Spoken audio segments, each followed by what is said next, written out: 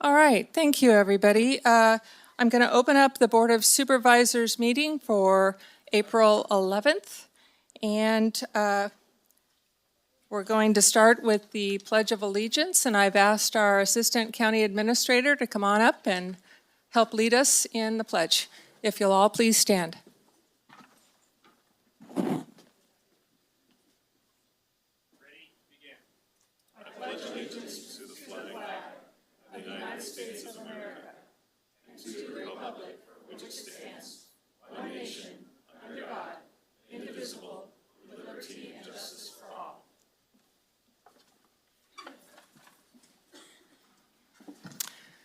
All right, thank you. Thank you, everybody. I am aware that there are probably many of you that have never been to a Board of Supervisors meeting, and some of you that have been to quite a few. On the second Tuesday, which today is, we always do a special meeting, which normally lasts from 9 until 12. This one may last a little bit longer. But we don't do some of the things at the beginning of the meeting that we do on the first Tuesday and the third Tuesday. Like we don't have public comment at the beginning for anything not on the agenda. So this is the time that I usually go over how we do things here. And I will take the time now to do that for everybody's benefit. So when it is time for public comment, or when there is a presentation going on, we do what we do best here in Tuolumne County. We give our attention to whoever is speaking, and we have decorum and respect in this room. We also, I like to infuse kindness into the equation. And I've been doing so every board meeting since I've been chair this year. And to that end, I always read a quote from somebody usually you know to remind us where we need to come from. And today's quote is from, he's an American journalist. You may or may not have heard of him. His name is George Saunders, I think. And what he had to say is, what I most regret in my life are failures of kindness. All right. With that, I will ask the clerk of the board to read. One other point of instruction. We have our legislative platform as number 1 on the agenda. Since I know most all of you are here for number 2, we're going to go directly to number 2 and do number 1 at the end of the meeting if anybody cares to stay and hear what our legislative platform is. So, Clerk, would you please read item number 2? Good morning. Thank you. Item 2, consideration of adopting Resolution 31-23 to publish a notice of intent to purchase real property located at 20420 Rafferty Court, Soulsbyville, California, and set a public meeting date to consummate purchase of real property pursuant to Government Code 25350. Thank you. And it looks like we've got several people here to present today, so take it away. Great. Well, good morning, Board. Thanks for the opportunity to present to you today. I'm here today with Rebecca Espino, who is the Director of Tuolumne County Health and Human Services Agency, and Maureen Frank, who is our Capital Projects Director. I'd like to give a little bit of background information on what brings us together today to this recommendation or request from staff that we have just heard. July 16th, 2019, the Board of Supervisors approved the Tuolumne County Plan to Combat Homelessness. On 9/3/19, the Board of Supervisors approved the housing element update that includes a section which states the county will encourage the development of low-barrier shelters and other services needed to reduce the occurrence of homelessness. On 1/7/20, the Board of Supervisors created the Homeless Advocate and Outreach Coordinator staff position. On 5/18/21, the Board of Supervisors adopted the Emergency Housing Ordinance to include appendices X and O. On 10/19/21, the Board of Supervisors created the Homeless Services Social Worker staff position. On 12/13/22, your board approved 9 homeless services priorities, including the development of a navigation center and interim housing. And on 3/21/23, the Homelessness Committee approved a recommendation to forward the homeless housing program draft documents to the Board of Supervisors. On 3/21/23, the Board of Supervisors was presented with an overview of the homeless housing program model as advised and recommended by staff and the Homelessness Committee. A summary version was included online as a part of the agenda packet for today. On 3/21/23, the Board of Supervisors authorized the county administrator to continue to seek properties for the purpose of serving the homeless population within the funding available for this use and initiate the property acquisition process. On 4/6/23, the Homelessness Committee did not support by majority vote the recommendation to advise the Board of Supervisors to post a letter of intent to purchase the facility on Rafferty Court. The vote was 5-4, 6 against, and 1 abstention. We'd like to start off this morning's presentation with hearing some stories from our unhoused neighbors, some people who have a perspective that a lot of us don't. And so we would just like to, for the next few minutes, for you to hear from several of these individuals.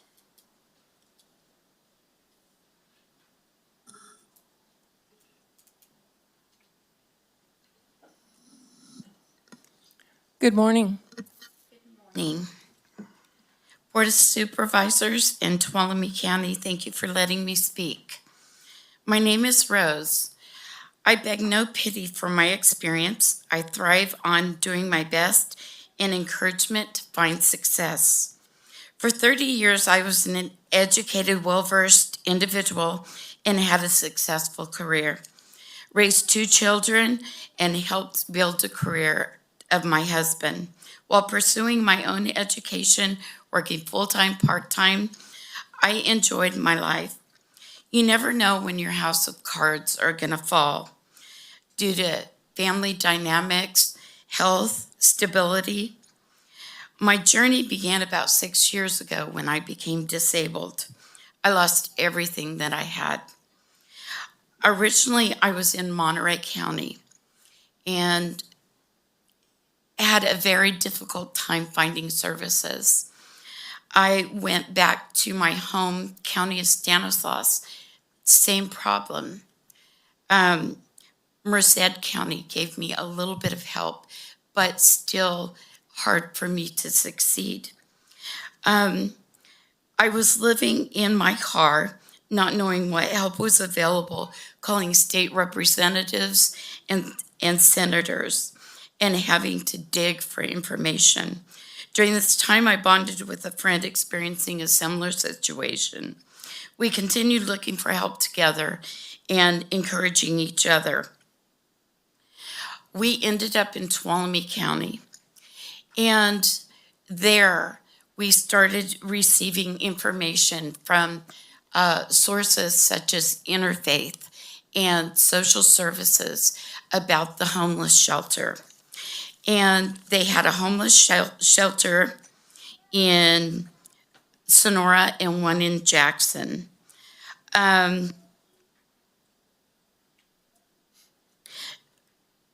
About a month after he went to Sonora and I went to Jackson, because it was difficult because we were not married for a female and a male to house at the same place.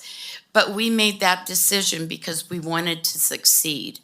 And we received a job that lasted about 3 months. It was a team job and it included housing. Well, that lasted for 3 months and then we lost our home again. Interfaith, Kathy, could not believe what was happening to us, just stumble after stumble. She put me in touch with Angela at ATCA. Angela was able, she had a grant to put us up in a hotel for about a week. Then Whitney at Social Services was able with a grant to put us in longer in with the hotel. We sought every opportunity for work and to be able to pay rent and be sustainable. Motherlode job training, social services, the library, local buses allowed my friend to find a job and attain a job. After a few months, social services helped us with the deposit and first month's rent. It's been 6 months now and still a struggle. But with myself also accepting 2 hours a week for work just to get into a job. But thanks to a great landlord and Tuolumne County, we're still in our studio on a horse ranchette 6 months later. The Transitional Homeless Shelter is an awesome inspiration to bring services directly to those challenged with skills, mobility, etc. But first and foremost, must look at male and female homeless equal instead of gearing toward primarily women. Shelter is number one. Counseling is key. Mental health is vital, as most never understand what homelessness can do to the strongest individual. Transportation is currently limited, especially up in that area. Then a job for income and sustainability. But most of all is a very supportive community. And expressing that it is not bad to ask for help. As some citizens have the idea homelessness is not proud or clean, I beg to differ. As a former partaker, the undisclosed shelter in Sonora and Jackson do not draw attention. There is not a homeless look, or tents, or trash, or people strung out. They're individuals sharing chores and working hard to reside with strangers and be successful. Homeless shelters and centers are very similar to a small home with people going to interviews, working, and looking for permanent shelter. I applaud and thank Tuolumne County and the encouragement we received there. Literally many organizations, churches, and individuals who helped along the way our 6-year rocky journey. Thank you very much. Thank you.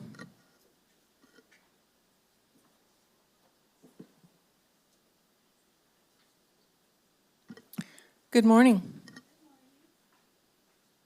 My name is Maria Kaufman. I'm a resident. Hold the microphone up closer to you. Sorry. So everybody, this is being broadcast as well, so people that are watching live stream or later need to be able to hear you. Okay, thanks. I'm a little nervous. My name is Maria Kaufman. I'm a resident of Tuolumne County District 2 and an employee of Health and Human Services Agency. I traveled the path to get where I am, and this is what I'm here to share. I'm originally from Michigan, and my extended family is there. I moved to California when I was 12 to live in the Bay Area with my mom, stepdad, and siblings. I always had a rocky relationship with my mom and grew distant from my siblings. By the time I was 16, I was working and living on my own. When I was 21, I started a relationship, and very quickly we had a child together. I didn't have the words for it at the time, but he was abusive. I left him many times and kept going back to him. Eventually, my family got tired of supporting me when I left him. When my child was 2, I found myself with no income and no plan. I remember what I thought: how can I pay someone $10 an hour to watch my kid so I can go earn $7 an hour? So I was reliant on others, on him. He moved us to Amador County, where a friend of his had built his home, and we lived in the garage. I had no money, no car, and the only people I knew were his people. When I finally left him for good, it was on foot with a baby stroller. I had no one to turn to. Some kindly citizens picked us up and took us to law enforcement, and we were taken to the homeless shelter.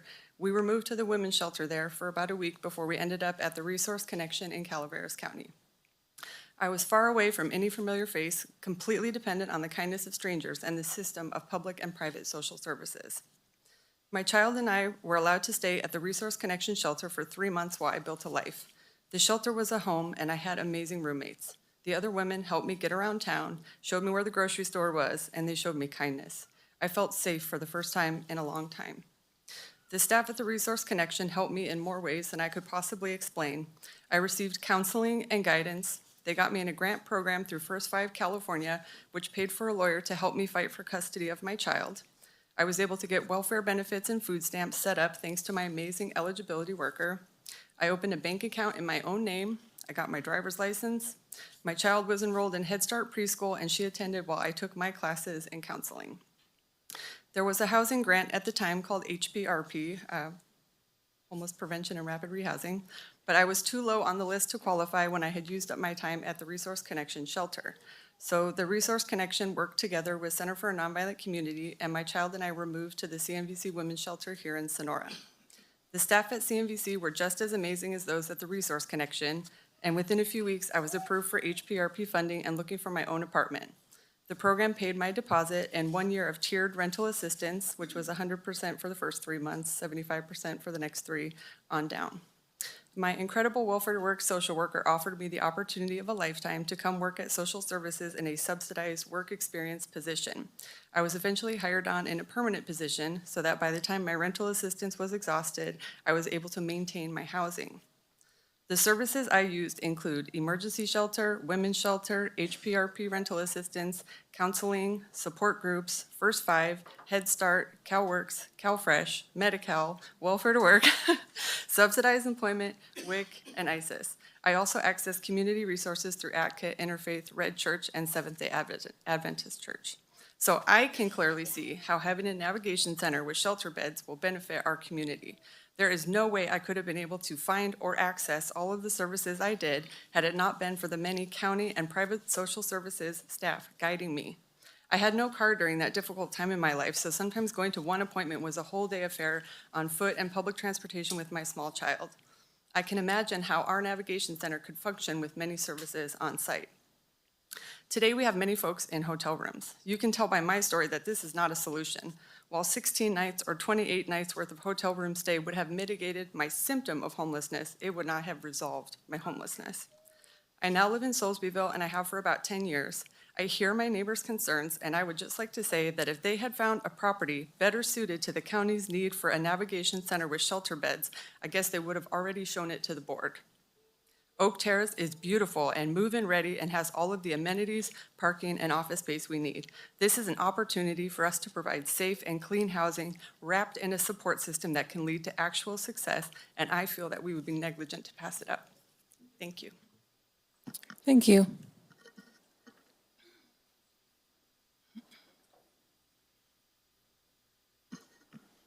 Good morning. Good morning. I hope you're all doing well today. It's a beautiful morning. I'm sure most of you know me by now. I've come up in front of the board multiple times in the last few years. Today is exactly 4.5 years that I've been sober. This time I would like to share some of my own story. 4.5 years ago, I was homeless. I was addicted to methamphetamine. I weighed 90 pounds, and I had an eating disorder. I was placed on permanent disability when I was 16.5 years old while living in a residential treatment facility. As a child, I was emotionally, physically, and sexually abused. I was neglected and never shown what real love was. After being suspended multiple times from elementary school and high school, I was eventually expelled. However, I went on to earn AAs in Fine Arts and Liberal Studies from Columbia College before transferring to the University of Santa Cruz. This was the first time I was homeless. I commuted every week and slept in the trunk of my car in a remote parking lot so I could attend school. Between this time, I went to Reno and I was assaulted by law enforcement for something I didn't do, and I ended up in cardiac arrest on life support, and then I was on dialysis. I was with my ex-wife for 14 years. After she left me, we were kicked out of our house. I attempted suicide after my brother died right in front of me, plus my uncle, grandma, grandpa, and aunt passed away. Then I was in a car wreck. I broke 4 bones after spending a week in Oregon and watching my brother pass away. I fell asleep at the wheel and broke my 13th bone Before that, I broke 8 others. Because I was addicted to pain medication. I ran out of medication, so I jumped off my deck to get more pills, broke 8 bones in my foot, and then didn't get any more pills. Now I have 3 screws in my foot, a rod in my leg, a plate in my jaw, and 2 plates in my forearm.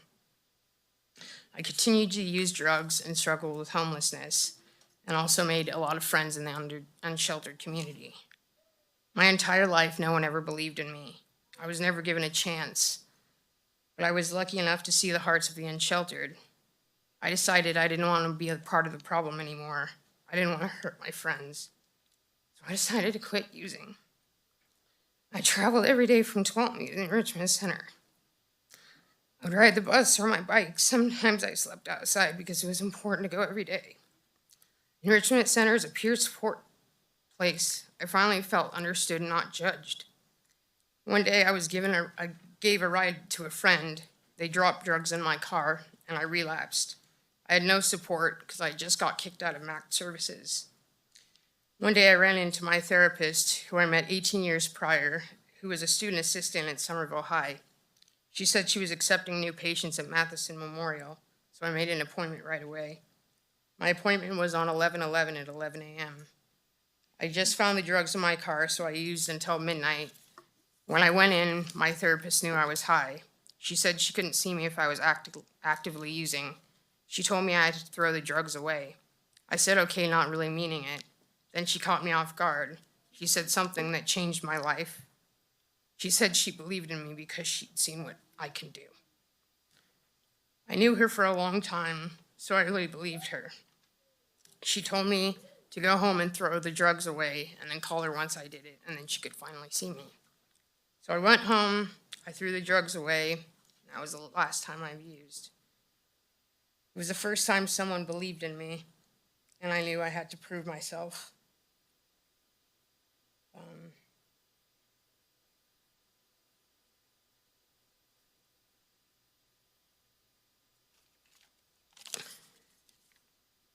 In the last 4.5 years, I've accomplished a lot. The reason I decided to quit drugs was so that I could help my friends in the unsheltered community. It was around this time that I met Jaron, who was campaigning for supervisor. 6 months after I quit using drugs, I joined the Behavioral Health Advisory Board.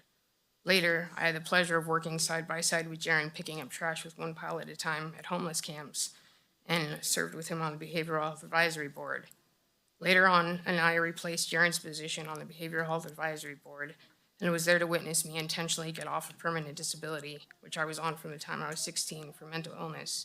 I was placed in foster care for being severely emotionally disturbed. At 37 years old, I'm finally building a life for myself. Last year, I was also appointed to the Tuolumne County Commission on Homelessness, where I've served with David and Ryan, and became a founding member of Compassion Outreach. The moment my life changed was the first time someone told me believed in me. I was always told I would fail or never function in society. Though I've experienced homelessness off and on during this time, the reason I'm standing here today is to show you that it's possible, how far it's possible for a person to come if they're given a chance. This navigation is a chance to give people hope. I was not supposed to get better, but I did. Many of you have witnessed it firsthand. Please vote yes to support this purchase. Without hope, these people will stay lost. This is a chance to truly make a difference. Please take a leap of faith and vote yes. Without Tuolumne County services like the Enrichment Center, social services, behavioral health, and multiple nonprofits, I wouldn't be here. I did all of this to fight my friends because they're worth it. Thank you. Thank you.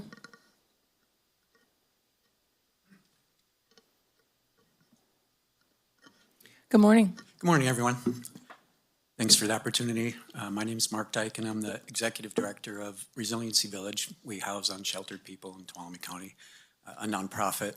And before I was ED there, I spent 17 years working with homeless families and especially homeless students as an education liaison for them, for the Jamestown School District, and then 5 years for the County Office of Education. So I've been working with unsheltered families in Tuolumne County for almost 20 years now.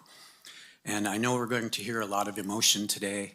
We're going to hear anger. We're going to hear, a little bit of fear and even some disgust. And these are all legitimate emotions that people are going to express.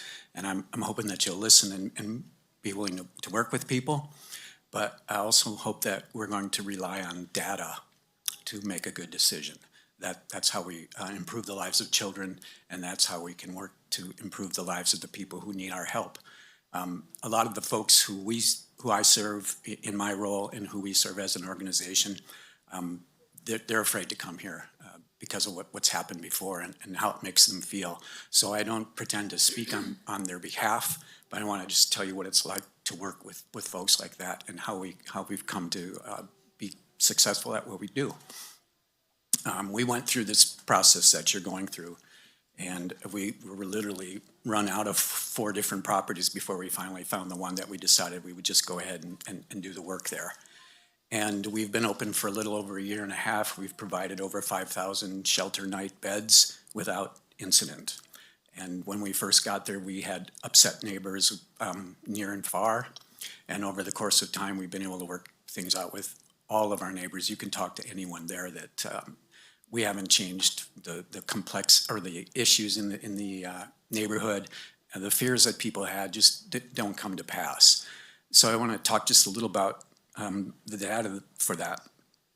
For one thing, who is homeless? Over 30% of all homeless people are children. And if we ever want to impact homelessness long-term, 10 years from now, 15 years from now, we have to serve these children. One of the greatest indicators of the potential for future homelessness is ever having been homeless as a child, and especially if they don't get services. And I've seen this over and over again, especially in the role as education liaison, that it's harder to educate homeless children because they miss more school, they're sick more often, they have a whole host of issues that other children don't have. If we're going to impact and make our community safer, we need to take care of those children, we need to take care of their families. And when we do that, our community is safer. When we talk about things like property values, one of the things that really makes good property values is good schools, good functioning schools. What makes good functioning schools is students who feel like they're loved and cared for, no matter what their situation is. Parents who believe that school is there for them. Overall, doing something like what you're looking at doing here at this Rafferty Court property will actually make the community safer. I want to talk also about data around the fear of any kind of crime increase. Again, over 5,000 shelter beds in just a year and a half. Crime is not an issue with us. In fact, data tells us that homeless people are not any more likely to commit crime other than camping violations than people who are in shelter. And when it comes to things like violent crime, they're actually more likely to be the victim of violent crime than to be the perpetrator of it. I understand that this is not a popular belief, but that's what data tells us. There are many surveys and research studies that prove that out. I want to also talk about who the folks that we have at Resiliency Village. People talk about, why are people homeless? Every single person that we have has a long history of trauma, and they didn't get the services that they need. And in the time that I've been serving unsheltered people, every single woman that we've ever worked with has been a victim of either child abuse, domestic violence, or sexual assault, and a lot of them all 3. You can't expect the person to just snap a switch or pull themselves up by the bootstraps when that's what they're dealing with. Every person that lives at Resiliency Village is either employed or on disability or retired, seniors. There are people who get into a shelter space like this, they don't want to do anything to jeopardize the possibility of being able to stay there. They really work hard to try and make something better of where they are. Overall, the community is safer when we take care of people. It really, really is. And I'd be pretty sure that law enforcement gets more calls from hotels than they do from the shelters that we have in our community. There's been a shelter in downtown Sonora for over 20 years. Most people don't even know where it is. That's because nothing ever happens there. It's not an issue that it creates a disturbance. And I'd like to close with a couple of ideas, and that is that poverty charges interest. And when people get into the cycle of poverty, things get worse and worse and worse unless someone brings them out of it. What I mean by that is if you or I get a toothache, we go and get that fixed. And that stops the problem. If I can't afford to get that toothache fixed, if I can't afford to get the transportation, if I don't have the support around that, that toothache festers, maybe I lose a tooth, maybe I get an additional infection, I get really sick over that. I wind up going to the emergency room. I wind up costing my entire community a whole lot more because I couldn't take care of something really simple. I'm driving my not-so-great car without registration to my low-paying job at Walmart, and I get pulled over, and my car gets impounded, and now it's in the impound lot, and literally every single day, it's charging me interest. It's difficult to be poor, and people don't move around just because there's good services. We're not going to attract people from anywhere else to come here because we provide good service. It's very hard to get up and over these things. What you would be providing here is that opportunity. And lastly, I'd like to just tell you one short story about when we moved to Resiliency Village. Again, there was a lot of resistance, and we went through a lot of things. I mean, I personally threatened with being sued, the organization being sued, called all kinds of names, a lot of strange social media posts, including one where a person said, "You guys are going to trash the entire neighborhood and burn down Big Hill." A funny situation, the person who actually posted that was had a job cleaning up people's yards, and he literally drove a dump truck up to the front of Resiliency Village and dumped the dump truck full of other people's yard waste and garbage right outside of our gate. It was an enormous cleanup task. It was a little too much for us, so we called the good folks at One Pile at a Time, and they came to agree to come and help us clean it up. Well, one of our neighbors who lived just on the other side of one of our ridges was one of the people who was not happy about us being there. And he was connected to One Pile at a Time. He's a contractor, had equipment. He decided he would come and work on that job so he could see what was going on at the village. So he came, and the folks were up there cleaning, and while they were in the process, some of our folks went up to volunteer to help out. They didn't expect that. Lunchtime, some more of our folks come up and said, "Hey, why doesn't everybody come down for lunch?" Folks come down, and they had the universal response that everybody has when they come to visit us the first time. "I didn't expect it to look this nice," because it looks really nice, and we believe people should have a nice place to live. A little while after he's eating, this man who's our neighbor, who's a contractor who came to see it all, he asked, "Can I speak to your people?" And the folks gathered up around him, and he looked out, and literally tears running down his face. He said, "I owe you all an apology. I misjudged you. I don't know how I could have done that. When I first moved here, I was homeless myself. I kind of forgot what it took to pull myself up. And not only was I homeless, but the people who you bought this property from, they let me live right here on this property for 2 years while I got it together and made myself a successful contractor." When you hear stories like that, you want to help people. And Tuolumne County has a chance right now to do something and to be a model for how rural communities, because our poverty and our homelessness is different than urban areas. You have a chance to do something, to be a leader in the state of California and show people how this can be done. And I urge you to take that opportunity. Thank you. Thank you. I'd like to thank all those who shared from their lived experience perspective and hoped that that would frame our conversation this morning and sort of direct why we're having this conversation at all. That perhaps we could all be a part of a decision that helps to replicate those stories time and time and time again for many years ahead. The property of interest was identified with the authority that your board gave our county administrator. We moved into a conversation with Ventus Oak Terrace LP, which is an organization based out of New York. And they agreed to sign a letter of intent with us, which was fully executed on March 27th regarding this property on Rafferty Court. This property is the former site of a memory care facility that is no longer in operation. The property is not on the market, has not been on the market. In terms of the open market, it was a conversation that developed between their leaders and our county leaders. And the letter of intent included a purchase price of $2 million. The property characteristics are that's built in 1998. It's on 3.31 acres. 15,000 square feet of residential space. It's 2 buildings, 25 bedrooms, 1 commercial kitchen, a variety of group meeting rooms, office space, 1 warming kitchen, meaning it's not fully equipped for commercial, like, food production. Has commercial and mixed-use zoning, and the buildings are fenced. The entire property isn't fenced, but the space, the yard space and the buildings are all fenced and secured. I'd like to move on to talk a little bit about what a navigation center with interim housing looks like, and I'm going to pass the microphone down the table to.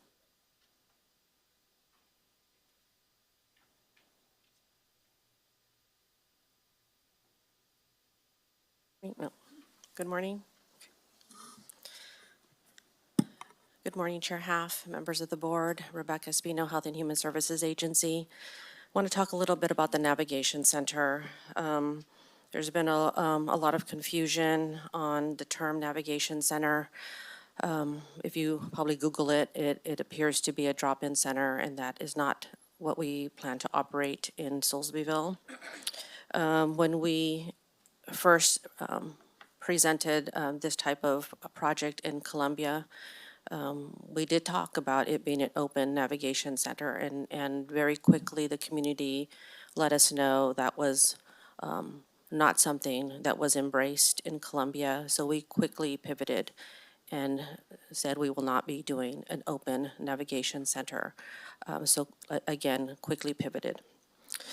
The Navigation Center, as I mentioned, will only support individuals that live at the center, which means, and just want to say it one more time, it will not be a drop-in center. The participants must fit into the funding sources that we currently have. And right now, in the last year and right now, we are only serving the elderly. Right now, we have 83 elderly that are the ages of 60 and older. The disabled, families. Right now, we have 70 children who are homeless. And we also will be serving transitional age youth. And right now, we have 92 children, young adults that are transitional age youth, many leaving the foster care system. So I just want to say it one more time. We are serving the elderly, disabled, families, and transitional age youth. We will only accept participants into our navigation center that have been assessed by an assessment team, a triage team. I've used those terms interchangeably. And this team will determine if the individual is a good fit for congregate setting. They may be a good fit for possibly a hotel room, maybe a homeless shelter, but maybe not be a good fit for a congregate setting. So this triage team will do that assessment. I'll talk a little bit more about who's going to be on our triage team. Those who will be denied entry into the Navigation Center are individuals that have violent crime against property or person.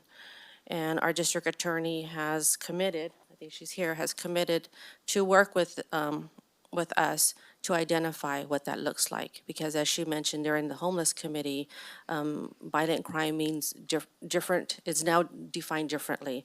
So she will guide us through that path. Registered sex offenders will not be participating in our program. And individuals that have already caused damage to local hotels. They've been in our program, they've caused damage, they've exited our program, they will not be allowed to participate in this navigation center. It's a beautiful building and it's going to stay that way.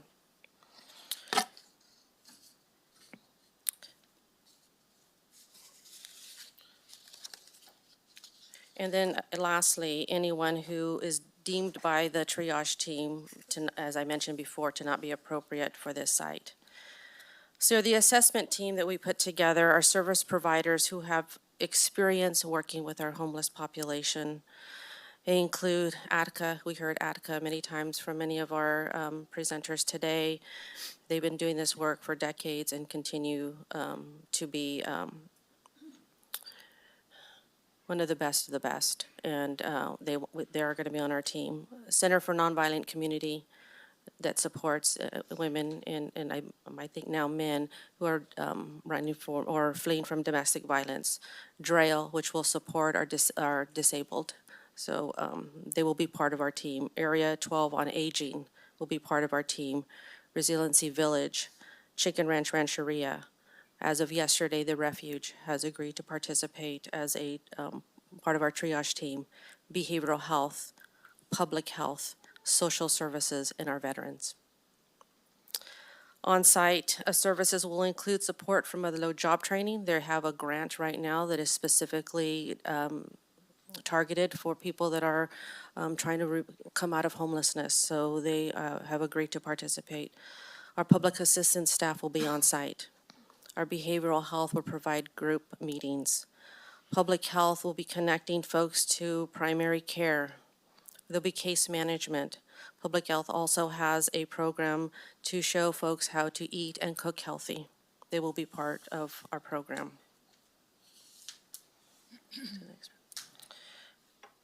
Housing and on-site navigation services will provide, folks will be able to participate in our program up to 6 months.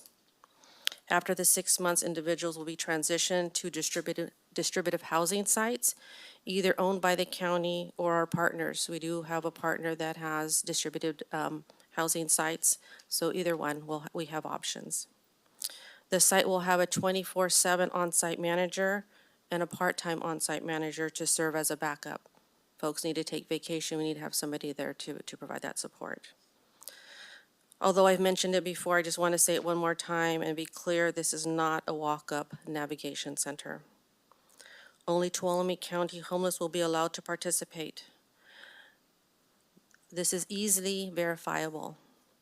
99.9% of individuals that are homeless are receiving some form of public assistance, and that is something that we can verify if they've been a Tuolumne County resident and how long they've been a Tuolumne County resident.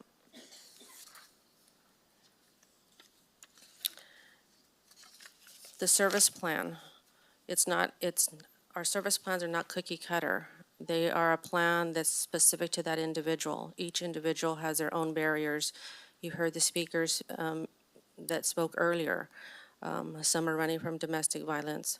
Some had a disability that impacted their life. So each service plan will be individually focused.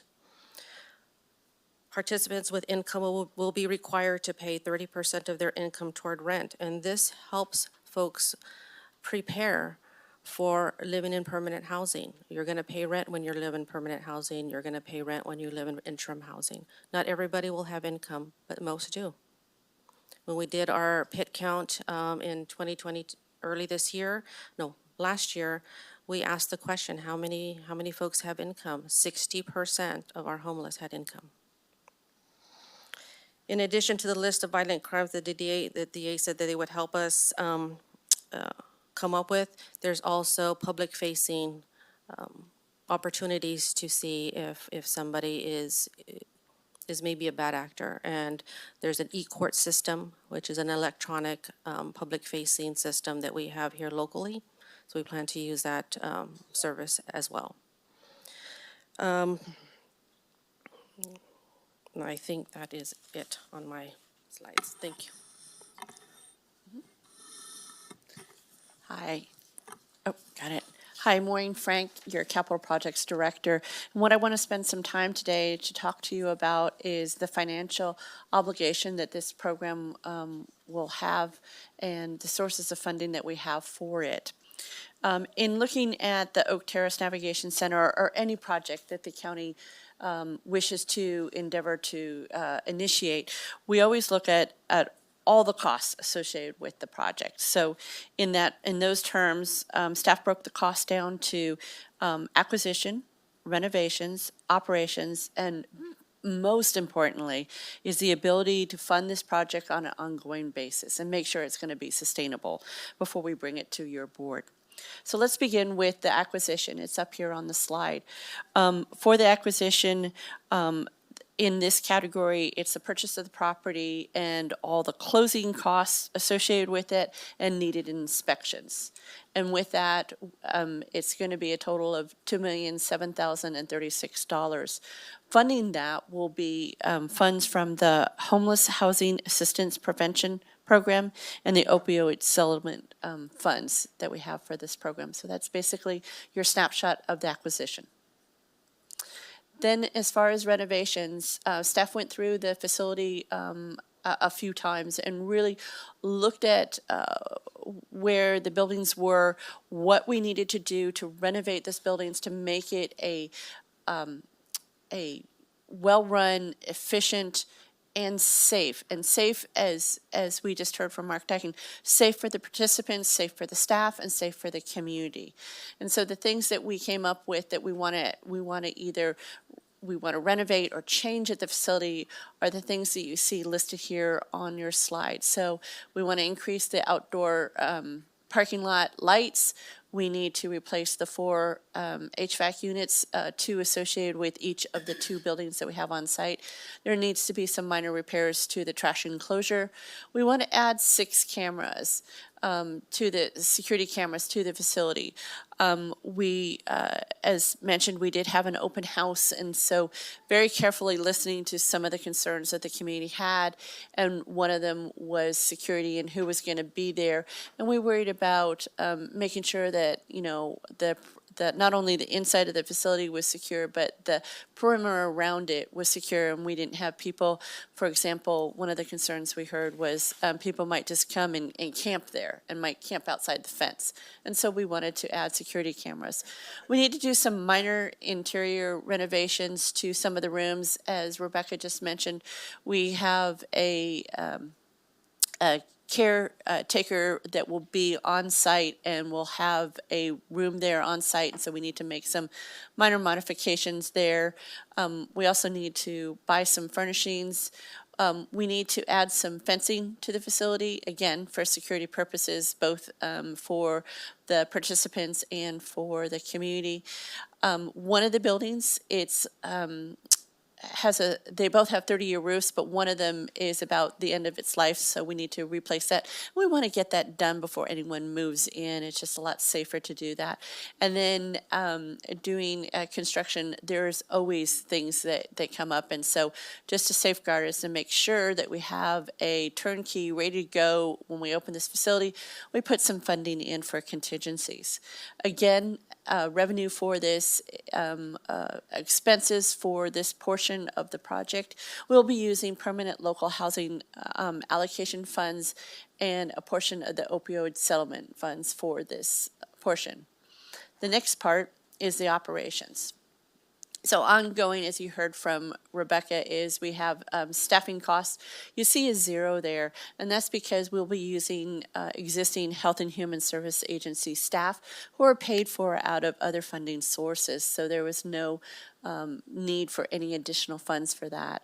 As we mentioned, we will have a contract on-site manager and respite care for that person to leave them or for them to be able to have vacations or needs to be away. We will always have someone on site. Then you look at expendable equipment, just small needed items for offices, computers, printers, small items around the facility. Communications, the next item down, includes items like the phones and internet. Maintenance and improvements, that category also includes, besides, your usual maintenance around the facility, but it also includes some funds for our maintenance staff from facilities to come up and assist us with taking care of the facility. And it also has a housekeeping contract associated with that.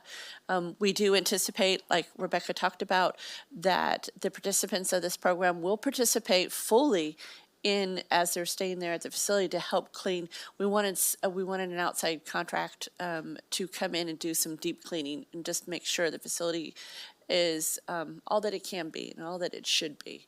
Office supplies, just basic office supplies for programs and services and needed items for the staff there. And then utilities, that's the cost for 1 year. The previous owners were very gracious to us and gave us a 2-year running total of what they were paying for. So we had some good detailed information on this. So as you can imagine, utilities is propane, electricity, water, and sewer and garbage. From that, again, The staff plans to use permanent local housing allocation funds for this. And then also, as Rebecca mentioned, we will be using program income. And those are program income from participants in this program. They will, whatever they can afford to pay, they'll pay about 30% of what they have or what they do as part of their contribution for being and participating in this program. The most important category of all, as I mentioned earlier, is the ongoing sustainability of a project. And so going forward, the county has funds, and you can see them here on this sheet. You have the CARES Court, that's one-time funding. You have MHSA, which is an annual allocation. You have BHBH, which is multiple years. You have the opioid settlement, which is annually, and you see that for $250,000. And then you have permanent local housing allocation, which is an annual allocation that we receive for programs just like this. So county staff has put together a budget for not only, as you can see, the procurement. We have money to turn the building around and make it a full-fledged, efficient navigation center. We have operational costs accounted for, and most importantly, from this side, you see that we can sustain the project. With that, I'll turn it back to Michael. No.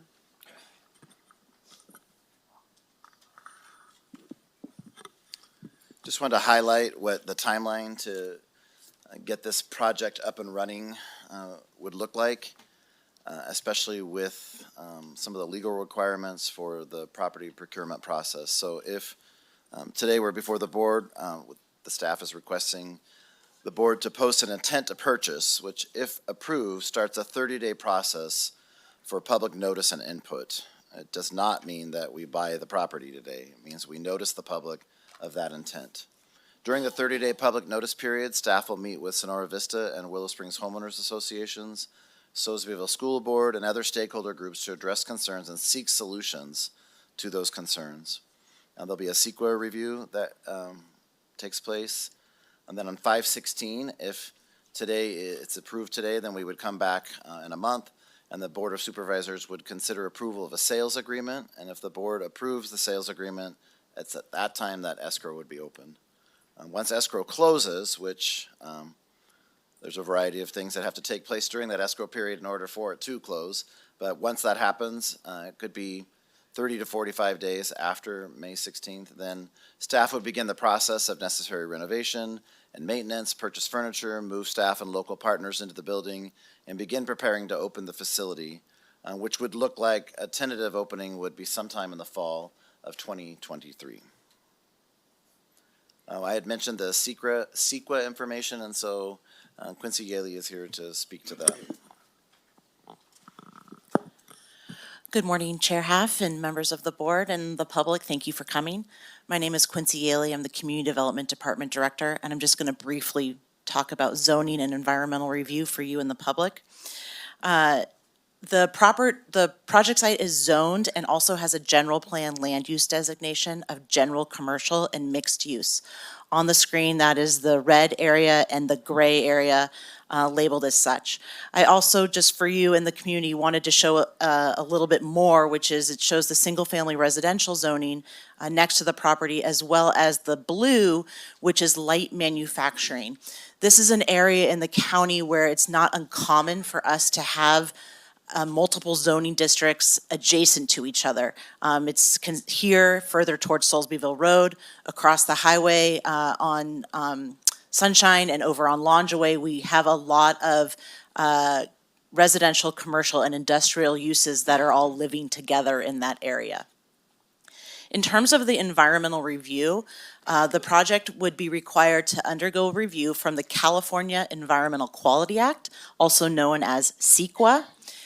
This is required for your board to purchase the property, and after direction from your board today, our staff would embark on that process. So to be clear, an environmental review has not been done.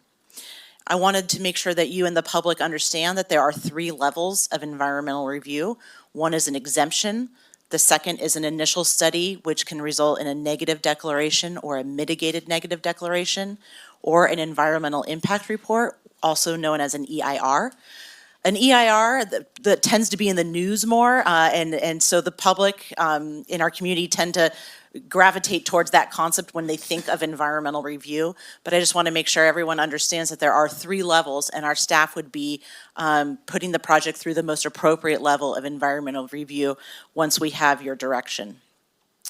And lastly, I just, not on the slide, but wanted to let you know that as another duty we have is in code compliance. And as I've mentioned to your board in the past, but since I have a large audience, wanted to also make sure that they understood this, that in code compliance, we often get calls regarding homeless encampments or illegal camping. And it's very difficult for county staff to enforce those homeless camps unless there is a shelter or beds for individuals to go to. And so a lot of struggle, our staff has a lot of struggle in meeting the public's needs and requests when it comes to illegal camping in their neighborhood because of some of the limitations that we have in terms of offering solutions for those individuals who are on that site. I'll be here for any questions you may have later. Thank you.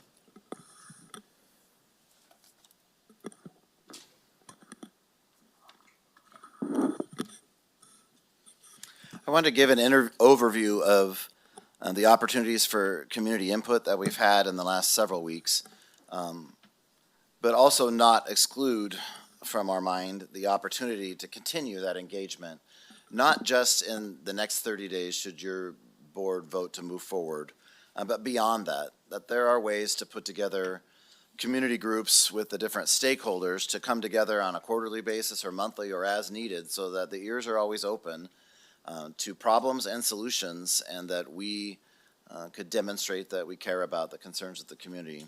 This part of the presentation is, I think, one of those ways to demonstrate that we've been listening and have captured a lot of the concerns that have been expressed to us. So on Thursday, March 30th, 2023, the Navigation Center Homeless Housing Information Packet was emailed to the Sosebeville School Superintendent, Willow Springs Homeowners Association, and the Sonora Vista Homeowners Association with a request to share the information and the invitation to attend an open house walkthrough at the Rafferty Court property on April 5th from 7 to 9 a.m. and again at 5 to 7 p.m. A community input survey was also made available at this time and was held open for input until last Friday at 5 p.m. Press releases with relevant information and internet links were pushed out on Friday, March 31st, the day after the homeowners groups were informed, to include Tuolumne County social media, the Union Democrat, and mymotherlode.com. The public was also noticed of opportunities to give input at the April 6th Homelessness Committee meeting, as well as the Board of Supervisors meeting here today.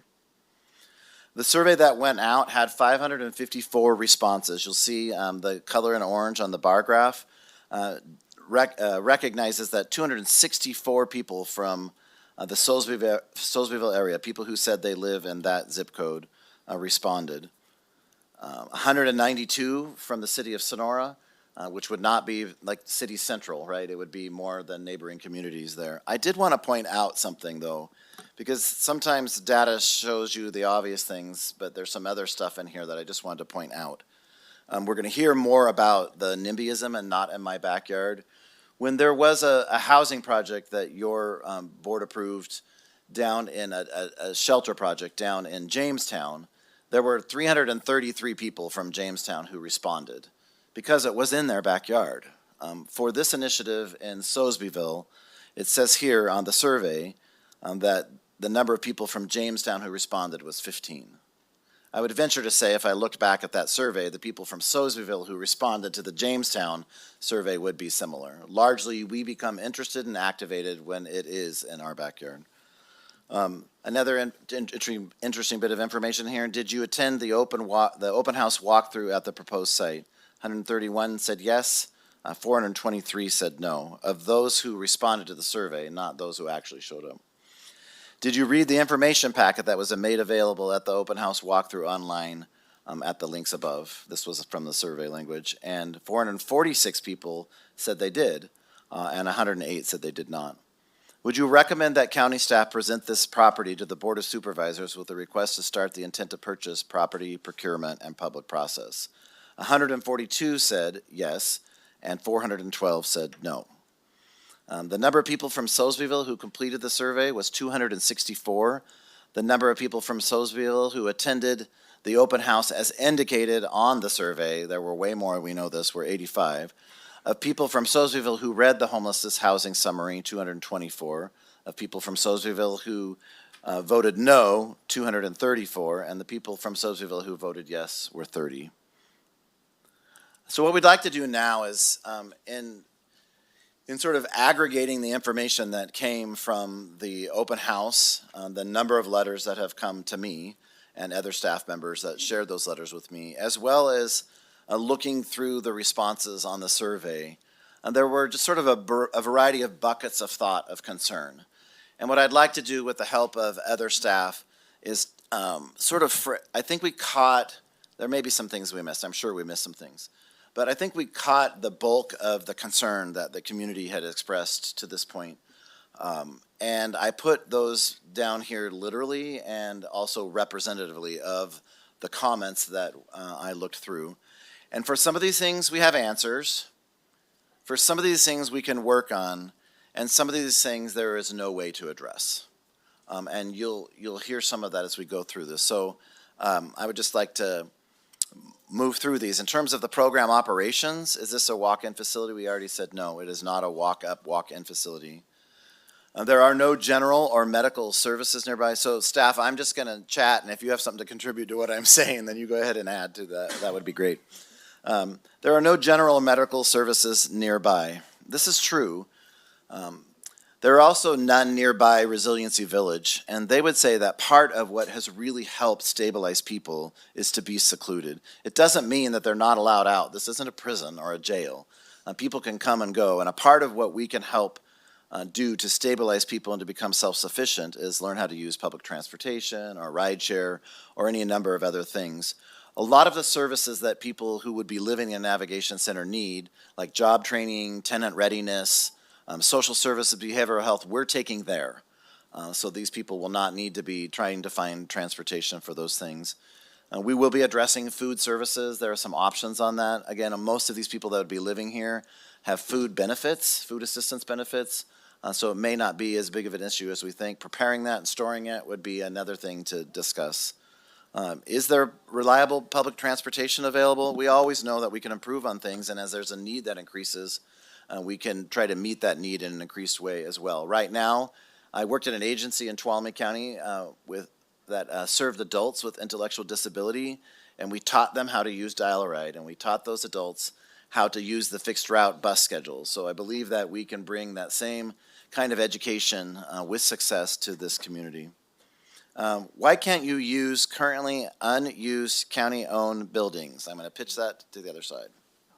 Oh, sorry. Wait, you had something to contribute. Go ahead. No, okay, so this question comes up a lot for the county, and currently, you're right, the community, there are current vacant county-owned buildings. For example, right next door, there's the old courthouse and the courthouse on Washington Street. The county has plans for both of those facilities. We will be in the process of doing some needed renovations to both of those facilities. In the Washington Street courthouse, we'll be moving in the district, sorry, Cassandra. We'll be moving in the public defender's office and then getting rid of a lease agreement that we have right now for the public defender. For the Yaney Street courthouse, we'll be moving in several administrative staff departments, and then moving into this building will be other county departments in which, again, we're leasing space for and trying to get rid of those lease agreements and trying to make better use of our money. The other facility that the county owns is the Tuolumne General Hospital, the old hospital there. We're in the process right now of doing a space needs kind of fit test for it, and then coming up with plans and specifications, and we'll be moving Health and Human Services over from the Kabisu Basin over to that facility. So currently, the county does not have any vacant buildings in which we can utilize for this program. What happens with people who exit the program, and once someone has lived there 6 months, what happens? I think Rebecca could field that. Yeah, I think I mentioned it a little bit earlier, is we would use our distributive housing, either county-owned or partner-owned.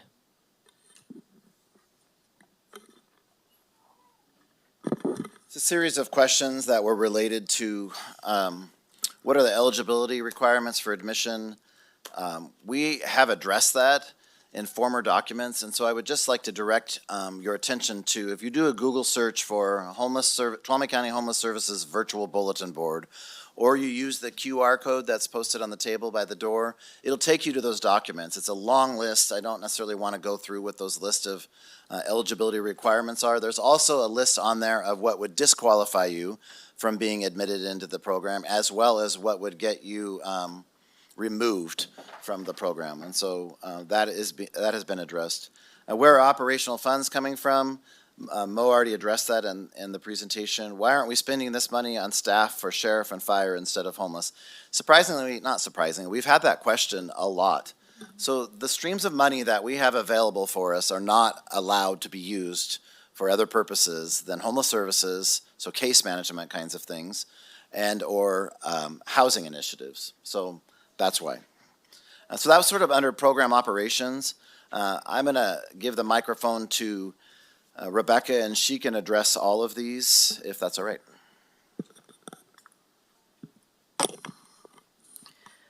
So the first one, and we heard this quite a bit, is will people with substance use disorders be allowed to participate? Individuals that are actively using will not be allowed to participate. People that are interested in getting support for their substance use disorder will have the opportunity to attend a, what's the name, Tammy? There is, excuse me? Detox? No, it's not detox, it's, well, detox yes, but it's more of a, there's a name for it, there's a. Huh? No, when they go get outpatient, yes. Yeah, speak really close into the microphone because there's some people that can't hear. They'll be allowed to, well, not be allowed, there will be an opportunity to participate in outpatient services, and then from there, sober living, and then from there, when folks are stable, navigation could be an opportunity, again, based on what the triage team determines is appropriate. Will people who have criminal backgrounds be allowed to participate? I believe I addressed that during my presentation. With support from our district attorney's office, we will come up with a criteria. Will sex offenders be allowed to participate? No. What happens with people who exit the program? So if folks that exit the program because they are no longer interested or in moving to self-sufficiency, to moving to seeking permanent housing, they will return to homelessness. Excuse me, okay.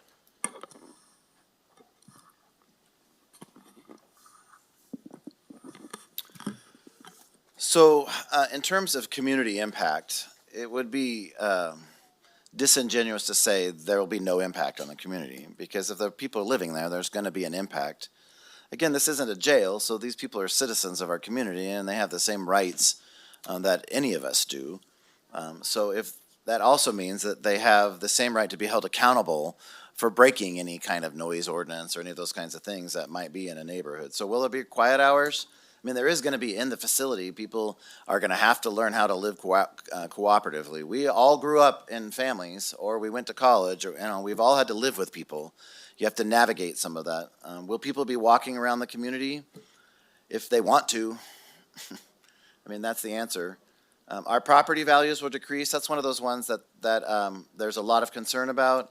There's just no metric on being able to predict if that's true, and if it is true, to what extent. Will tents, RVs, and cars be allowed on site? No, they will not be allowed on site. And so we'll be working to mitigate that. Another question, this came up many, many times. What's going to happen with all the dirty needles that will be thrown on the ground? Not sure how to address that. Will people be allowed to sleep in their cars on the property? No. Will these people be allowed to use the parks in the area? They'll have the same rights and privileges as anybody else who lives in that community. I believe that both parks there are private, they're not public parks, and I think that's an ongoing issue that both those communities have about limiting public use of private parks. So I would imagine that issue would still be ongoing. Will these people, the homeless seem more important than the taxpayers? This came up a bunch of times. There's an assumption there that these homeless people are not taxpayers. They're not paying property tax if they don't have a house, but they are paying other taxes. And the county doesn't care about the safety of children. That's categorically false. That has come up multiple times. In terms of safety, nearby homes and properties are accessible and not secured. We understand that. Will there be perimeter fencing? We are considering that and would like to know, I mean, I know for the Sierra Vista group, folks that I've talked to, you know, we've thrown out ideas about where that fencing would be, and some people are like, that's great, and other people said, no, we don't want it there. So we would just have to figure out what that would look like and get costing on it and see if we have funding. We already addressed that there will be security cameras. There are school bus stops in the neighborhood. There are two. They're out on the, is that called South Mono Way? We will engage with the community and the school board on that as well. Fires will be started. I mean, we're gonna have a smoking area inside the fenced perimeter, like by the buildings, not out in the community. Our our staff will work to mitigate, you know, reduce floor fuels and decrease ladder fuels and all the things that we're supposed to do, work with CAL FIRE to get the property inspected and checked off to make sure that we're mitigating that. I don't think the community wants us to take all the trees down because that's part of a visual barrier that keeps your homes up on the hill private. There is no manned fire department close by. Eric or Tracy, could you address that? Because that is a true statement for now. Yes, so actually, that is true right now. We have added an engine at Station 51, which is up there in East Sonora. However, the plan is to move that second engine to Station 56, which is across the street in Soulsbyville. What's holding us up right now is we need barracks. So it's on. Speak closer? Yeah. Okay, sorry. I'm seeing people in the I can't audience hear. I'm going sorry. like this. Okay, so I'll start over. I'm sorry, I apologize. So right now, we have 2 engines at Station 56, and that's because we don't have barracks at Station 51. I'm sorry, we have 2 engines at Station 51, which is in East Sonora.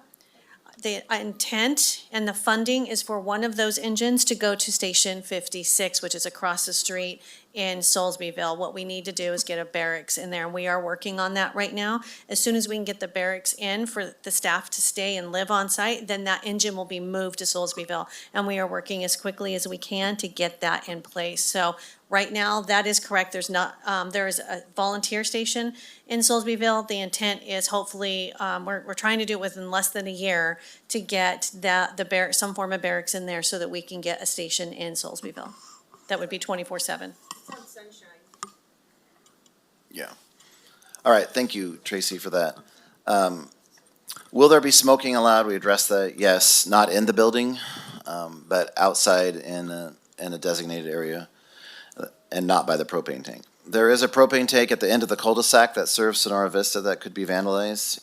It could be vandalized now, so we'd be very interested in working with the homeowner group to figure out how you would all think that could be more secured and what our part in offering that security could be. There's a whole list of things. I think this is abbreviated from the larger list of what I have seen. We do intend on spending more time to aggregate the results of the survey in terms of the specific comments, but these were questions that came out. Will the sheriff's staff be able to respond to emergencies? Will the sheriff's staff enforce laws related to vagrancy? What will the sheriff's staff do to prevent crime in the area? The sheriff is having a hard time hiring enough staff as it is. How will we be able to protect our community? Here's what I know, is the sheriff's staff always responds as they can and when they can, and the timing based on the resources that they have available. And in terms of, you know, standing up public programs like task force or preventing crime, you know, that's all a part of the conversation that we would have to develop a more concerted effort with the sheriff, depending upon whether the board moves forward on that. All right. Staff has identified the following as advantages to this property for the purpose of a navigation center with interim housing. That it does meet accessibility requirements. There's fire suppression system in place, currently vacant. It's on a cul-de-sac, sufficient parking, could house up to 48 people, restrooms in each room, has shower facilities, laundry facilities on site, 2 kitchens, space for staff offices. Both buildings have generators, fencing around the buildings, minor renovations needed, outdoor gathering areas, public transportation is available, space for education and training classes, Office space for support staff, that's redundant, sorry about that. Fits within approved priority projects, within scope of allowable uses of grant funds. Sales price of $2 million could be met by current grant funds. And staff confirms the viability of this facility for use as a navigation center and interim housing. Here's what we've heard from the community. We've heard it specifically related to the property on Rafferty Court, and I've heard it for the 13 months that I've been on staff. This is not new news for you, but I want to frame this, and I want to be as sincere as I can, and also say that I think we need to listen to the community loud and clear. The community has stated that they are compassionate. They are compassionate and empathetic toward those who are homeless. I believe this. I've heard it. I've seen it demonstrated. The community has stated that they think something should be done to address homelessness in Tuolumne County. The community has expressed support for the board-approved homeless services priorities as much as they know them or hear about them or learn about them. That includes the development of a navigation center and distributive housing programs. And the community has made it loud and clear that they do not support any homeless housing initiatives near where they reside. Okay. So I just want to take a minute to take us back through a couple things, and your board is well aware of these, but I think they're worth revisiting. As you are aware, staff began working on addressing homelessness issues and those issues that are, that individuals are facing who are homeless, clear back into early 2019. And that was a cry out from those who need the services, as well as from the community who is asking us to do something to meet the needs of these individuals, and also the cascading and collateral types of actions or events that happen as a result of having this population. Then in July, the Board of 19 approved the Tuolumne County Plan to Combat Homelessness. Then in September, the board approved an update to the housing element update that included the county will encourage the development of low-barrier shelters and other services needed to reduce occurrence of homelessness. Then in January of 2020, the board approved the first homeless services coordinator and advocate. In May of 21, your board approved an emergency housing ordinance that gave us greater flexibility for alternate types of housing for those experiencing homelessness. As you're aware, we have brought several projects before your board, and this is a difficult. I was at the Soulsbyville School Board meeting, and the parents there are an amazing group of individuals. They were not. They knew we were there. They were compassionate. They're concerned for their kids. They're concerned for the school, but yet they weren't nasty or mean towards any of the staff that were sitting there, and I really appreciated that. Was able to have conversations with several of them individually as they come over to us, and I really appreciated that time with them. I know that no matter where we go, this is going to be difficult for anywhere in our community, and your board knows that too. We have tried to learn for, we went through with Jamestown, and that was a site we felt was far off, away from everyone, wasn't near a school. We could make it work, and we saw we had, hundreds of people come out against that. Your board did approve that. So, I've heard people say that they came out, they didn't approve it. Your board did approve use of the facility, and we are still looking at some alternative uses possibly. It just takes a lot more work out there. Then we looked at, because it came on the market, the Columbia Hotel. And we all agree in hindsight that we do not feel that was a good location. I mean, it was literally, a few hundred feet from the school. And then this one came up. Someone contacted Michael and let him know that this facility was empty and they would like to work with the county to meet the needs of those who are experiencing homelessness in our county. So we started exploring it. We have taken action, staff, based on hearing from the community and from your board, to do everything we can to not give the perception that we're doing things behind closed doors, because that is not our intent. With Columbia, we went into closed session, which is actually all property negotiations must be conducted in closed session. Instead, we ask that your board give staff authority to go and look and bring everything into an open session to have these conversations, so that no one would feel we were trying to do things behind closed doors, because again, that's not true. So this time, that's what we did. We looked immediately. You don't walk by the school. I understand the school is 0.8 of a mile away, and I understand from what I watched yesterday that there's a short distance should you walk straight through, and I still don't know what that is because I'm going to go walk it and see it. We understand that. Then it came up yesterday, what about Casa Viejas? It's in Jamestown. That would mean displacing dozens of people. It's also only 1 mile from Jamestown School. So we started looking, and then I looked at Silver Spur. Silver Spur is a short ways away from Somerville. No matter where we go with some of these facilities, we will be faced with some type of distance to either private schools, home schools, or public schools. And as I said yesterday, having been the former behavior health director and also going through this and trying to buy housing way back when, 15 years ago, we experienced the same type of concern from our community. Those homes that we purchase make a difference. And I know we can make a difference now. And as I shared with those who were at the Soulsbyville school meeting yesterday, there should be more concern focused on those who are unsupervised than those who are supervised. And in these facilities and in our buildings, we have individuals that are in there every day, making sure people are taking their medications, they're going to their therapy, they're going to their group. We bring transportation to them and we bring services to them.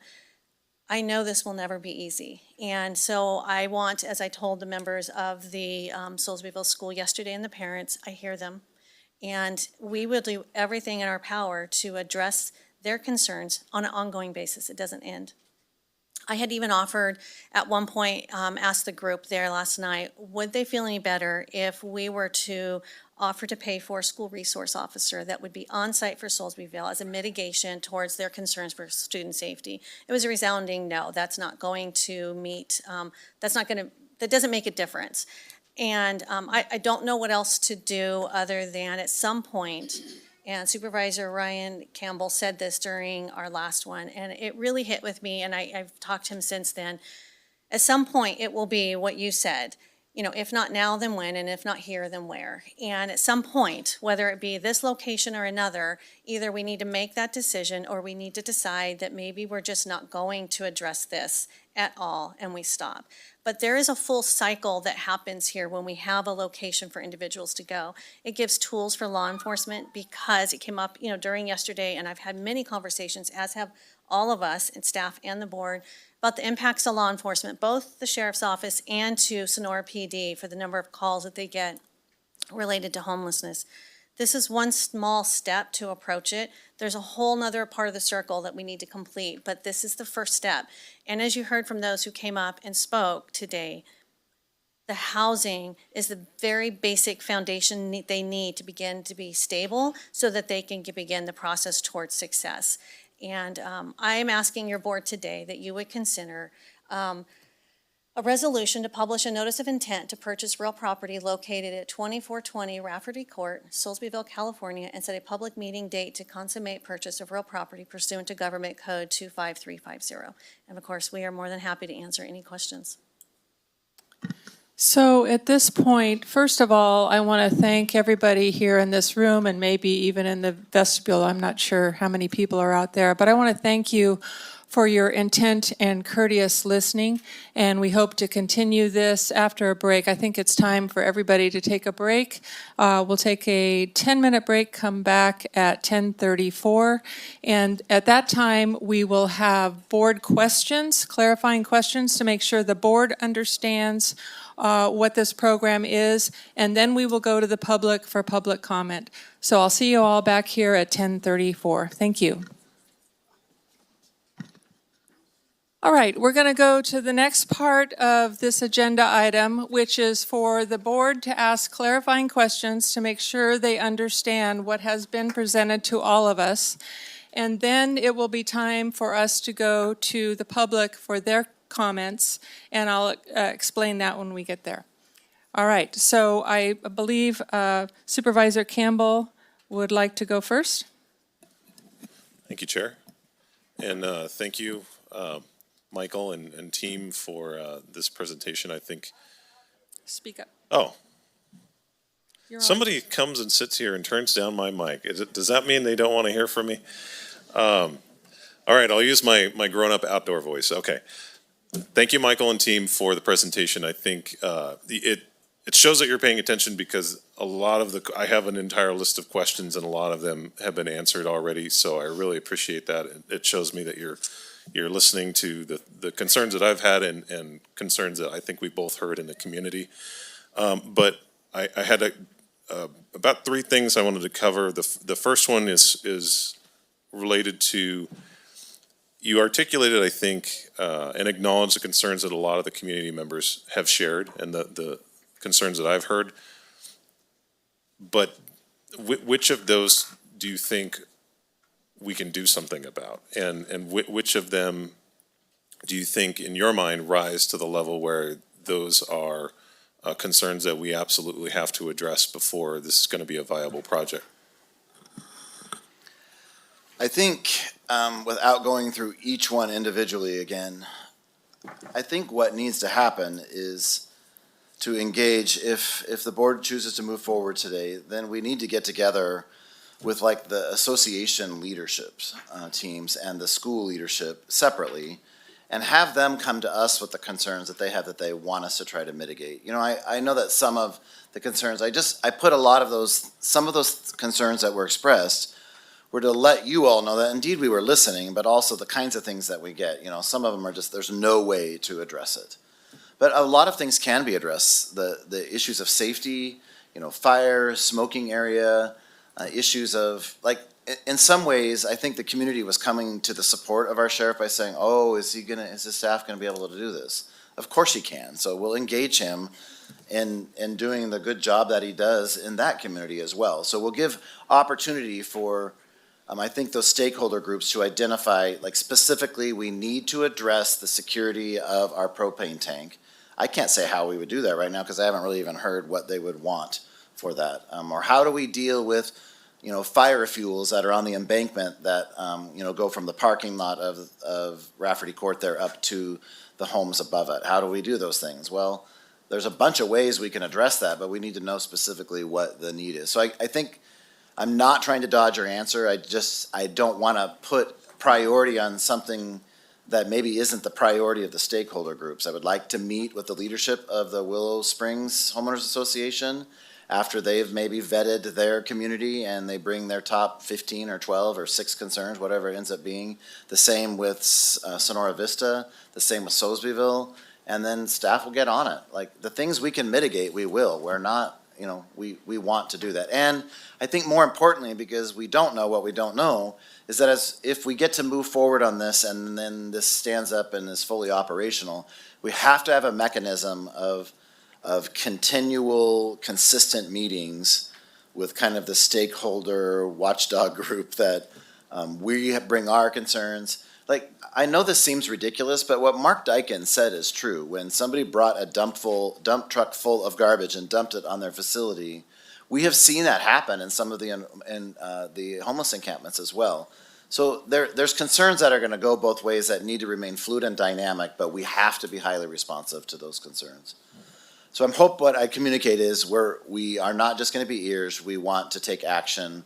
I don't want to say what we should be taking action on until we've been able to meet more personally with the people who would have direction for us. Okay, and you kind of touched on the concern that I have is about looking at, you know, we have a list of concerns from the community already, but we don't necessarily know which ones we can mitigate at the moment. For example, we were talking about maybe there's a way, and we reached out to Public Works and got responses, maybe there's a way to make Sonora Vista a gated community, you know, clicker entrance and that kind of thing. And a bunch of people went, yeah, that'd be great. And then we also had backlash from as many people saying we don't want that. So we can't tell them what their priorities should be. They need to come to us and tell us. Yeah, and that was actually going to be one of my questions is about related to that road. It's a community service area road, CSA, and just having worked in projects related to CSA roads, I know that they can be complex, and so I don't know, has any work gone into looking into what the steps would be working through Public Works and working through that system to, if we were to gate some of the entryways for those residents, is that even possible? I got an email from Kim last night. I don't know if she's in here or not. They're very, very busy with roads and whatnot right now. The email indicated that there needs to be more conversation. It's possible, but it would be cumbersome. Like, there's a lot of things that have to happen in order for that to come to fruition. Okay. And you went into some of the criteria for entry for residents, and it's clear we've scaled back significantly where we were, 2 years ago, talking about the types of individuals that will qualify for housing of this type. But a question I was just asked just moments ago is related to the drug use on the premises and what constitutes a violation of that. How do you know if that person is using, what is the criteria by which, I mean, somebody can enter the program? Do they have to be in drug rehabilitation? And if they are using, again, in the facility, how do you know that? And how could you have evidence to base excluding that person from the program on? Supervisor Campbell, that's a really good question. And the good news is that you have a behavioral health team that is also substance use disorder counselors, and that's what they do for a living, and they will be on site. So if they don't know if somebody is using, I don't know who will. We also have an on-site manager, and we also have peers that are going to be in the facility who do not want to cause a situation where they will be impacted themselves by closing down the facility if this becomes an issue. So one, there is be no active using on the facility. If that is found, immediate removal from the program. I don't know if that fully Well, answered your question, and- but I do have and that's- behavioral health director here if she wants to provide And more maybe I information. didn't phrase it entirely correctly. That does address the drug use at the facility, but what if I hop in my vehicle, go down the street, use, and then come right back? I mean, is that, Excuse me, we're not going to have back and forth right now. And we're not going to have back and forth when you come up and speak. We're going to keep this calm and courteous, and we're all going to listen. And we can't listen when people are making outbursts from the audience. So please hold your comments until it's your turn to speak. Thank you. so, I mean, is it still the same answer that we have a staff, a team that are professionals at determining whether somebody is using, and that if that is the case, that they're leaving the premises to use and then returning, does that constitute a violation of the terms of the housing? The answer is the same. Okay. You can go down the street, use, come back, you're still not in a situation where you're going to be moving toward permanent housing if that's what you need to do. Okay. Correct. All right, thank you. I'd like to just add a little bit to that. Anyone who has been through recovery or supports people in recovery know that relapse is a part of recovery. That's just something to think about. Also, there's a difference between being drunk and having had a drink. These are adults. So is the community really saying that if these adults, they have family in town, they're going out, they have a glass of wine, and they come back and they had a glass of wine, that they should be kicked out? I mean, that, it's drugs, all substance, so drugs and alcohol is a big concern. I don't know really how to, I guess what I'm wanting to say is I don't want to make something so black and white that's fuzzy. Like, there's some gray in that, and the idea is if you're not engaged in your service plan, which is supposed to make you self-sufficient to move toward permanent housing, and you're engaging in activity that's preventing you from meeting those goals, then that is a reason to exit you from the program. And if it's, unsafe or illegal, that all as well. But I just wanted to add a little more color to the answer. I'm not disagreeing with anything Rebecca's saying, but I just think that, you can't expect people who are adults that have free will and rights and freedom, just like we all do, to not have them if they're in our program. So. Okay, Supervisor Kirk, your questions. I'll just start off by saying I've had lots of meetings, phone calls, emails with certain staff, so I've asked most of my questions behind closed doors, but one question that I do have is actually not for staff here at the table. It's actually for Sheriff Pooley. I think he's in the room somewhere. Sheriff Pooley? Hey. I started doing research after the Columbia Inn thing, and I looked at the 2019 Plan to Combat Homelessness, published July 16, 2019. And in there, it talks about it was Bill Pooley formed a community response team that included himself and 2 other deputies after he concluded a Jamestown hall meeting. Basically, you met with business owners. There was issues with homeless people, issues with what they were doing to the residents, to the business owners. And it said within a couple months, you guys cleaned house. You guys were able to get people into services. You had a social worker or behavioral health worker. You guys were able to basically uphold the law for those who did not want a program, and those who wanted a program, we were able to get services. So my question is, from 2018 to 2023, obviously, the homeless issue has gotten worse. In the last 2 years, this board has put more money that I'm aware of towards law enforcement. I think 1.7 million last year or 1.3-ish last year with a 10% raise, and then this year, 1.7 from the general fund for, I think it was a 15%. I think we're up to 25%, trying to make you guys competitive. And I know that's going to be an ongoing saga conversation, but my question to you is, can we, or is it in your mind to eventually re-implement something similar? And maybe it's not an ongoing thing, but is there plans in the future to where we can get a community response team like that back up and running? Yes, first. Hello? Okay, sorry. First and foremost, yes. It's always been, since I've become the sheriff, or even prior to myself becoming the sheriff, to have some sort of community response team. In the grand scheme of things, I'd love to have a supervisor and 4 or 5 deputies that worked on nothing but homeless, school safety, and problems within the community. However, since 2018, we've lost a number of folks, and we were unable to continue staffing that. I would like to say that the 2 staff that did that were amazing. It had nothing to do with Sheriff Pooley. It was a couple of deputies that stayed in that community for 30 days and really worked not only with the businesses, the residents, and the homeless to get them help. We were very successful. We were able to clean up a number of areas within the community. All in all, very successful program. I'd love to bring it back, but I'm 2 years away from that. We have to hire folks first. We are starting to hire more, and the pay and incentives that you folks gave us is working, but it's a slow process. You know, we just put 2 people in the academy. That's 6 months. The next academy, 6 months from now, we hope to have 5. But it is a slow process. Then they got to go through training. So you're a year and a half away before they're even off of training.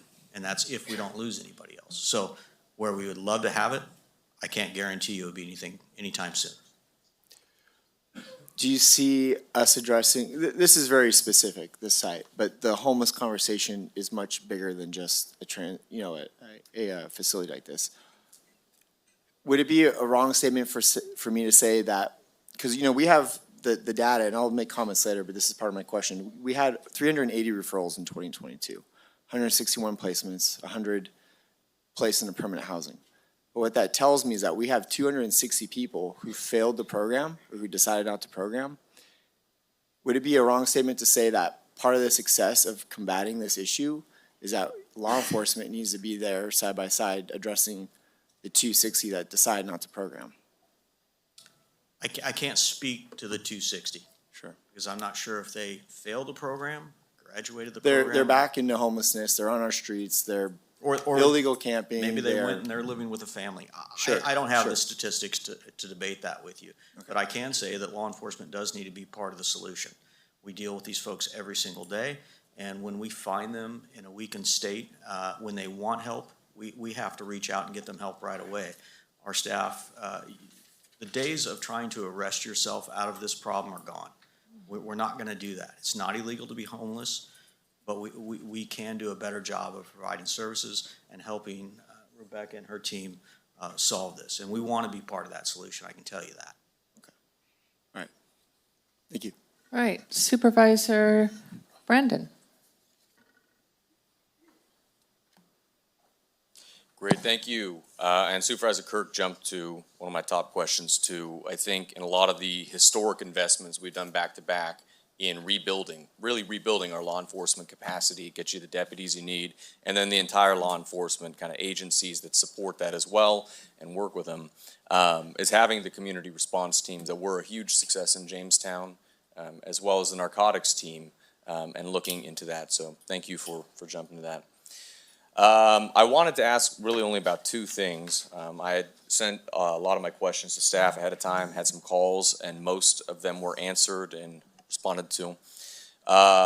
First thing I wanted to ask is about limiting, based on the grant, is there any way that this would be limited to a certain population, or is that restricted by the grant? That's some of the things that come up very frequently.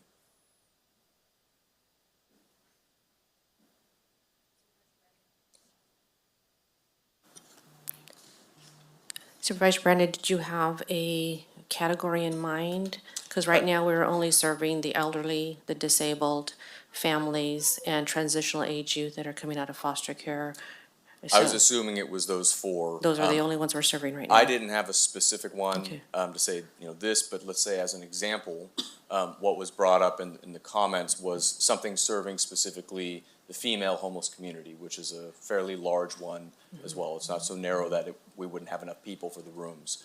So is that something that could fall under the grant? Is that prohibited by the grant? I'm not necessarily recommending that at this point, but just wondering how that works, because I know these have a lot of restrictions. It's one of the things I don't think we always are able to communicate well with the public, is just how technical they are, that you're wading through every day.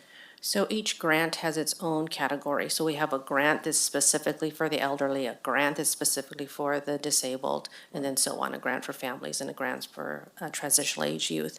So they each have their own individual target. And so right now, we are serving those individuals that fall within our grant program right now.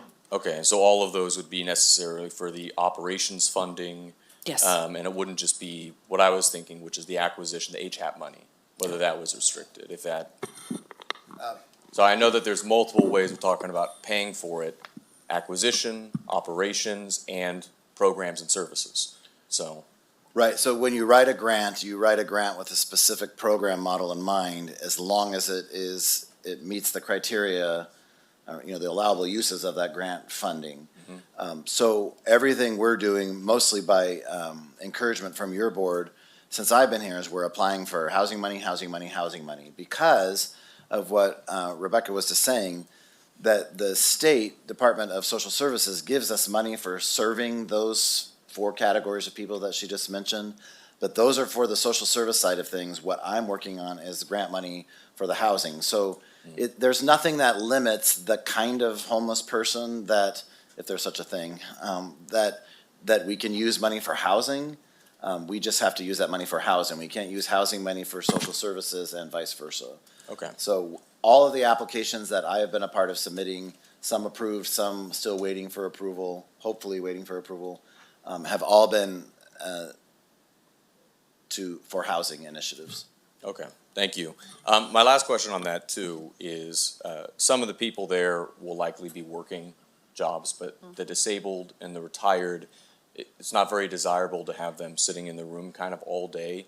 But obviously, when you're talking about somebody who maybe has been chronically homeless, you're helping to rebuild them as a person. They probably don't have, painting and stuff that they were, you're having to rebuild hobbies, you're having to rebuild organizations they're a part of, their social network.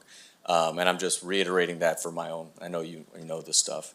In my opinion, Resiliency Village has been where'd Mark go? He's somewhere in here. I have to go to work. Yeah, and so back to work, exactly. Mark's done a really great job, and his team with Resiliency Village. One of the key things, though, has been engagement of the residents. They work on the property, they help in the garden, they clean house. There's one that's multiple debilitating medical things, but you know what? He can sweep and wipes the counters, and he's got kind of a purpose in that. Supervisor Brandon, what's your question? Thank you. So my question is, will there be at least one type of program explored that may offer them opportunities for constructive kind of engagement with the community or volunteerism outside of just encouraging them to put in job applications? I wish Shelley was still here. Compassion Outreach. I met with Shelley and Nancy from Nancy's Hope yesterday, and they were talking about a program that they have that they work closely with the homeless to pick up the trash. And we had a brief conversation. What a great program! So folks that maybe do not have income could contribute to helping clean up, encampments, and hopefully serve as a model to the folks that are not really interested in engaging in services that there is hope, and your hope is right here on the other side, helping you clean up maybe your mess, and maybe encourage folks to participate that were not interested in participating before. So that's just one program. I know Motherlode Job Training is very interested, I think I mentioned it before, Motherlode Job Training is very interested in a program specifically for the homeless to re-engage into services. I also mentioned DRAIL. You know, they're disabled, but DRAIL has a litany of opportunities and services there. And I also mentioned Area 12 on Aging. Again, folks that are probably not going to go out and work, but there's a purpose that they can serve, and I think Area 12 on Aging has a lot of those programs too. As Michael mentioned, that, you know, Attica also helps serve or helps educate folks on how to be a good tenant ready, a good neighbor. So budget. Well, service makes you whole. Thank you. Supervisor Goldenberg. Hello. So, complicated. So, questions. Number one, to Michael. Today's discussion here as to the board meeting is, this is a notice of intent to purchase, not a commitment to purchase. Is that correct? Correct. Thank you. Number two, to Rebecca. Case management, screening, moving forward. We have a lot of, you know, thoughts and ideas here. But again, if you could articulate the specific things that we're looking at as far as what type of residents we would like to have in this facility. So we're really looking for folks that have, that are ready to move into permanent housing, that are ready to remove barriers that have placed them in the situation that they're in. We heard, you know, from Maria, who talked about her barrier was domestic violence. How do we provide that person with services? So what we're looking for, somebody who's ready to work. Okay. Not just work physically, but work to move into permanent housing. So that's what the triage team is going to look at. The triage team, like I mentioned earlier, is a service providers that have been doing this work for a really long time. They know they know the unhoused that are appropriate for congregate settings and know the unhoused that are not appropriate for congregate settings. So really rely on the experience of our triage team. And follow up to that is, to the extent possible, looking at if we see, you know, some potential or obvious drug issues, that'll be screened as well? Is that Yes, correct? absolutely. Absolutely. And realizing, right, not just this community, but any community. Right. As, you know, as far as people, Yeah. you know, have issues, Yeah. right? So, number three, back to Michael, you mentioned propane tank. What is the issue with the propane tank here? Is there a specific concern? My understanding of the issue is that, so Rafferty Court is a cul-de-sac, and at the end of the cul-de-sac is an access road.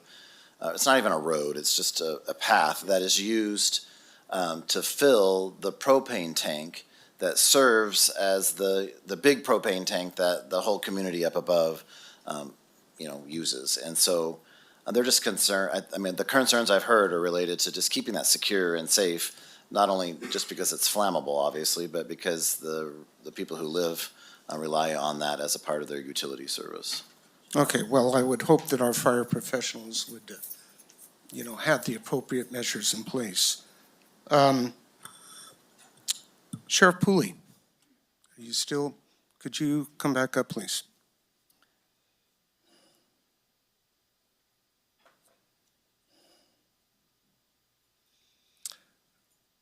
Supervisor. So I'm going to be very direct here, Bill.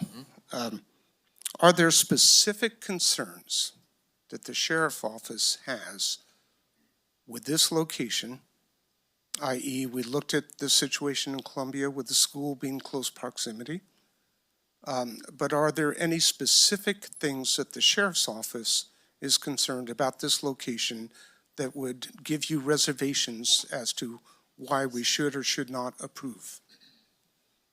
I think that I need to investigate that better before I can make that statement, sir. Okay, that's kind of loose. It is what it is until I hear all these people's concerns and No, no, address them. I understand that. I'm looking from a law enforcement perspective. Again, until I hear from the public, I'm not going to make that decision. Okay, thank you. That's the end of my questions.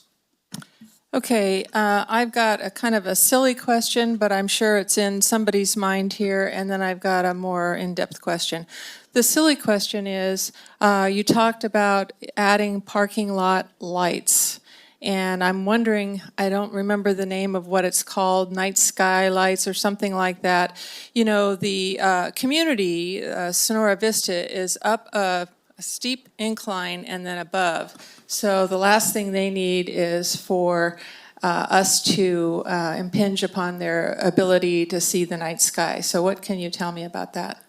Absolutely, Supervisor Half. So it's called light noise is what it's called, and we would work with the community, as Michael said, in regards to hearing their concerns, and maybe it's not 8 lights, it's 6 lights, or maybe it's not 8 lights, it's 10 lights, but we would work with them on the design of it and the focus of the light being downward instead of upward, so they can still see the sky, so they're the homes that live on the hill behind this facility won't have to have the glare of the light, so we would work with them on that. Okay, great. And then my more in-depth question is, Michael, you referred to, I think you called it stakeholder groups. I've called it forums. If the board decides to move forward, what can we expect as far as these groups meeting? You mentioned about, the various associations and the schools and so forth. But what can we expect as far as continuing community engagement until 30 days from this meeting and beyond?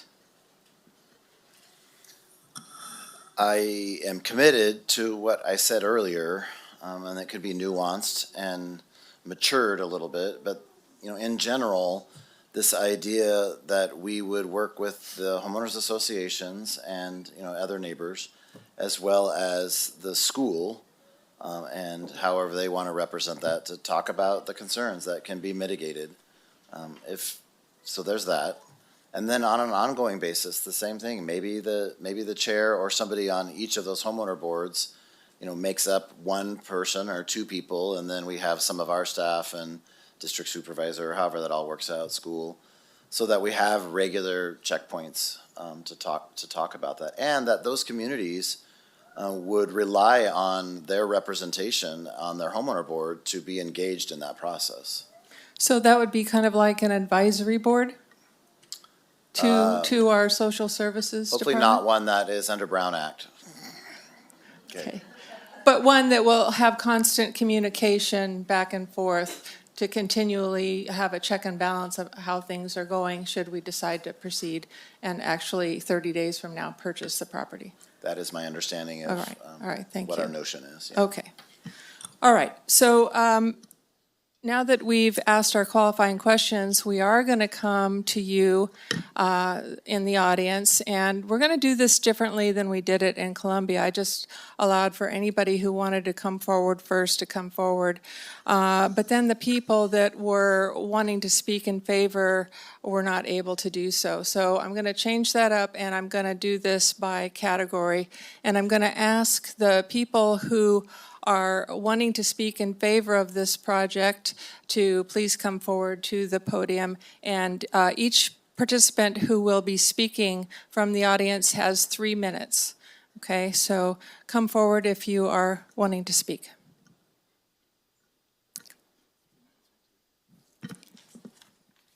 Go ahead. My name is Sally McClellan, and I've lived in Willow Springs since 1994. I say yes to the Navigation Center in Soulsbyville. I will always be in support of giving a hand up to those in need. I taught regular and special ed at Sonora Elementary for 17 years, and before that I taught in a daycare program for youth with mental illness, then a residential facility for drug-addicted teens, some of whom had been homeless. These programs brought stability and healing to the most marginalized populations and without detriment to the surrounding neighborhoods. I've seen the benefits of public assistance and I've experienced it at firsthand. I was part of a family that no one wanted living next to them. My sisters and I were raised by a single mom, an alcoholic with depression and psychotic episodes.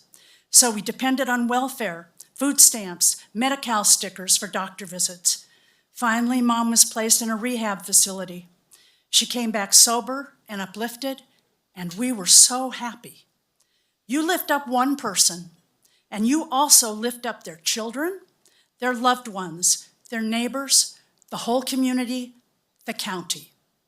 You lift up future generations. I was the future generation that got lifted up when my mom got helped. Also, Willow Springs has a great resource for the center, which hasn't even been mentioned yet. We have several AA meetings every week at the clubhouse, a short distance from the proposed location. And wouldn't it be great if the center could help a Soulsbyville school family facing homelessness? I believe the center in our neighborhood can be a place of healing where people can change their lives. I ask that the on-site manager remain responsive, as you just spoke about, to the HOAs, the school board, and even the churches in the area. I ask that there be a plan for residents who might be dismissed immediately for noncompliance. However, I say yes to the Navigation Center. Thank you. Good morning. Good morning. I'm Jeanette Lambert with the David Lambert Community Drop-In Center. I just want everyone to know that I've been working with the homeless for 25 years, 4 years as a volunteer, and then now I'm the volunteer coordinator. Still, not paid staff, we all do it. I have no scars, no marks on me. I've never been sent to the hospital for any kind of altercation with the homeless. I just want people to be assured that the majority of them are really easy, good people who want to move forward. I'm totally in favor of the board going forward with this. It's a beautiful facility. I was apprehensive about the navigation part, but after listening to Rebecca and her team explain exactly how this was going to be, it's a totally different navigation thing than I was thinking of. It's strictly for those that are there. I'm still in favor of us looking forward to more in a navigation center downtown in Sonora for the walk-in kind. And I say, don't stop looking for more places. 55 is just a drop in the bucket to how many homeless people. So I just say, give this serious thought, move forward. Thank you. Thank you. Hello, welcome. My name's Ann Leonard, and I've lived in this community now for 50 years. And I have many friends and family who don't live in this community. And I often tell them that I like living here because it's a community of such good, compassionate people.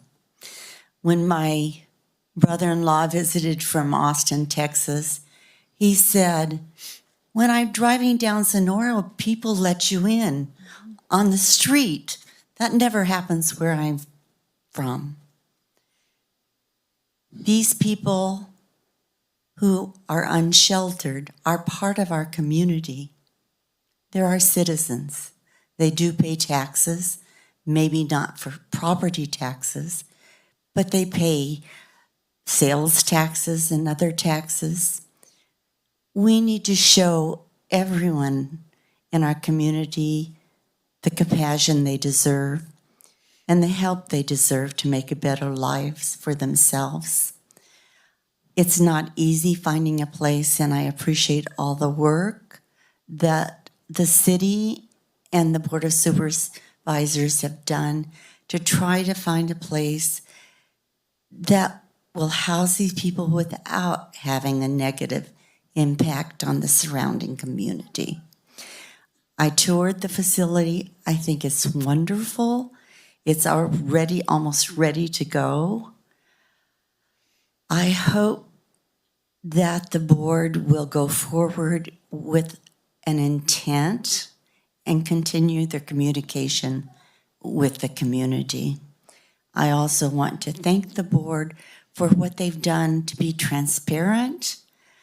as soon as they found out this was available, they put out the word for people to come up and look. And I know they've been listening. So thank you. Thank you. Well, there's a familiar face. Good morning. Well, thanks for that welcome. I have a request. Shelley Muniz had to leave, and she asked me to read. Is that Yeah, that's permitted? fine. You might want to explain who Shelley is.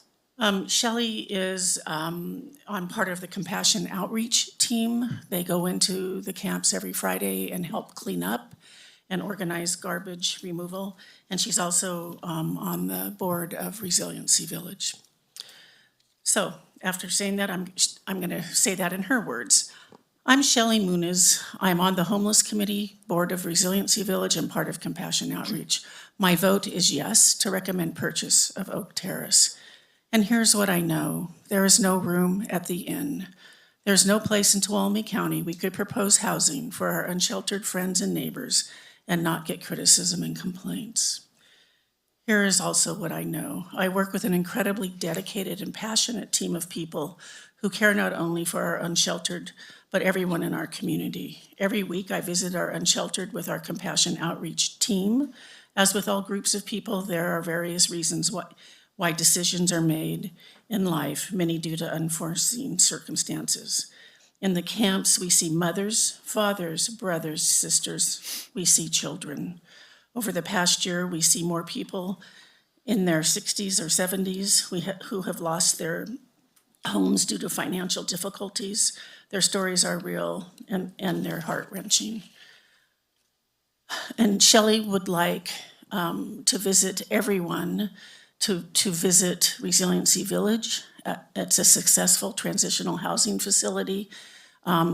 We would like to invite you and make an appointment, to come and make an appointment and visit. See for yourselves how a well-run housing facility looks and acts. And that's it from Shelley. Can I just say a few words of my Sure, own? you've got a couple more minutes. You've got 1 minute left. Okay. This was mentioned earlier today. It was a quote from a man who spoke last Thursday. If not us, who? If not here, where? If not now, when? And I would like to say, if not us, who? No one, then it's no one. If not here, where? Then it's nowhere. And if not now, when? It's never. Thank you for your good work, all of you. Thank you. I'm Colette Such. Did I introduce myself? No, you Oh, didn't. Sorry.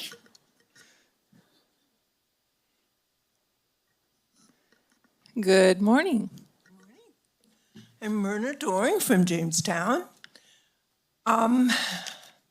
Wow, a possible start on a solution by the fall of 2023.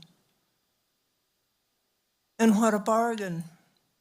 A $5 million facility for two.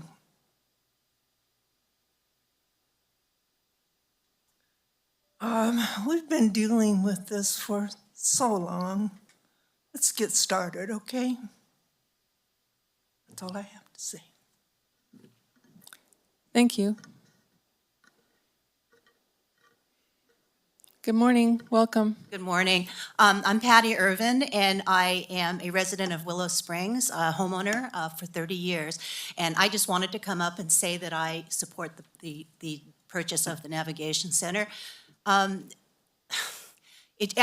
am hoping that if the board does not go forward, that it's for reasons that are financial or because there are insurmountable problems with the building itself or transportation. I really hope that this does not get voted down simply because of public pressure or because of general fear of the population. And I just totally support that happening. And I really think that you've been looking, this is what you've been looking for. The board made the decision to search out a suitable place for a navigation center.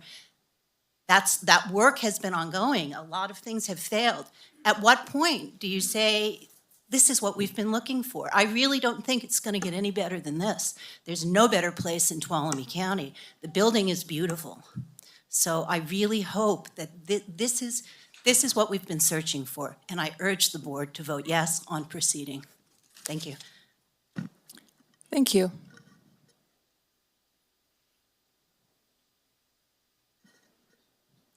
Good morning. Good morning. So the words, "be not afraid," is mentioned in the Bible 365 times. Therefore, we can have a daily reminder. The fear that housed people harbor against the unhoused is a critical factor in the poor conditions unhoused people currently face. We fear homeless people as a monolith, and we vote against building shelters in our neighborhoods and demand that encampments be removed. We convince ourselves they're drug addicts, violent criminals, and the mentally ill who don't deserve access to the basic necessities of life. And lack of political will has created hundreds of encampments. Lack of political will obstructs opportunities and fuels outrage, which can then lead to hate. Lack of political will to make it better. We want homelessness to end, but we block any efforts in our own neighborhoods. And our neighborhood districts make little or no contribution to solving the homeless crisis. If homeless people make us feel so unsafe, what are we really afraid of? We need to do what is right in the face of fear and be skeptical of anything that portrays entire categories of people as dangerous. Every member of our community needs to know that we are all safer when everyone has a safer place to call home. And there are shocking amounts of California funds are unspent due to risk-averse local political leaders. So if the money is there, we need to get it out the door. So please be not afraid. Thank you. Hello, welcome. Thank you. Thank you, Carol. I just couldn't let you have the last word today. Sorry about that.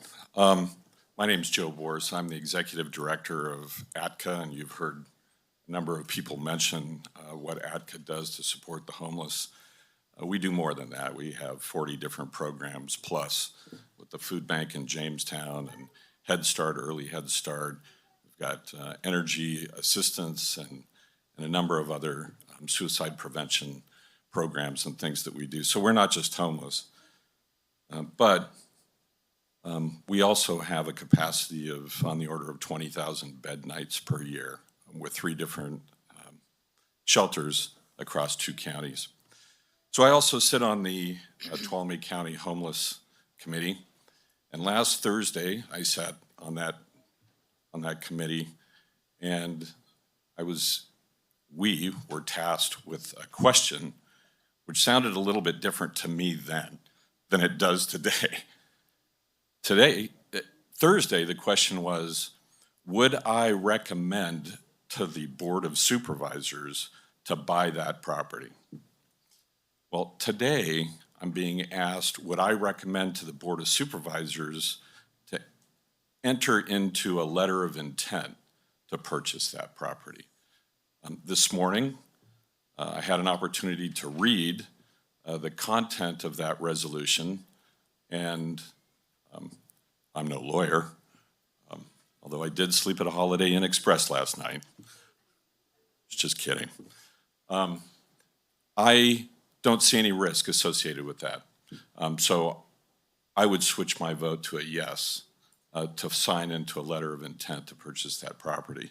I want to say that there still needs to be work, and first let me thank Michael Roberson and Rebecca for the communications that we've had since last Thursday. I appreciate that. I've gleaned a whole lot more insight, which mitigates significant risks that I've had, and I think significant risks to the community that I was really sensitive about. I don't live there, but I'm certainly sensitive to their concerns, and I think the things that we can mitigate some of them are being addressed. I think there's more work that needs to be done, though. So I look forward to being a part of future discussions about how this gets implemented and ATCA participating in the vetting process of residents at that facility. Thank you. Thank you. One last call for anybody wanting to come up and speak in favor of this particular project. Welcome. Yes, I will. Hi, my name is Serena Barth. I sent the board an email a couple of days ago, so I just want to reiterate a couple of things I said in that email. And I wanted to show, sorry, I'm reading notes because otherwise I'll just go off on a 5-minute tangent and y'all kick me out of here. I just wanted to show you guys another face of someone in the community who supports these efforts. And since I'm advocating for courage in the face of opposition, I figured I better practice what I preach and get up here, even though I am terrified. I have felt a lot of hostility in this room, and I'm not sure where it's coming from. But I'm making a point to be brave in the face of that. I've spent a lot of time recently around folks from the refuge and a little bit less time with folks from resiliency. They're of no threat to anyone. They don't want to burn down your neighborhoods and they don't want to eat your kids. I promise. I've felt safer with some of those folks than I have felt at points in times in this room this morning. So I just wanted to say that. And I also wanted to encourage the board, y'all. I have seen your desire to do something about homelessness in this county, and I appreciate it and I support it. And now we have an opportunity to take a step forward to a way to meet some really concrete need. There is no such thing as a plan that will satisfy everyone. You could put a facility on the moon and there would still be concerns. We will wait forever and a day for perfection. But we have a real opportunity here today with positives that far, far outweigh the negatives. And we have a county staff that has shown time and time again that they're willing to work with the community on their concerns. They want to have an open relationship with the folks in the area. And so I really encourage the folks in the community to lean into that and don't automatically dismiss the really good people we have on county staff. So in closing, I'd just like to encourage the board to stay the course and not to let fear-fueled stereotypes lead the way. Thank you. Thank you. All right. Now, the next category of people I want to hear from are those who are neutral. They may have questions, they may have concerns, they're not necessarily for, they're not necessarily against, they may want to bring up some kinds of questions that they have that the staff would want to consider. So those that are neutral, please come forward. Good morning. Good morning, Suzanne Cruz, Sonora City Council, but I'm just speaking as a citizen this morning. And I would like to thank all of you for your service because I know firsthand it's not easy. This was also a great presentation. I think you answered a lot of questions for everyone. And that being said, as a 40-year resident of Tuolumne County, I know this county and its citizens very well. Anytime anybody has cancer, they're putting on a spaghetti feed. There's a lot of caring people in here, even though they might be opposed to this particular purchase. I will say that I did come into some information about a month ago. I went to the League of California Cities conference. It was 3 days, and it was a group of people, attorneys, city administrators, teaching people how to be city council people and how to be mayors. We had opportunities to break out. And I did meet the mayor of Escalon, and I asked him about his homeless problem, and he said, we don't have one. Of course, that piqued my interest, and I was wondering why, and he said, because we chase them out of there. Also, I've talked to people in Calaveras County. They as well say, we don't have a problem. Why don't you have a problem? We chase them out of there. I don't know what the number is, but it seems to me that it's something maybe 30, 40% that these people actually are not from Tuolumne County. They are not our neighbors. And if you take a step back about social services, I did work for the Tuolumne County Band of Miwok Indians and their social services department, and I know how social services work. They say, you know what, our county doesn't have a solution, but hey, go to this county. they've got a solution. So you know those conversations are happening with social services departments in other counties and chasing them in here. So again, I'm neutral on this. I've talked to people who believe that the Tuolumne General Hospital should be used. I'd like to remind that the government employees over here, Tracy Riggs and all that, that these are public buildings. They do belong to the public. So when people say, you know what, you can find some better use for the Tuolumne General Hospital building and do the homeless over there, you should take that into account. So those are my thoughts, and I don't envy your decision. Thank you. Thank you. Good morning, welcome. My name is Frank Floyd. I live on Clouds Rest, and I am not a homeowner. I lease, but I live right up the street. And I have some questions because I'm a pragmatic individual, and I hope these questions are viewed as being practical. It was said earlier that if the money is there, we need to get it out the door. Have you considered perhaps leasing portable buildings, such as schools frequently do, and place them on county-owned property? This will provide a period of time for you to evaluate the success of this program before committing to a long-term financial. What is the total amount of grants guaranteed to date? Given the fact that these grants do come from the state of California, which is facing a $30 billion fiscal budget deficit in the coming year, what do we have in terms of going forward?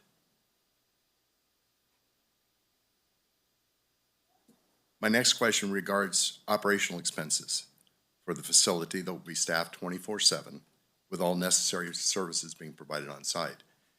I may have misunderstood earlier, but I saw in the operational expenses a projection of $72,000 for an outside management firm to have somebody present. I'm not great with math, but $72,000 on an annual operational basis, broken down by 8,760 hours on a year, amounts to about $8.25 per hour. My point is, it seems, with all due respect to the staff here, that the operational budget, looking at the illustrations that were made, were crafted to meet existing grant money, right to the dollar, rather than developing an operational budget based upon legitimate long-term projections of cost. Specifically also, what type of services do you intend to provide? Child care, for example, medical, vocational training, placement services, food services, we've heard this. What are the real costs of those? Will the grants be sufficient to cover not only the original purchase and operating expenses, but future years as well? And finally, have you even considered leasing rather than purchasing the facility that's under discussion? It was a $5.5 million purchase. It comes to mind, why is the present ownership willing to let it go for $2 million?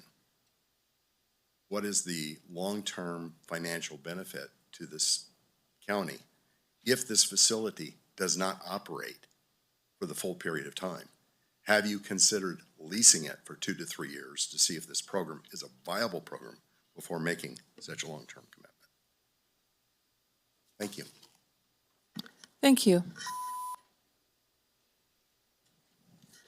Good morning. Hey, good morning. Jerry Day, resident of Columbia. I just wanted to provide a little historical context, something for the board to think about, but we all struggle with the issue of homelessness. You're probably all familiar with the George Santayana quote, "Those who cannot remember the past are condemned to repeat it." In the late 1960s, it was a popular sentiment that mental institutions were cruel because people were held against their will, they were kept away from loved ones, and abuses happened in those facilities. Everyone's probably familiar with One Flew Over the Cuckoo's Nest. That was in the popular mind at the time. So in 1967, the Lanterman Act was passed in California, and that led to ultimately closing these institutions. The belief was that the mentally ill would fare better if their treatment facilities were closer to the families in their communities. Well, if you don't know the history, you can probably guess it. Those community institutions were never built because those communities would not accept them. So where did all those previously institutionalized people go? They went to the streets, and many of them filled up our jails and prisons.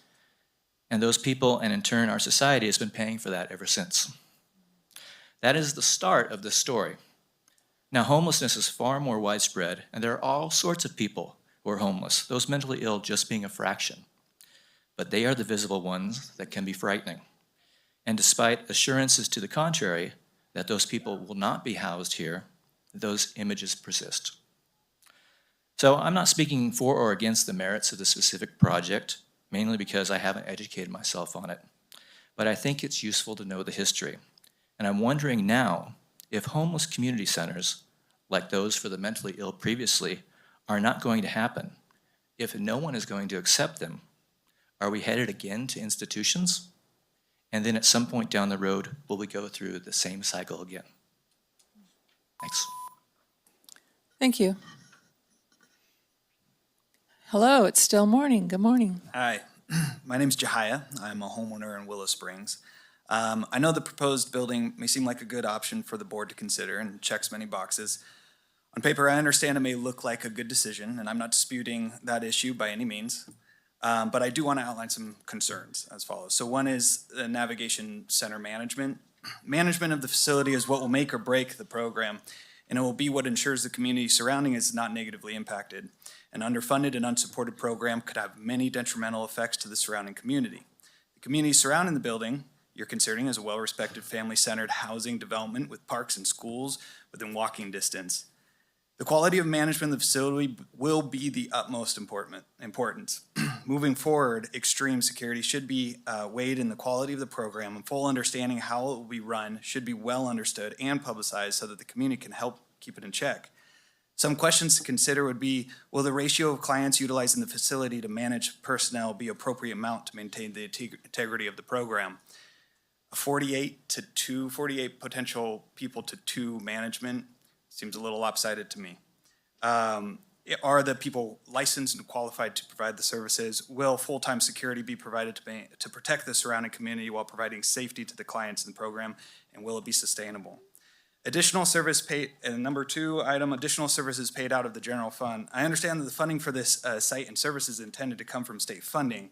Adding a navigation center would undoubtedly impact other services the county provided, specifically law enforcement and social services, but of these departments, both of these departments are general funds. I know how limited the general fund can be, and I know the cuts that have been made in previous years. I would ask to consider how the general fund might be affected by these indirect costs to this program, whether the money comes from the state or the county. The county will be have financial costs associated with the program and its sustainability. It's not enough to claim that it will be covered by state funds without addressing the true impact it will have to support services. In other words, just because there's a sale doesn't mean you can afford it. The navigation and then long-term commitment. The navigation is not intended to be a short-term project. I understand that homelessness and helping the needs of the lower income and down and out in society is important. Helping the needs of one group should not come at a detriment to another. The economic security of the families with homes and investments in the surrounding areas should be protected and cared about in this decision as much as the needy. Both should be priority, not one or the other. Will the board evaluate the economics of this venture and how it's going to affect housing and security around the neighborhood on a yearly basis? If the area is being affected negatively, will the board provide additional county money and resources to help the situation, or will the board be willing to end the program for the sake of the surrounding community? It will be the surrounding community that pays the highest price of the center. It does not go well. This should be held to the same standard of the board as helping those in need. With that, thank you. Thank you. Hello there, welcome. How you doing?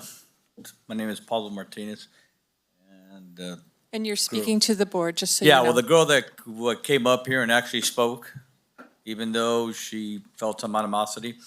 So there was a couple concerns that I had about the whole project. One is I'm a big proponent of affordable housing. Anytime that somebody has to give part of their paycheck or part of their pension to live somewhere, they become tenants, so they're gonna fall under the tenant laws. So I don't know how the program is going to manage that one. I'm neither for or against you guys proposing to buy it, the property. But these were the concerns that as I listened through the whole speech and all the slideshows is, can we pass ordinance to keep people from being able to camp outside the gate?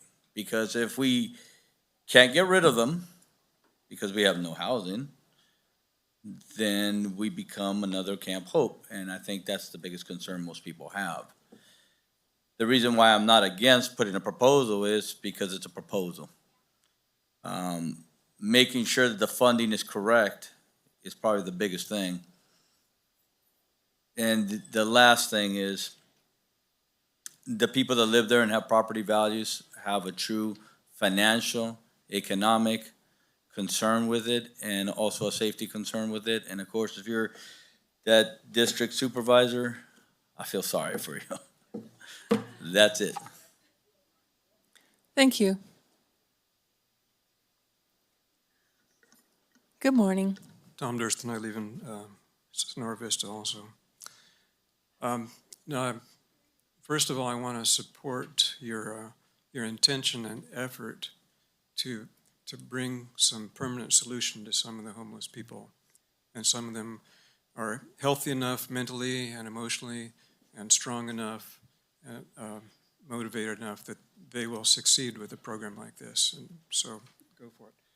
Now, if things were as Rebecca and Resiliency Village would hope it to go, then it's a great program. You know, that's not a guarantee, but if that were possible, it'd be good. As a couple of these people also commented, it depends on having staff that's able to take care of this. That depends on having funding. It also depends on the attitude, if you will, the attitude of the county. So far, it's felt a little bit embarrassing and shameful to say, no, I care more about the safety of my wife, because you know it's very noble and honorable to care about these people getting their lives back. But there is that problem. Now, one way you need to address this is to remove the ambiguity about drug abuse. Now, Rebecca says that she has triage people who will screen it, that we will not have drug abusers there. On the other hand, in the handout we got at the open house, it says that if people are found to have continued drug abuse and they're not participating in their program, then they can be removed. Now, which is it? You know, can they come in when they have an addiction or not? You need to get that clarified.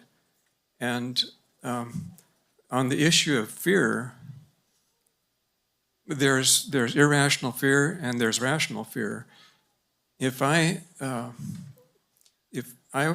little children, little toddlers are playing in the playground, and here comes a transitional youth who may or may not have a drug addiction, would I have fear of taking my little children to the playground? Would I have fear of my wife walking her dog through the street that's right next to that navigation center? And yes, I would.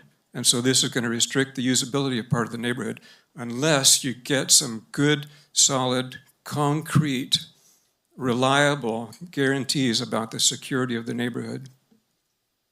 Thank you. Hello there. Good morning. My name is Mary Lindsley, and I'm the principal at Soulsbyville Elementary School. I felt that it was important that somebody come from the school. Our board is here as well, but somebody to come from the site level to kind of represent perspective and express some concerns that relate directly to what I do every day. I have a tremendous amount of empathy and compassion for the people that you're trying to serve, our unsheltered residents, and in a lot of ways, the schools are on the front line of the homeless issue. We are often the only safe place that some of these children have. We are their source of meals. We are their source of stability. And so I completely understand what it is that we're trying to do. However, I think that we cannot ignore the fact that the location that you are looking at will have an impact on my school. I cannot say what that impact will be yet. I don't think anyone can say with certainty what that impact will be, but I think we can all agree that some impact is inevitable. And obviously that has me concerned. There are a number of things that I would invite the staff that have spoken, the board, to come and discuss on how this would impact at a site level, not just engage with our board, who are wonderful people, and thank you for being here, but also with what's going to happen on the ground and what that will mean. Because, you know, if, for example, and I'm not saying that this is likely, and I want to be really clear that I'm not implying that homeless people are dangerous, because I understand that the data doesn't support that. But I think that it also goes without saying that there is an increased likelihood of an unauthorized person on my campus with this facility where it is. And that person may not have any malintent, but I have to operate as though they might. And that's the reality that we live in, and we experienced that last week with Sonora High and the lockdown that they had to have. I'm the person that has to make that call in the moment, and those situations are extremely traumatic for the 475 students under my care. And so I take that really seriously. And that's a small example of, I think, what could potentially be an impact. And I think it's important that we keep that in mind. And I understand everything that the staff has been saying about that there's not going to be any place that's going to please everyone. And I don't envy you that decision.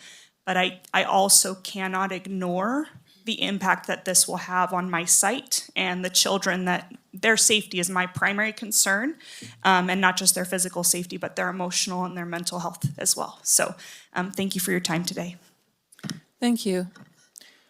Okay, last call for anybody that wants to speak neutrally on this particular project. No. So now we're going to go to those that are opposed to the project. And I know there's quite a few of you. What I want to recommend is, if you've already heard what others have said, you can say ditto, make the time go by faster. I think there's quite a few people who want to express their views, but do take into consideration if it's already been said before. You can echo that, and you don't necessarily have to go into it unless that's what you absolutely need to do. So we're all here to listen, and I would expect the same decorum that everybody has held so far, that we are going to listen intently, and we're not going to make remarks. We're not going to go back and forth. We're going to be respectful, and most of all, we're going to be kind no matter what somebody's viewpoints are, because that's this community. All right, come on forward. Welcome. Thank you. I don't think this is necessarily opposing. My name is Don Nessel. All the features that you have recognized as attractive at the Memory Care Center are the same features that make it an awesome facility for seniors. Some of those features make it unattractive for homeless, like the transportation. Also, the rooms are not good for storing and eating food. The Memory Care Center is a beautiful facility. It is also custom made for people with dementia. It is surrounded with fencing to keep the residents in. It provides an attractive yet safe environment for seniors to wander about. When purchased by another private operator, it is a source of income for the county, and it is definitely needed in this county for its intended purpose. The population of Tuolumne County is 13% 50 to 59, 17% 60 to 69, 12% 70 to 79, and 6% 80 plus. That adds up to 48% of the county's population. We have primarily a senior population. That means that this type of facility is needed for its intended purpose, to take it out of the tax rolls and repurpose it as a navigation center and housing for homeless that becomes a drain on precious resources is not only wrong, it is short-sighted and ignores yet another problem that we have and every county has. The baby boomers are moving into their retirement years. Dementia is at an all-time high. If you take away this facility, you may end up with truly helpless seniors on the street, homeless. It is for sale because of a problem with staffing. Why doesn't the county come alongside the owners or new owners to try to figure out how to keep it staffed, to keep it with its intended use?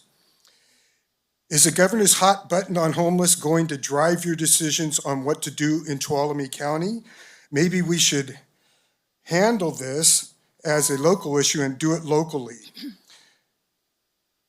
We should send the grant money back to Sacramento and let them build facilities to house homeless and let us solve our problem locally. You should instead be pursuing public-private partnerships. How many meetings have been held with the churches and other nonprofits of Tuolumne County to discuss what might be put together that would not put the burden on government? Maybe many, I don't know. We personally, over the past 40 years, my wife and I have helped a bunch of people who were homeless or would become homeless by housing them, helping them, and launching them back into the community. My suggestion is repurpose the old jail for your offices and make the Tuolumne County hospital back into repurposed for homeless and the third floor as it was before. Stop having a NIMBY response to using your own facilities. Thank you. Thank you. Hi. Good morning. Good morning. My name's Diana Harrington, and I don't want to come up here and have a NIMBY approach.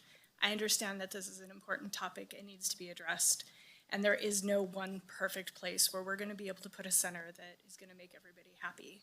However, I feel that there are alternative options. At the meeting at the Committee for Homelessness, they discussed what is the possibility that we could get an extension on the timeline for the grant in order to spend the funds so that there could be additional research and investigation done into alternate sources to place the navigation center.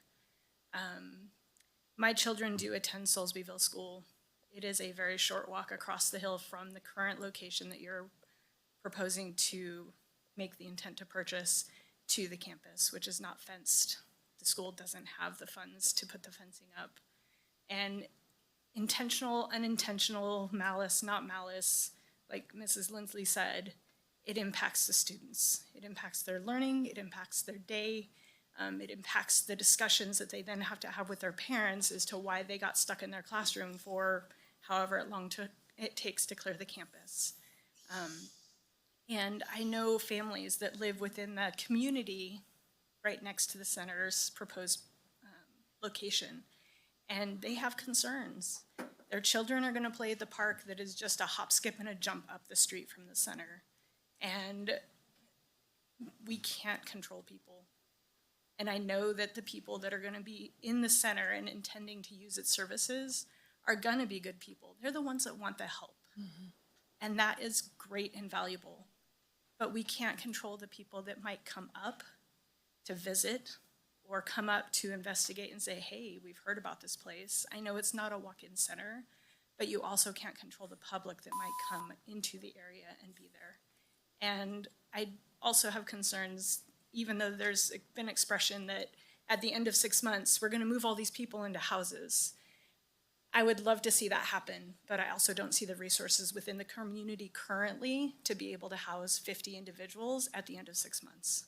And so that's a concern. Thank you. Thank you. You have two really cute children. They have been. Good models. Good morning. Good morning. My name is Chris Lockhart. I'm a trustee with the Soulsbyville School District Board. Nadia Solo is another trustee. She's here with me this morning. We drafted a letter that all of you have a copy of, but I wanted to present it as well. The Soulsbyville School Board and the represented Soulsbyville community are strongly against the Oak Terrace facility as a navigation center. Although we understand and empathize with the concern of homelessness, Soulsbyville School District's priority is its students. The safety of Soulsbyville students is a concern due to the close proximity of the district campus, as it could potentially lead to violations of subsection A and C of Penal Code Section 627, which is to protect students and staff from unauthorized persons on school grounds. Furthermore, the Soulsbyville School Board and its community are concerned about the negative impacts on its students, staff, and parents by having a navigation center within 1,000 feet of its campus.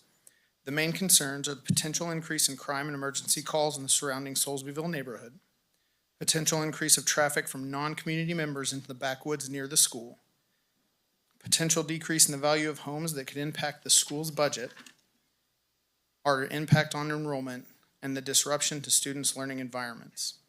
In conclusion, the Soulsbyville School District understands the importance of providing resources for individuals experiencing homelessness.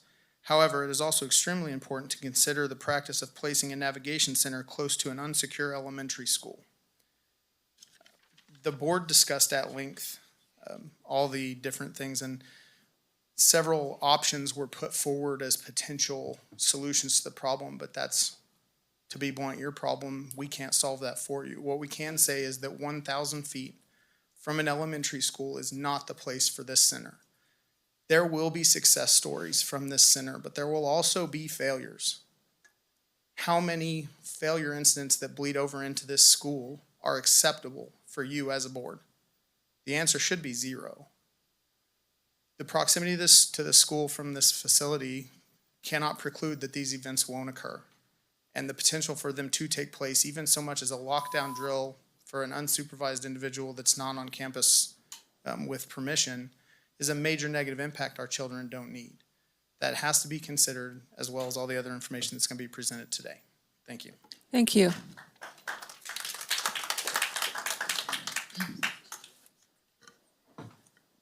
Come on up.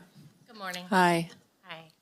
You looked a little bit confused about the 1,000-feet barrier. Yeah. There's a wooded lot behind the school between the two parcels. Yeah, I'm trying to picture it. Yeah, Tuolumne County Board of Supervisors, thank you for letting me speak today. I appreciate the opportunity to comment on the homeless housing plan for Soulsbyville. My name is Lisa Settlemyer. I'm a resident homeowner and a parent to children who go to Soulsbyville School, but more importantly, I'm a mom to a child who was homeless in our community prior to being adopted. Not in my backyard, Mr. Roberson, doesn't apply to me. I let them in my house, in my family, and in my heart. Okay? I need to caution you, and this is to everybody. I know you're not used to being at a board meeting, and I'm taking up some of her time, so I hope that's recognized. When you speak, you're not speaking to the audience, you're speaking to the board. Thank you. That doesn't apply to me. The not in my backyard statement doesn't apply to me. I appreciate that we're discussing a plan for the homeless, but it is important to me that it be a successful plan for both the homeless population and the surrounding community. Housing is one piece of this complex issue. For it to be successful, we must consider the other needs of people that we aim to help. Food, medical care, mental health services, substance abuse facilities, counseling, adult education, job training are all necessary parts of this equation, but they're all in downtown Sonora. All of these services, they listed very nicely in a beautiful presentation, but all that says is that we're not doing anything new. We were told at the meeting last night that we're actually not hiring new staff for those positions. We're taking staff that's already currently at those locations, and we're going to be using them at this new center.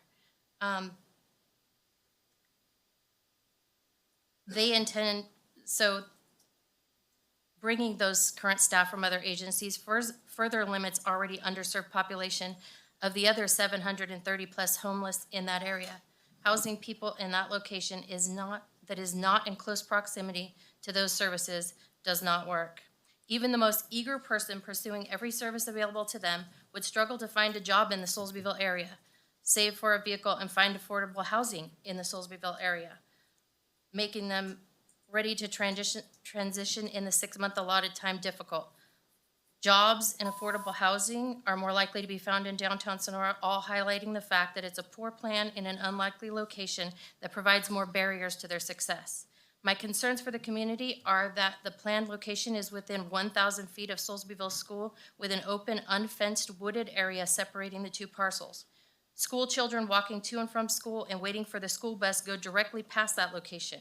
In the event that there is an issue at that location, we have a delayed response time for fire and for sheriff. Station 56, the nearest fire department to that location, recently taken over by CAL FIRE, is now running out of Station 51. There is a delayed response from even the sheriff's department to our area. The infrastructure just simply doesn't exist. Which leads me to the question, what the objective is to securing this location. Is it just to house the homeless in a community with the least resistance? Since I was told last night that they're no longer pursuing the buildings that are in Sonora because... Thank you. That is your...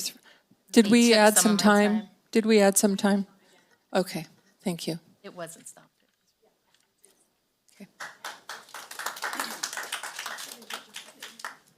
Hello there. Welcome. Hello, my name is Carson Canaday. I'm a father of two and a homeowner here in Soulsbyville. First off, the fact that we're here today and still considering this issue is not only disrespectful to your own committee, but also discredits their jobs. Your own committee that has respect, knowledge for Tuolumne County homelessness voted unanimously 6-5 that this isn't a good idea. If you vote yes today, then what is the point of that committee if you guys are just going to ignore them anyways? In Soulsbyville, we currently do not have a homeless issue, so why are we going to try and create one? By bringing these people up to Soulsbyville, you're going to be setting them up for failure. The location of this facility is far away from jobs, medical attention, and other resources they need, not to mention law enforcement. Again, Soulsbyville School is right in the backyard, 1,000 feet in an unfenced place. You mentioned that this is not a prison, that they are free to go whenever they want.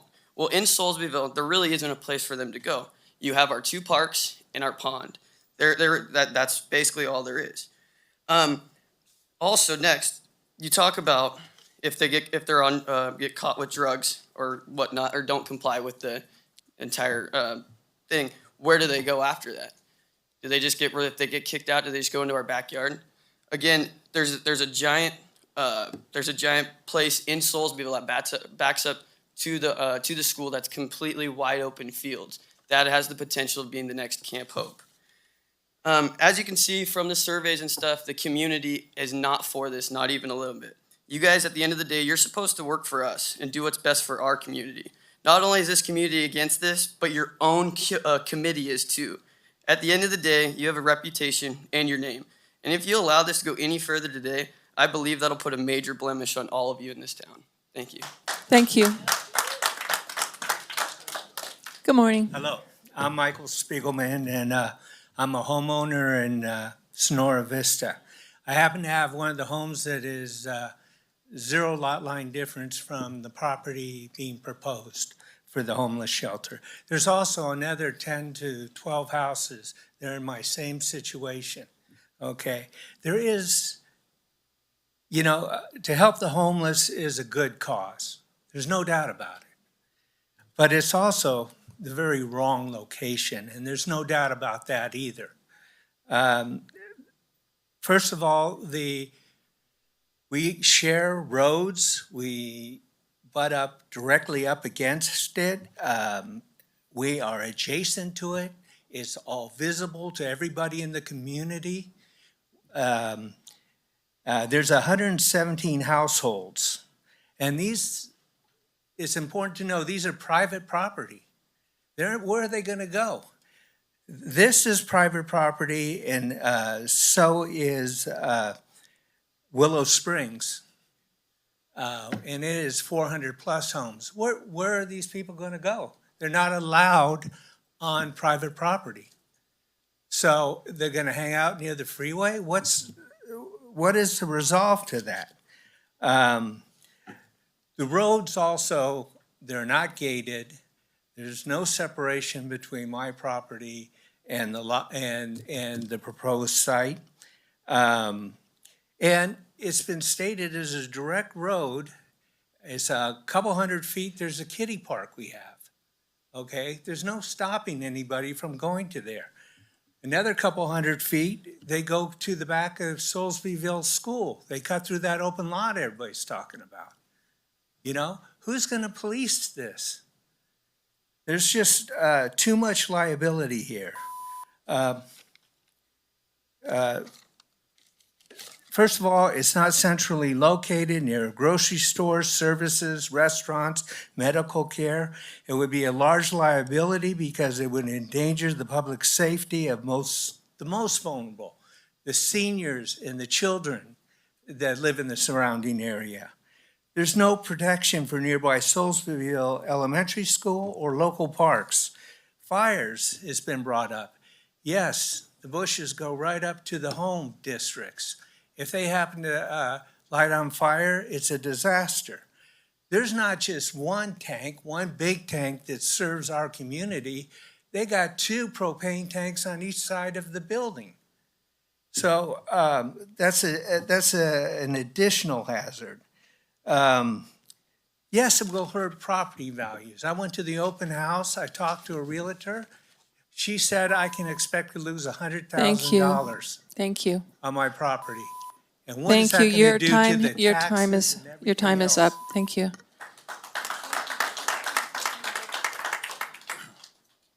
Hello. I was Good going to say good afternoon. morning, but I Yeah, just good looked at the clock afternoon. and see it's the afternoon. I want to present to the board 5 pages of petition against the, going forward with this idea of putting in a shelter up here. There was talk about on the budget of possible fencing the perimeter. You're talking about over 3 acres of fencing. You had in there $38,000 possible for the fencing. I don't know that you're going to get $38,000 to encompass enough fencing for 3+ acres. Next door to the property that you're looking to purchase is all private residence. When you talk about the people sitting inside looking to get some exercise, where are they going to go? They're going to walk back and forth in the parking lot 10 times to get their daily workout? No. They're going to look to walk through our neighborhood, and that's not going to be allowed. I am the president of the board of directors for this Sonora Vista, and I'm telling you right now, we will not tolerate people trespassing into our area. You're within 100 feet of 3 of our parks where the kids go to play. You're about 1,000 feet cutting over the hill over to Soulsbyville School. It's just the wrong place. The building is really great, and it is perimeter fenced, but the rest of the area is wide open. You're talking about putting lights up in the parking lot. We have people sitting here that have the house directly above that. How are they going to get any kind of privacy? I think possibly you have the cart before the horse. You're looking to do an intent to purchase today and then have 30 days of discussion as to try to get some of these answers here. You don't have the answers, so why not do the 30 days first, and then depending on what you find out from all these answers, if you can get good answers to these questions that you have, not only questions from the people behind me, but questions from the board itself up here. You ask, and there are no answers. You say, well, we'll think about it, we'll work on it, we'll try to get it resolved. Do that before you look to purchase the property, not afterwards. So I think that my time is just about up. I want to leave this with the clerk if I can. Yes, come forward. So do the right thing for the neighborhood. You got 500 homes versus 50 people that might be in the shelter. So I think we come first. Thank you.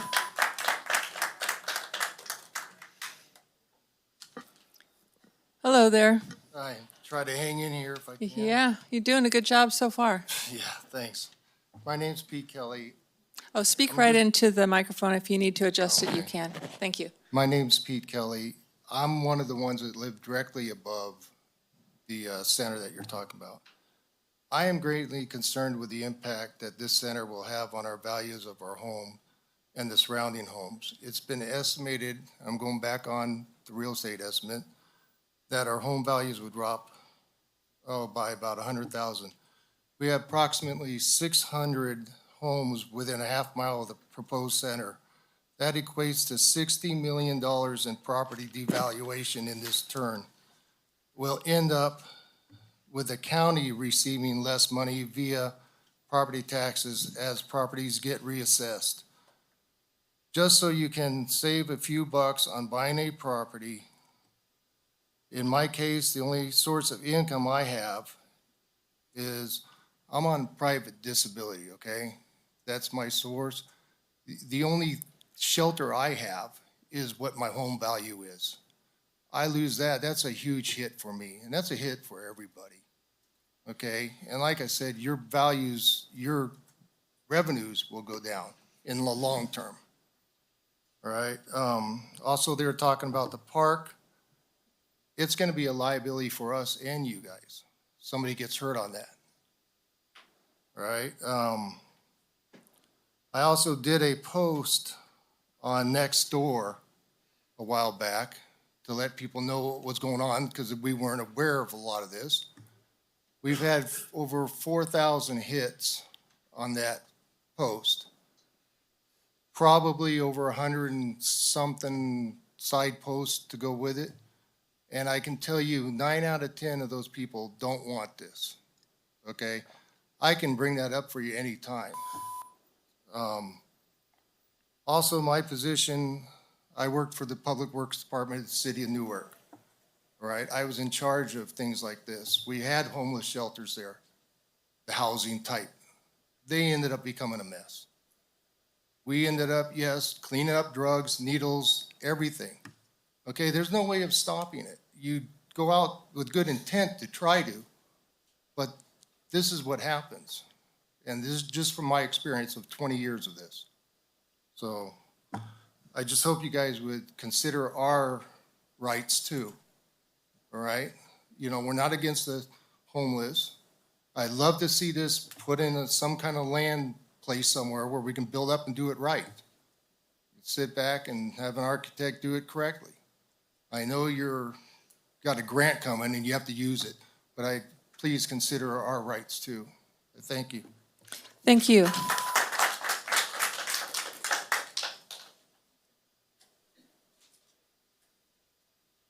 Hello there, good afternoon. Hi, my name's Carol LaFave, and I live right behind the center.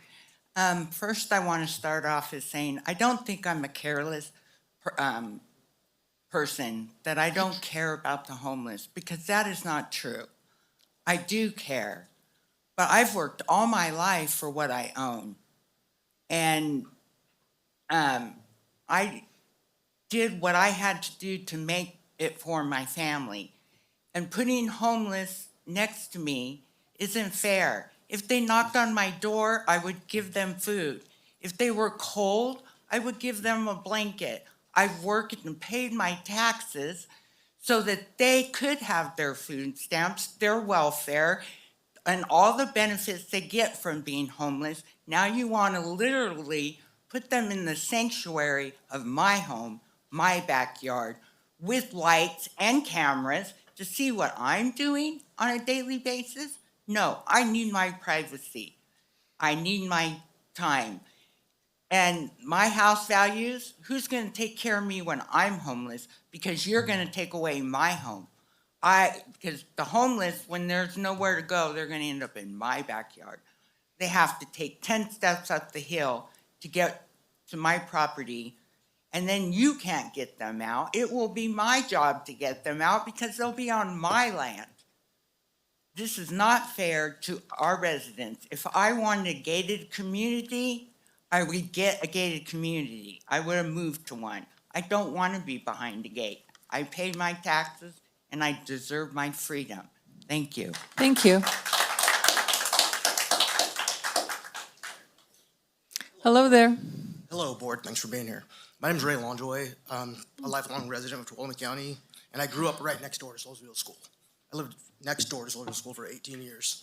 And I can give you some insight as to how close this facility is by comparing it to something you guys all know. I got to park by Lower Save Mart today to come to this meeting because it seems pretty busy down here. You have lots of people at this meeting, I think, compared to usual. And the walk here is further than the walk that they're describing.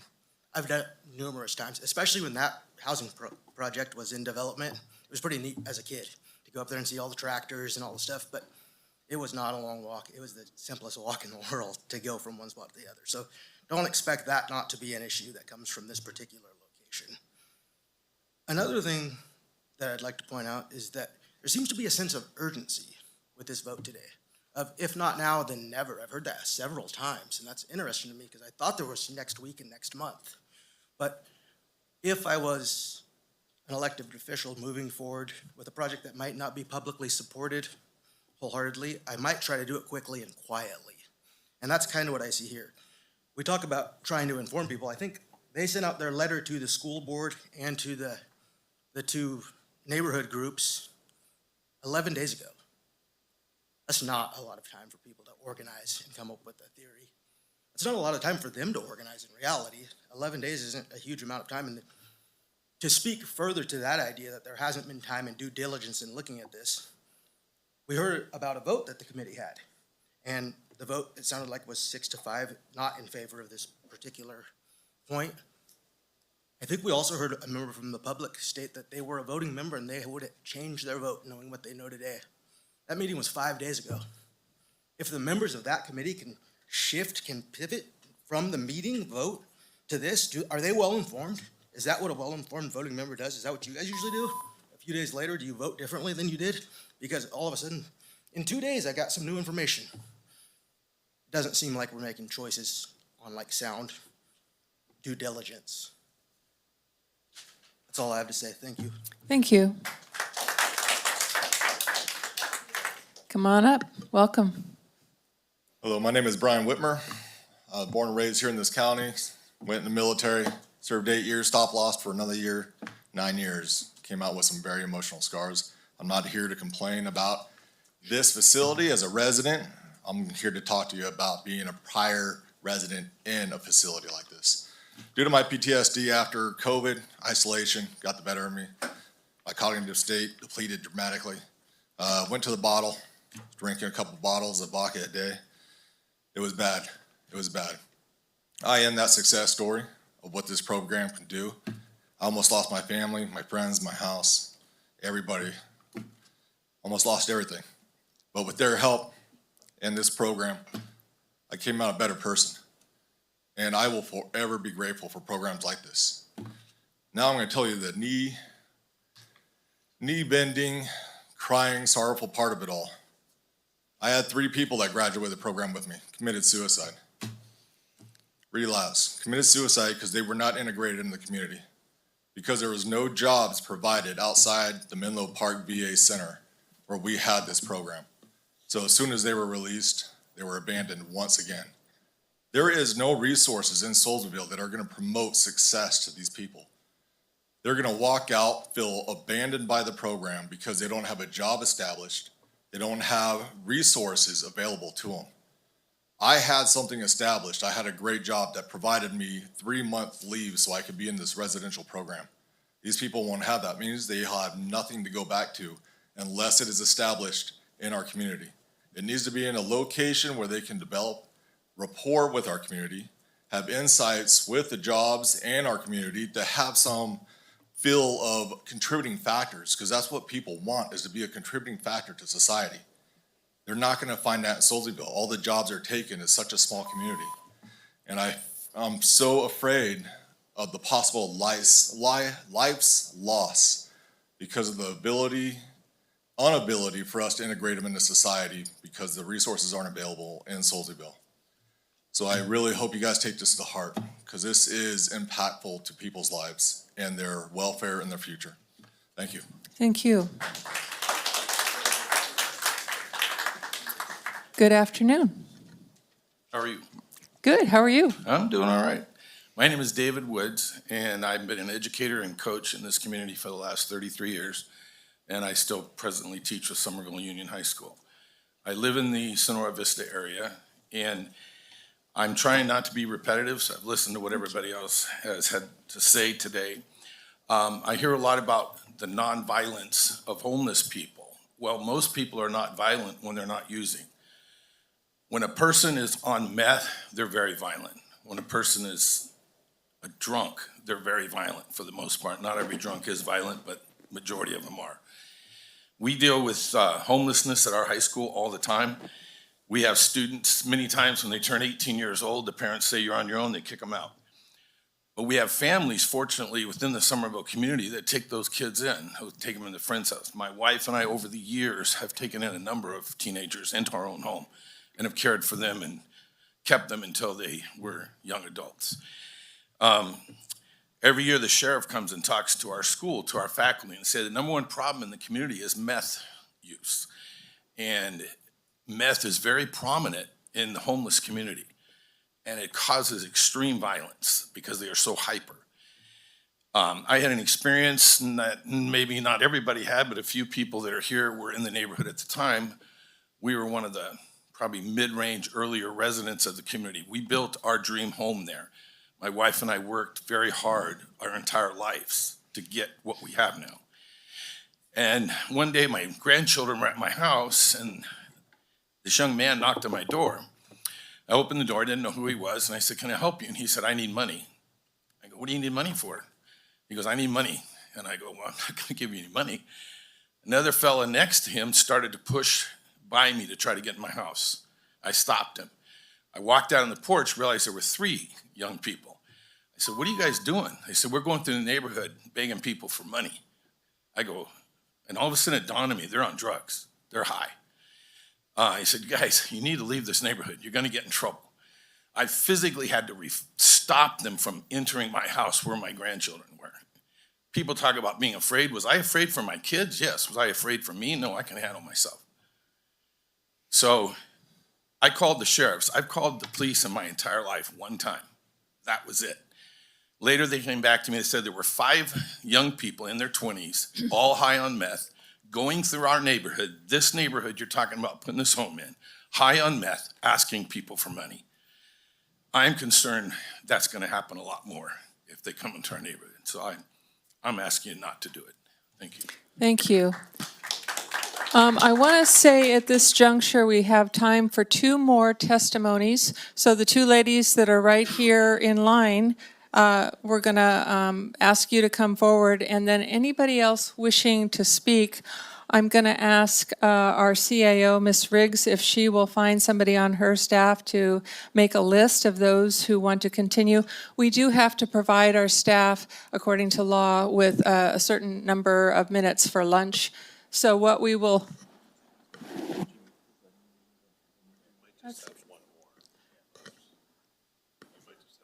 Well, we'll take 2.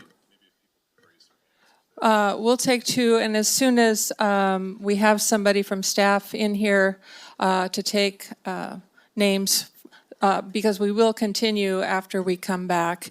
Anyway, sorry to interrupt, but go ahead. Thank you. Good afternoon. I'm Judith Scheimer. I've owned a home in Sonora Vista, Tuolumne County Homeowners Association, that's a mouthful, since 2005. As an HOA, we are registered with the Secretary of State and obligated to follow state law governing HOAs, plus our own specific rules.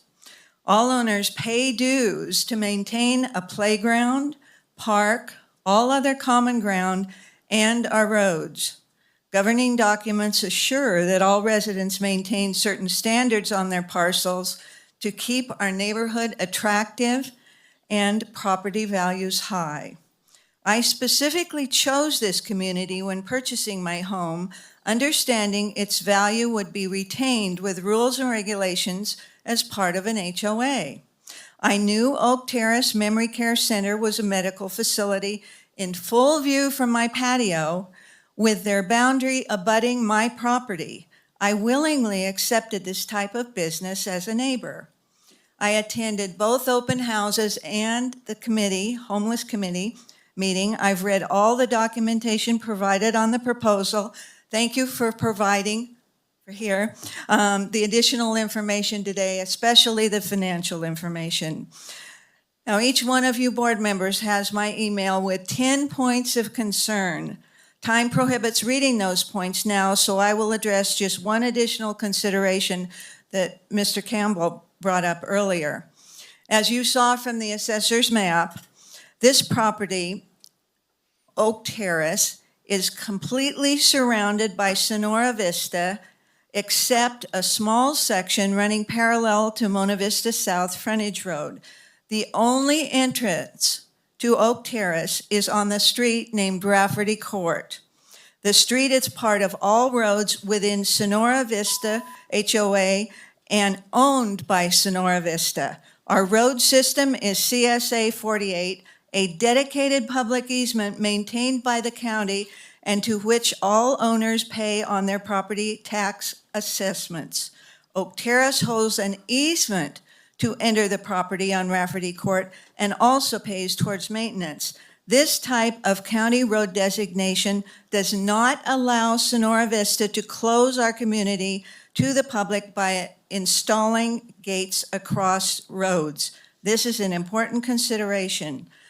I'll end by saying I'm opposed to the board moving forward at this time with an intent to purchase because the county has failed to carefully research and describe all aspects of this project, failed to solicit timely notification and thus public participation, and failed to consider significant public opposition.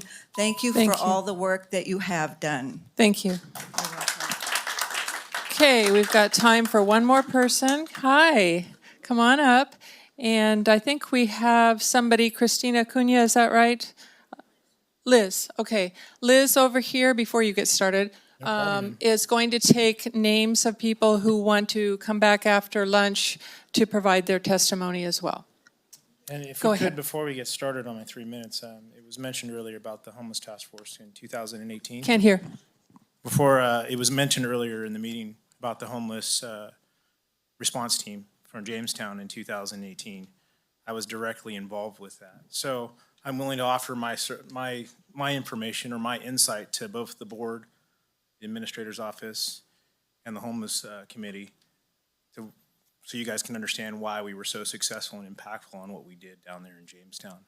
I think arguably, if you talk to the business owners down there or the family members, they would tell you that we were pretty successful.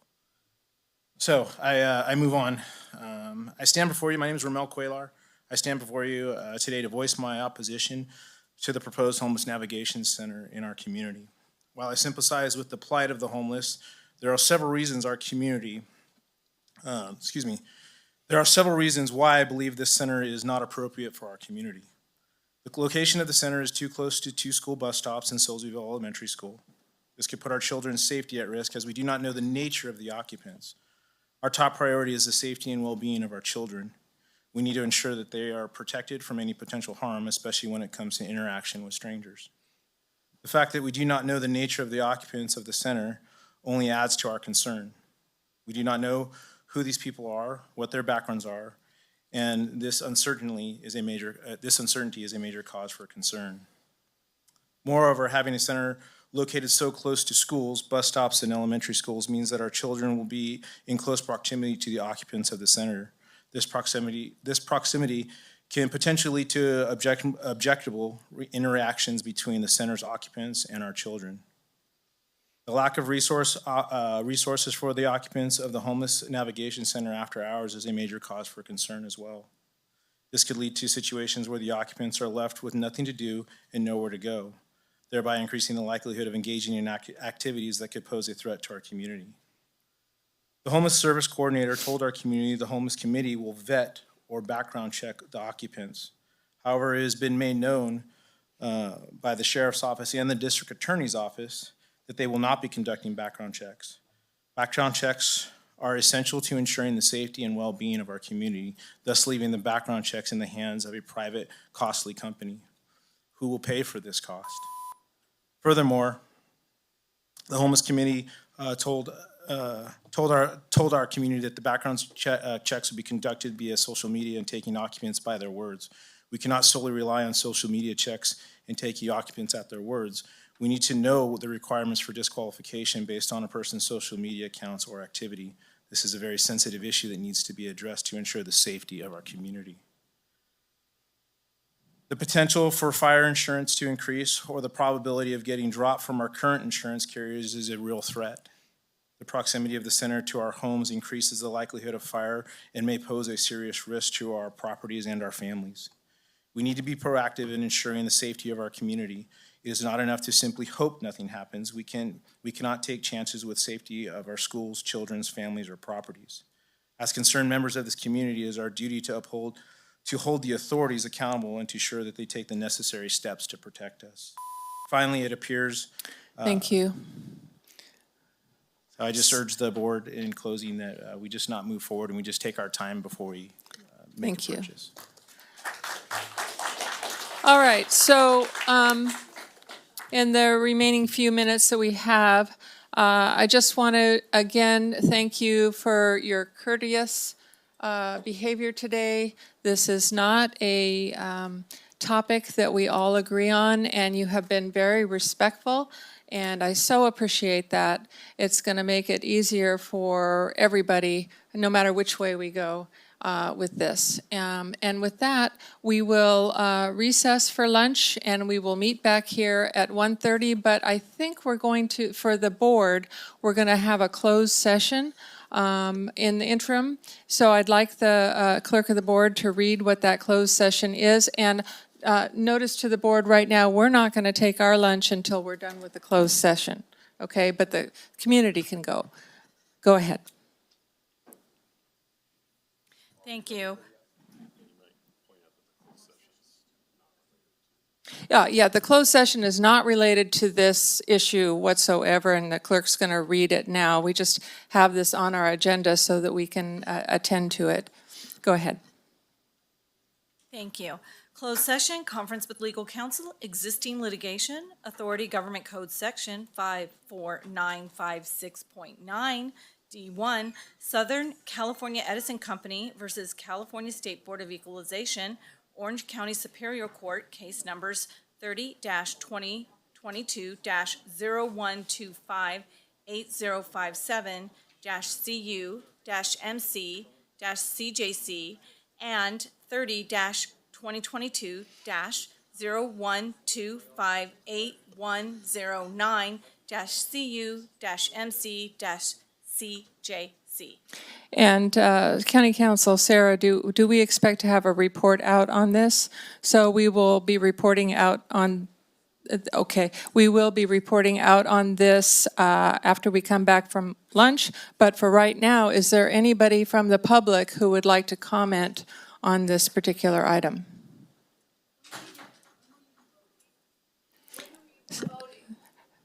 I'm asking for comments on our closed session right now, so somebody can get back to you on your question. I don't see any, so we'll go ahead and close for now, and the board will resume closed session, probably in the law library? Okay. And see you after lunch, everyone. We're going to call this meeting back into session. This is the second half of this meeting, and the first thing we need to, I understand that there was some kind of reporting out. Is that right, from our closed session?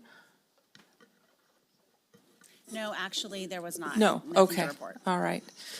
Then, this moves us to the next section of our day. I want to know if there's any remaining people in the audience who did not get a chance to speak who wish to do so. So we didn't get any list from anybody, so. Okay, so we'll close that portion of public comment and bring it back to the board for their final comments. And I was going to start. I was going to take executive privilege and start with my comments. I have something here. All right, so what I want to say is, in this season of transformation and transcendence, we are called upon to rise above our base fears that can block us from listening or making positive, reasonable decisions.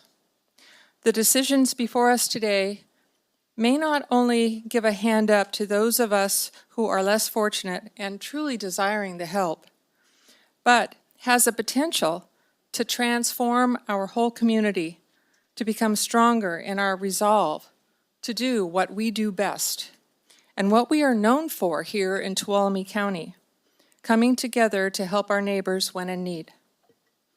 I ask each and every one of you here today to unbind your hearts, to reach deep into that place that connects us all. There is no other there. There is no not in my backyard there. When we meet each other in this place, there are answers for how we can make this project work. Coming from this place in our hearts, we can work through obstacles that seemingly separate us right now.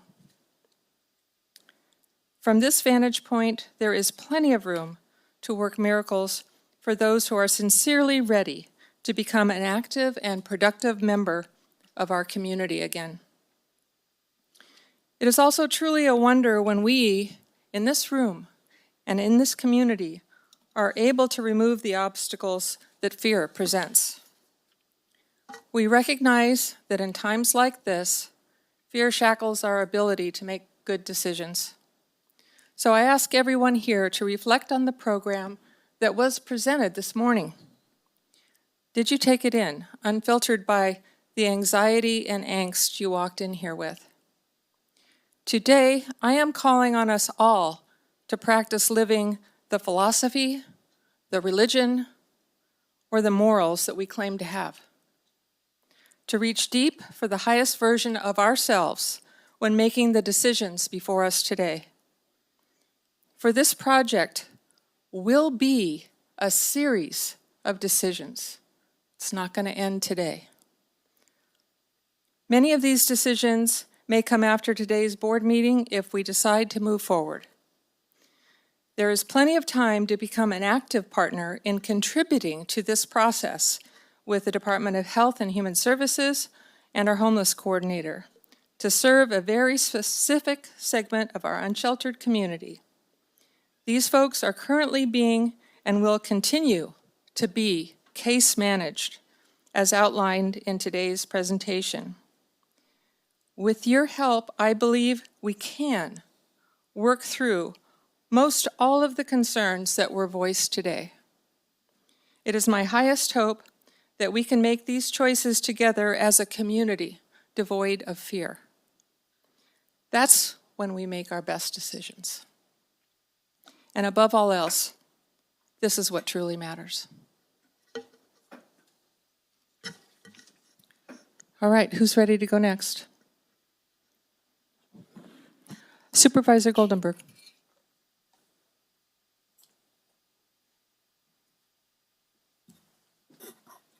Well, first of all, well stated. Thank you. I appreciate that. These are difficult decisions that we have. When we're looking at these issues and trying to move forward, and I think everybody's pretty well aware, you know, I'm well involved in the homelessness committee. I'm chair of the committee. And we're trying very, very hard. And kudos to Michael Roberson for all the work that he's been doing. And I really appreciate that. And I know there's a tremendous amount of concern on the part of the public. You know, when I just heard Supervisor Chair Half, you know, talk about fear, it's important that we look at that, right? That we not allow fear on its own to guide us in our decision-making processes. We still have work to do, right? We understand that, we see it. Today's decision is not going to be anything final here today, you know, just so, you know, and I think everybody should be, you know, clear on that. But I have my utmost respect and trust in Rebecca and her team, you know, for, you know, what they do and as far as moving forward and guiding, you know, the case management aspects of this. We may need to tweak that, and that's okay. But, you know, I just want to, you know, put myself out there and state these things, you know, as I, you know, as we, you know, as a board look at this, and I do support, you know, moving forward with the intent only at this point, right? This is just the intent. No final decisions are being made today. Thank you. Supervisor Kirk.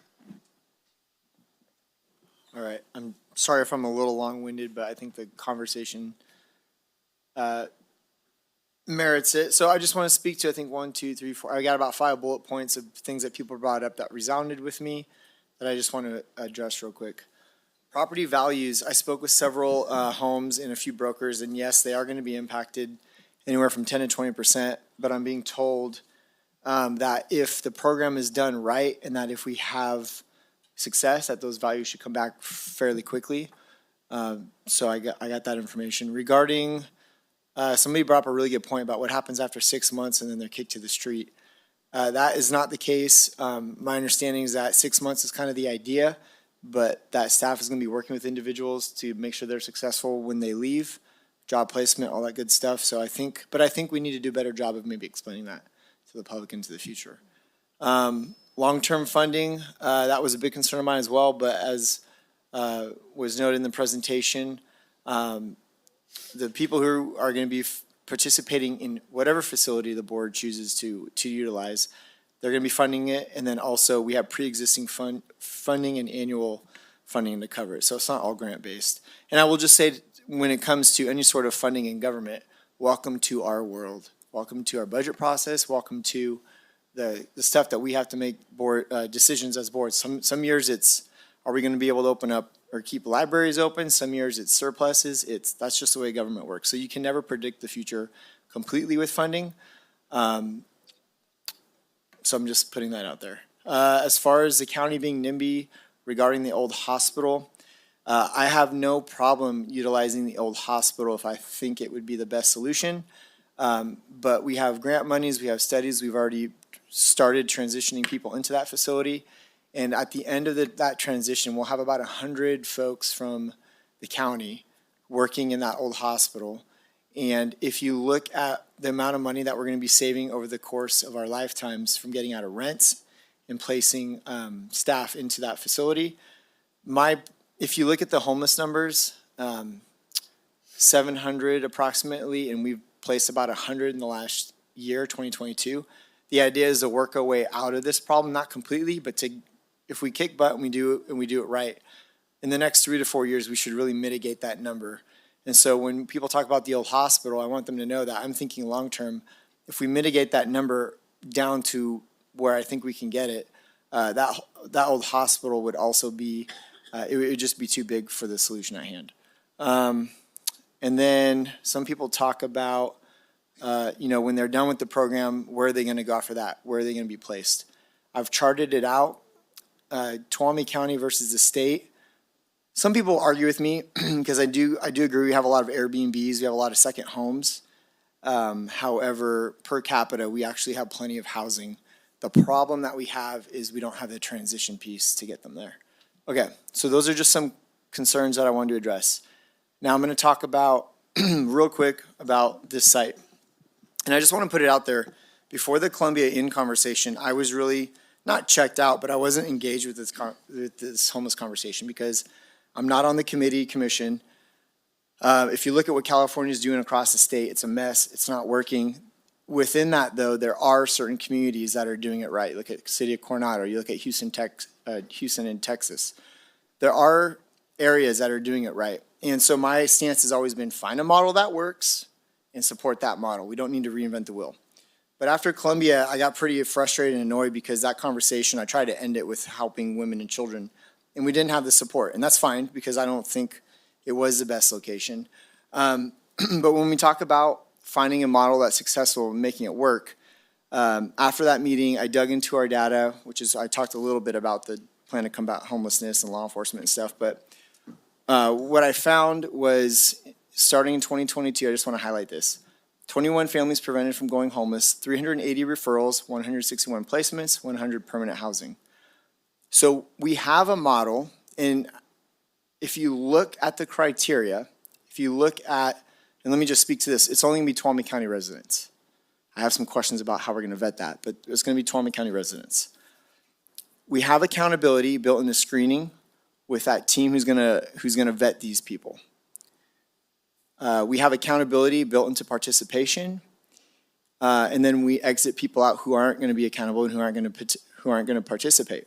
And I will tell you, working in law enforcement, you cannot control human behavior. It's BS if people think you can, but you can mitigate the heck out of it. And I do that for a living. Been doing it for 15 years. I wouldn't tell you, you wouldn't believe the type of people that we have fighting fires in the state, but there's policies and processes to vet those people. So whether we land here or not, I full-heartedly believe, because the success of this program is going to be a direct reflection of the board. If you guys fail in your vetting and in whatever community we put this in, we have failed and there will be consequences. This isn't a threat. I'm just saying we as a board will have to deal with those consequences. So it has to be done right. So, but when I do my research and I do my studying and I go through the data I brought up a little bit today, there are a few things that I do believe are missing in the conversation. Of those 380 people that had referrals in 2022, 219 of them did not get placed. And so to me, although we have a really good success with our referrals and placements, we are lacking the enforcement side for the 219. I need law enforcement to get to a place so that and this isn't a threat, like sheriff knows me, I'm straight to the point, but I need the sheriff's department to get to a point where when we have people who aren't going to participate in these programs, they need to be held accountable. We need to have local ordinances in place, or we have local ordinances, variance ordinances in place, but we're not enforcing them because we don't have the personnel. We just had a lockdown at Sonora Elementary this morning because apparently some transient kid was out running around the school. What the hell is going to happen to that guy? Nothing. Maybe, maybe not. I don't know. The point is, when people come to Tuolumne County, or residents, I want Tuolumne County to have a reputation where if you want help and services, the community is going to back you up, we're going to support you, and we're going to get you the help you need. But if you don't program, law enforcement is going to be right there to escort you the hell out of our community, because there is no in between. And people who are mentally ill, there's conservatorship, there's lots of, there's a place for it all to work. But what I'm seeing is that in 2018, we lost part of the puzzle. We've made historic investments in the Sheriff's Department. I want to see the Sheriff's Department step up in a few years and be a part of this solution. So I want to explore more ordinances like what the city of Sonora did for illegal camping. I'm being told we can't do that because it's illegal. I'm telling you, I haven't heard of any lawsuits because of their ordinance. Another part of the conversation we need to have is some of our churches and nonprofits are enabling these people by giving them showers and meals and making it easy for them to come and go. It should be simple. If you want showers and meals, you go through a program. If you don't, there should be ordinances in place to drive people out, because you shouldn't be illegally camping, you shouldn't be defecating and pissing on our streets and annoying the citizens. So the final piece of my comments, when I look at this facility, or when I look at the program, I have no doubt that the team is going to answer a lot of the community's questions, that they're going to resolve a lot of these issues, and I believe that we are going to have a successful model. But as I look at the models statewide over the last few weeks, and not just the state, but across the nation, I see two types. There are and one of them was kind of brought up this morning about why Resiliency Village is successful. They say because it's so secluded. In places like Austin, Texas, they actually purchased an entire campus. I don't know if it's 100 acres, 150 acres, 90 acres, whatever it is, but it's a campus that has every single service from food, social services, behavioral health, counseling, all these things. It's all in one location. So everybody can just get everything done that they need there. Or it's in an epicenter within a city.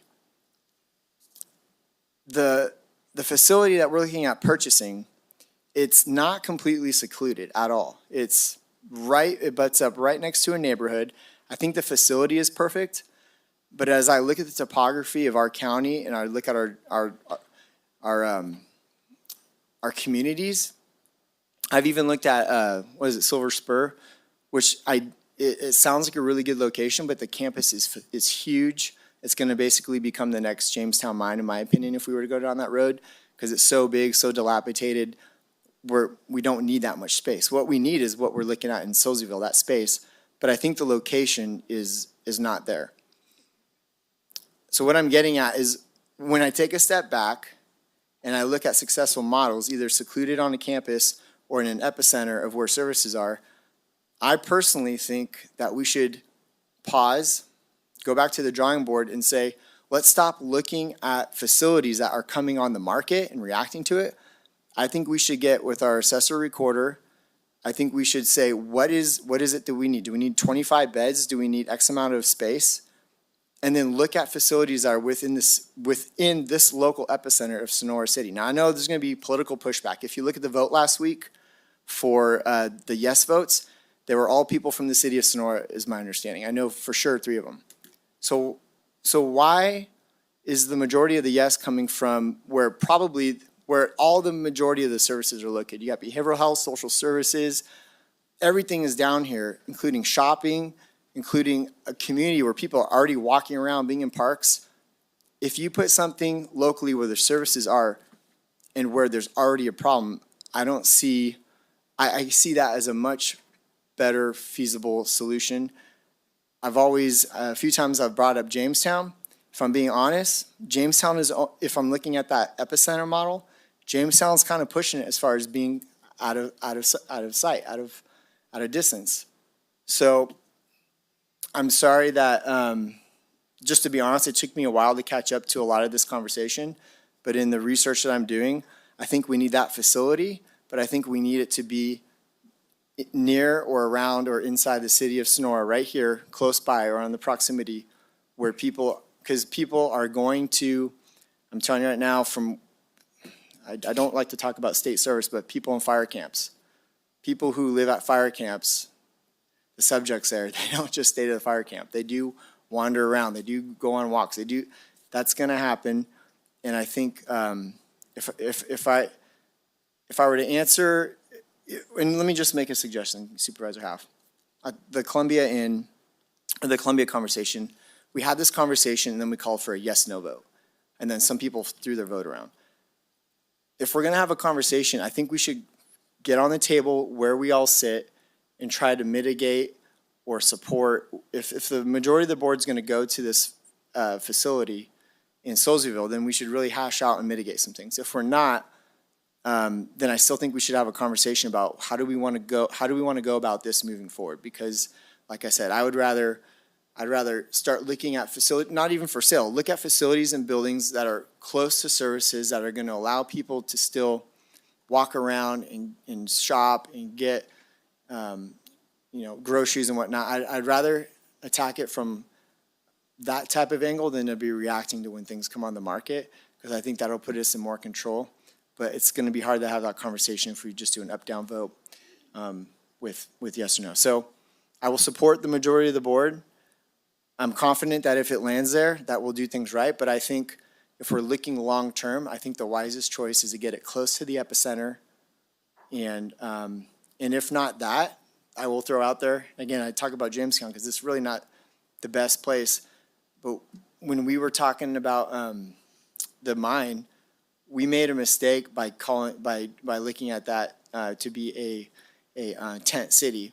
Actually, Jaron spoke at one of their, Supervisor Brandon spoke at one of their graduations, but I have a local nonprofit who builds homes that are basically $20,000 a piece. We could literally park 20 of those out there on that site. It's permanent housing, it's safe housing, and it's county owned. And then if the program doesn't work out, we're not in a couple million, we're in a couple 100,000. But the idea for me is it's either got to be here locally in the epicenter, or to me it's back to the Jamestown mine, because moving forward, I don't know how I can support. Just knowing what I know and the research I've done, it's either got to be out in the woods away from everybody, or it's got to be close to the city where the services are. So. All right, thank you. Supervisor Brandon. Great. Thank you for the opportunity. I guess we're talking the site specifically and a little bit broader too. I want to clarify that third time's not the charm. If it goes back to the Jamestown mine site, I will throw everything I have against that for all the reasons already stated. That site is something that's been voted down twice, and it is not something that we should just keep revisiting as a zombie issue, and use that term before. I did want to say that I feel like, and I appreciate having our DA and our sheriff here engaged in this conversation, because that is really critical. I think public safety with all these sites is the number one concern. That boils down to who's coming in and effective management of it, vetting, and then when something happens, as it happens in any normal neighborhood, what is the response? And I think we reflected today that we've put a lot of resources into improving our fire safety, our sheriff safety, and that is on the upswing. It's not where we want it right now, but we have put our money where our mouth is on that. But one of the things that, can you imagine being an officer having to go out to encampments or to these public spaces or to these nuisance issues over and over and over and spending taxpayer dollars on that and time, when the issue really is housing, and housing is undeniably the core issue that demands our immediate attention and decisive action on this from our elected officials in the city and within the county. We have to prioritize transitional housing because that is something that's missing right now. We have a lot of people that, as they say, we're a lot closer to being homeless than being billionaires, right? Where one thing comes up, medical issue, they have a housing insecurity issue, a fire could come through and they didn't have insurance. I mean, any number of situations. And their issue may have been relatively simple. They may have income coming in, support, they could have gone into an apartment, but the on-demand housing market here is absolutely cutthroat. It is going up, it's more expensive, it is hard for people to find a place to live here. I was in that boat. It is extremely difficult. That is why we have so many people, and our young people leaving here in particular, and why we have people being priced out. Where some of those folks, if they had had a few months to be able to be in a safe place, to have job assistance, or to be able to find some of these programs, they would have been able to transition. As we work with staff, we would have had a greater percentage, I think, of that number Supervisor Kirk mentioned, that could have transitioned into local housing. And that, at the end of the day, is the goal. It's self-sufficiency, it's local housing, and it's reducing the homelessness issue. Because I know as much as we're talking here about the potential of these challenges, we had this talk also with Columbia and with Jamestown. I know that I also get calls from my constituents about that random person in the middle of the night who might be going through properties, or things being stolen because it's near an encampment, or the waste that's going into our streams. We can't pretend that not doing anything about the homelessness issue and not providing a solution is a solution. It's causing its own types of problems. We've done that for a very long time, and that's why we have, if you look at our CalFresh numbers, a homelessness rate that is probably 50%, and that might be pushing it, but 30 to 40% higher than the top 10 urban areas for homelessness per capita. We're dealing with a very serious issue here. So I think we have to find housing, and I look at this actually as a housing option. It's not a day-use site, it's not a drop-in shelter. Those are part of it, but it's to try and get them self-sufficient, stable, and hopefully do so on a quick turnaround before they've been on the streets for years and years and years. The people that enter a program like this, that's one of the questions that comes up frequently, and many of them were answered very well by the presentation. Those that have destroyed property, those with potentially violent criminal backgrounds, or who are not following basic community rules like living in a dormitory or something, right? That those are folks that are not going to be in this program. People in this program are the ones that actually want to get help. And that might only be 20% of the population that's ready to do it right now and follow the rules. We're not getting a static 700. There's always kind of more, coming in. But if we can get that 20% and reach them at the right time and be able to give them a little bit of time where they're not anxious and depressed and, up all night and having to walk to go, do their laundry a mile each way and all of that, we give them a real chance to get back on their feet. And that is good for everybody because it's very expensive to not do that. So with this site, looking at it, I think there's a lot of benefits to it. I would agree, I think, with a lot of the public. I do think that we have done a lot better with the communication publicly on this. Maybe it looks a little bit messy. The reason is partly because the proposal coming forward is not necessarily in its final form where we have 30 days of public comment. We're having a discussion today. We're still receiving that. So I want to encourage that we keep moving in that direction, but this has been a notable step, I think, in that way. Financially, I think it looks like a really good site. The building space, I think, looks really good. A lot of the questions that were brought up, I think were very adequately answered, and I appreciate the thoroughness of really going through, because I know it's easy to kind of sit down and like, well, there's 3 or 5 main points, and having the 20 or 30 of everything down to the propane tank and that, certainly that's what I expected, and I think it met that threshold for it. I think this won't be the last thing that we have to look at to address this issue when we're talking about a large population, because each need is very specific. This is a particular group that we're trying to get into housing, but what housing are we getting them into? Eventually, we will have to look at other investments in sober living facilities and behavioral health facilities. I actually very much agree with the idea of a one-stop shop campus where we are investing our resources and developing something that for years or even decades could be a place that we're able to put all those services all in one spot. Hard part of that is sometimes you can be a little scared of the scale of that commitment. and making sure that we can see that. Silver Spur is no secret. That's one that I've looked at for a while. It has a capacity for 100 to 200 people. It's trying to minimize how many folks may be around it, but also to put those all in one spot. I'm a strong supporter of at least having that be a proposal we do bring before the board, but I don't believe these are mutually exclusive. I think this can serve a different purpose than what that would serve in the future. So for that, I do appreciate everybody coming in. I really want to throw my support and Supervisor Campbell and working with staff and whatever is needed with the community and facilitating a lot of the concerns. I don't think it's my place to talk about whether it's going to be a fence or a gate or all this other stuff. I do believe with what's brought up and with your expertise and your leadership there, that something would come forward. So that's where I wanted to throw my support. Thank you. Thank you. Supervisor Campbell. Thank you, Chair, and thank you to the board members for your comments. I've listened really intently, and it's good to understand more about this issue, and really thank you to the team that has worked on this issue for a long time. I think it's really important to know that if there are any concerns in the community with how county staff are approaching this, what properties they're looking at, how the program should be formed, it is all under the direction of the board. So they are doing their jobs and are doing it very, very well, in my opinion. And so I guess my point is that the buck stops here, that we've had many discussions on this board about the fact that we have a homeless problem in Tuolumne County and what we're supposed to do about it. So I'll be as succinct as possible, since I know it's getting late. So I'll just state at the outset, I fully agree, and we've voted multiple times to this effect, that Tuolumne County does have a role in addressing homelessness in our county. That we can't continue doing what we've been doing in the past, which I say this all the time, but it's nothing. We need to look for housing for people at various stages of risk of homelessness, all the way to people that are in severe states of conditions. So the concept of what we're talking about here, I agree with. So put that out there at the outset. I do think that this is something that our county needs to do.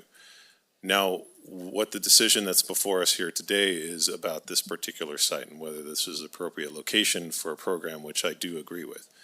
I've heard from, the overwhelming majority of the residents that I've heard from that I represent are opposed to this. And so I have to elevate those concerns to a level where we can work on those. There are some specific things that, we've heard a lot of concerns, and some of them are truly based in fear, but many of them, I think, are very, very legitimate concerns that maybe not, they might have answers to them if we work on them hard enough. And I'm not looking for a guarantee that every imaginable issue will be resolved ahead of time. That's not the way the world works. There is a certain amount of belief that the people that are trying to make this be successful will do their jobs and do it well, and I think they will. But the things that I'm looking at that I really have to have, I struggle when residents ask me about these things and I don't have an answer to them, is issues related to the playgrounds in the property in Sonora Vista. And I raise that one first because my kids have this disease where whenever I'm driving around the county and they see a playground, they ask me to stop there, and they want to play at that playground immediately because they've never played it there. And this playground is one of those that they've stopped at, that we've stopped at and played. And I would never want to prevent any kid that just happens to see playgrounds that they want to stop in at. They should have that ability to do that. I mean, what's the point of having playgrounds if that's not the case? But if we don't guard these spaces from people that might want to use them in ways that aren't for kids or making people feel uncomfortable, then all of a sudden you don't have kids playing there anymore, and that's not something we want. So that's an issue that we have to figure out, how is that going to be addressed in this community. And that leads me to the next issue that I have is the gates and fencing of that community. I've talked to some people that are open to that idea. I've talked to others that don't like that as an idea. I don't think we're anywhere near a consensus on that as an issue. I think we might be able to get there, or at least get to a point where, yeah, I don't like it, but I'm okay with it. But I don't know. We haven't had time to have those conversations yet. And add to that the fact that this is a CSA, and there's a whole level of complexity there that we don't need to go into in detail right now. That's a question I want to have answered before I can really make a firm decision on this. The next is transportation. I know that there are transportation and transit opportunities. We have Dial-A-Ride. We have fixed route bus networks that could be amended to include this as a location. I'm sure public health and not public health, but public services in our community, HHSA, has vehicles. I don't know if that's used in transportation. I don't know. I don't know how that works. So that's another question I have that I don't have the answer to. And it's a question that I get from the people that live in that area. So transportation, and that extends to how people can walk in a recreational way or walk to services as well. What's that going to look like?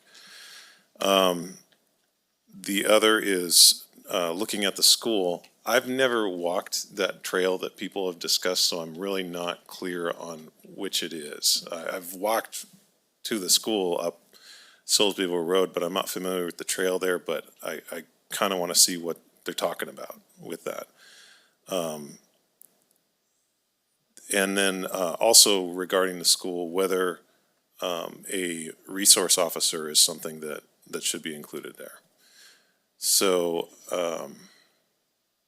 and then the last thing is looking at the fire station, which is really kind of a separate issue because we need fire stations everywhere throughout the county. So I'll kind of defer on that one. But so with these specific issues, not the issue that this isn't an effort that we should take as a community, but how this effort impacts this specific community.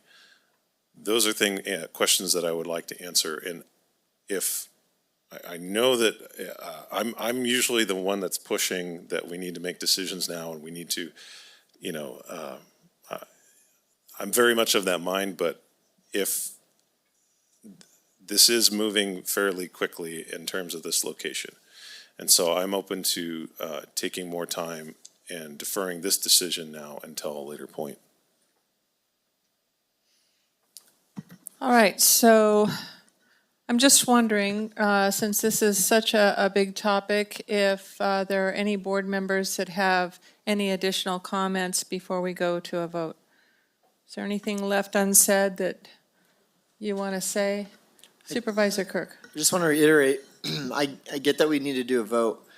My point is, if we do a vote, however we decide, say the majority votes in favor, I think we should have a conversation about what we really, kind of Supervisor Brandon's point, he believes that Campbell and staff and meetings will take place and address a lot of those issues, but I think it's worth having a conversation about, like one of the things we're talking about is a school resource officer. I think that's a great idea, but I'm sorry, the need is in Somerville High School or Sonora High School. That's where the threats have been made. So I think it's great that we're talking about school resource officers, but the threats are at our high schools. So, like, if we're going to be putting resources places, we need to have, I think, conversations. So after a vote. Supervisor Brandon. Great, and thank you for the opportunity to follow up. I agree with Supervisor Kirk. Recently, we had a 96-page proposal that details a lot of the operations planning of how these are run. This was a memo and a draft format of what would be considered an operational thing, but I think it is very important to the decisions we make. I agree that that should be something we would have as an item, we would be able to have input on, whether it's site-specific, whether it's that document, and that we would have input. I would trust the supervisor of the district to handle many of the details, but where there's a broader applicability, I think we need to have those conversations, because that's the stuff, I think, like Supervisor Campbell had mentioned, when people come up and ask about it, and I don't have an answer to it, it makes us look like we're not doing our job. When we are doing our job, it's just an issue of sometimes siloing. We have different people working on it from different sides that don't have all of the thing. We're not always getting them in the same room, same discussion like we have here.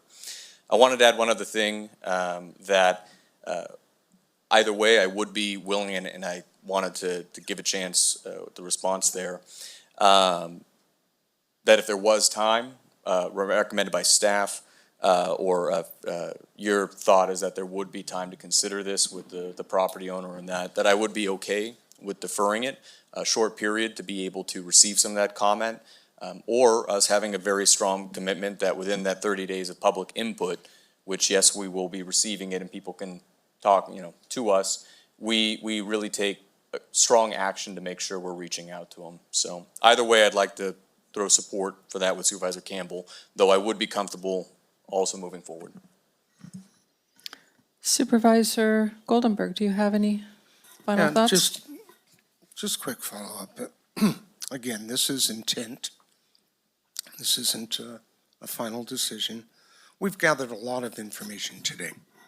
We've heard from many people, and I really like the approach today on people that were in favor, or people that were neutral, and people that weren't in favor. I think that was very valuable. I captured a lot of notes, and I'm sure that our staff has gathered that information as well. Again, it's the intent. When you talk about things like resource officers, I'm with Supervisor Kirk on this. When you have a facility that has a very limited amount of people, to me, that doesn't justify the need for a resource officer at that, the Soulsbyville Elementary School. It just doesn't make sense. We have greater needs in other places.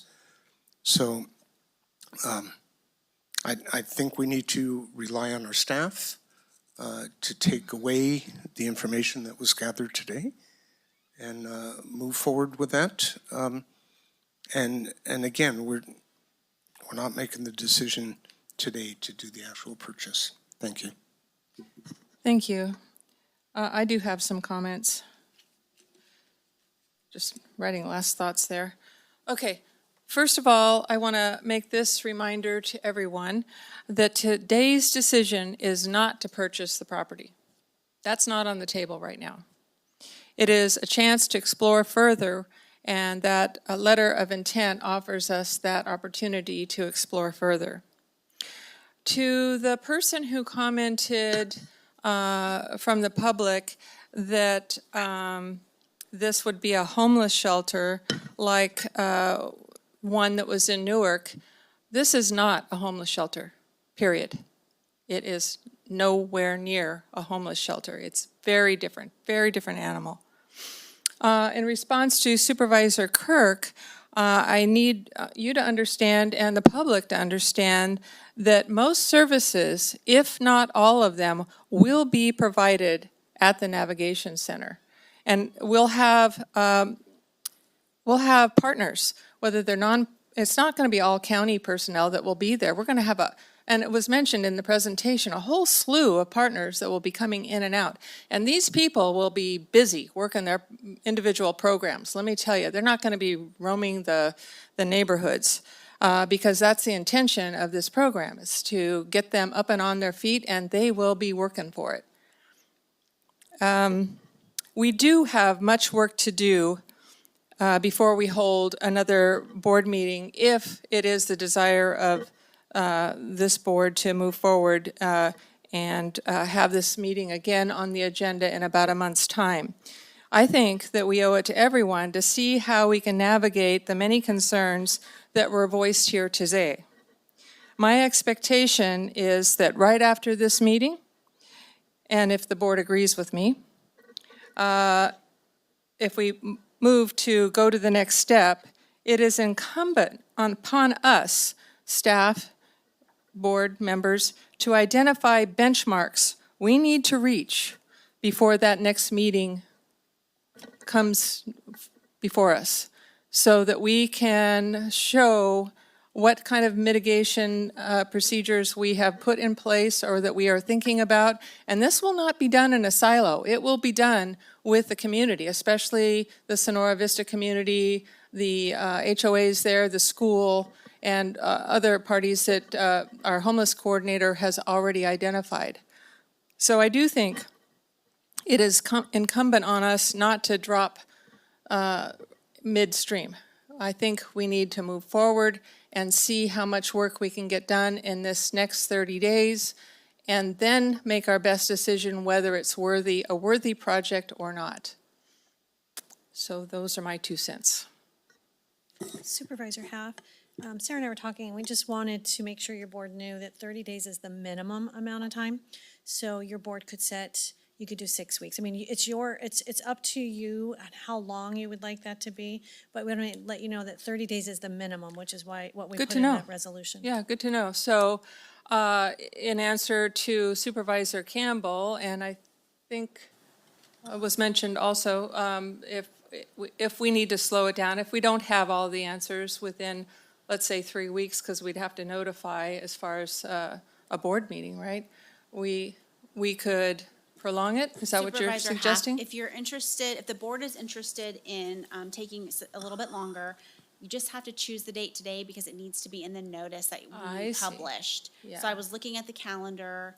For our next regular meeting, it would probably be June 6th if it's not May 16th. So that's just, giving, or, yeah, potentially call special, but we need to just know today because we need to put it in the notice. And so my question would be, does any of this jeopardize the funding Yeah, that's what was going to be the source? question. No, does this, setting a date in the future, does that jeopardize the funding source that we could use towards this project if it was decided to do so? Okay. If I may take a minute and collect my thoughts and sort of put this in a linear motion. So,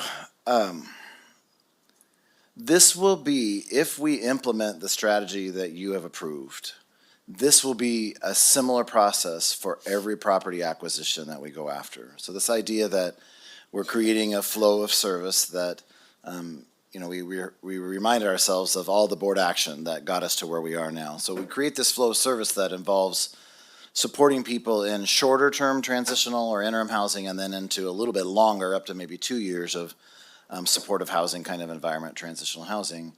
And then, the theory is that they're standing on their own better. Some people maybe need more support because of maybe a mental illness or something like that, but other people could probably move on. We've heard some of those stories today. The issue I have with that is that you gave county administrator authority to go negotiate, so we did that. So there's a seller involved as well. They don't have to operate by our timeline. I would say that you already set sort of priorities about the kind of property that we're going to get, because you said a navigation center and distributive housing, which are houses. So we've had conversation about the fair distribution of those throughout the community, and those kinds of things have all been a part of this conversation for a long time. But the reality is we do also have to respond to the market. So if something's available, if something's a certain price, or if the sellers have agreed to a certain timeline, then we need to do that. And our normal property procurement process says a 30-day notice of intent. So that is what our letter of intent is with the current, with the sellers. So I could not tell you if they would be willing to extend that at all. And what I would hate to do is have the staff go in and dig deeper than has already been done, only to find out that they're not in agreement to extend it past the dates that we already suggested to them. It was a non-binding agreement, so we have no obligation to that at all, except for the fact that, if we're interested in the property, we don't want to discourage them either. The other part of that, I would say, in terms of, again, I think it's just more a reminder where I started, that like those program documents that we showed you, those are operational in the sense of not in a pipe dream, but what's happening now. That was a collection of all the processes that are currently being used. Some of that more specifically tapered to a navigation center because we don't have a navigation center now. But we do have, if you add it up the way we do shelter beds, we have about 30 shelter beds that the county administrates every night. and everyone else adds those up cumulatively over a year, that's how many housing beds we're offering as a county and doing so successfully. So I don't want to, my concern is that we go back and we start like just sort of digging into stuff that we've already moved past. Where we are now is we're looking at procuring property to see board's direction come to fruition.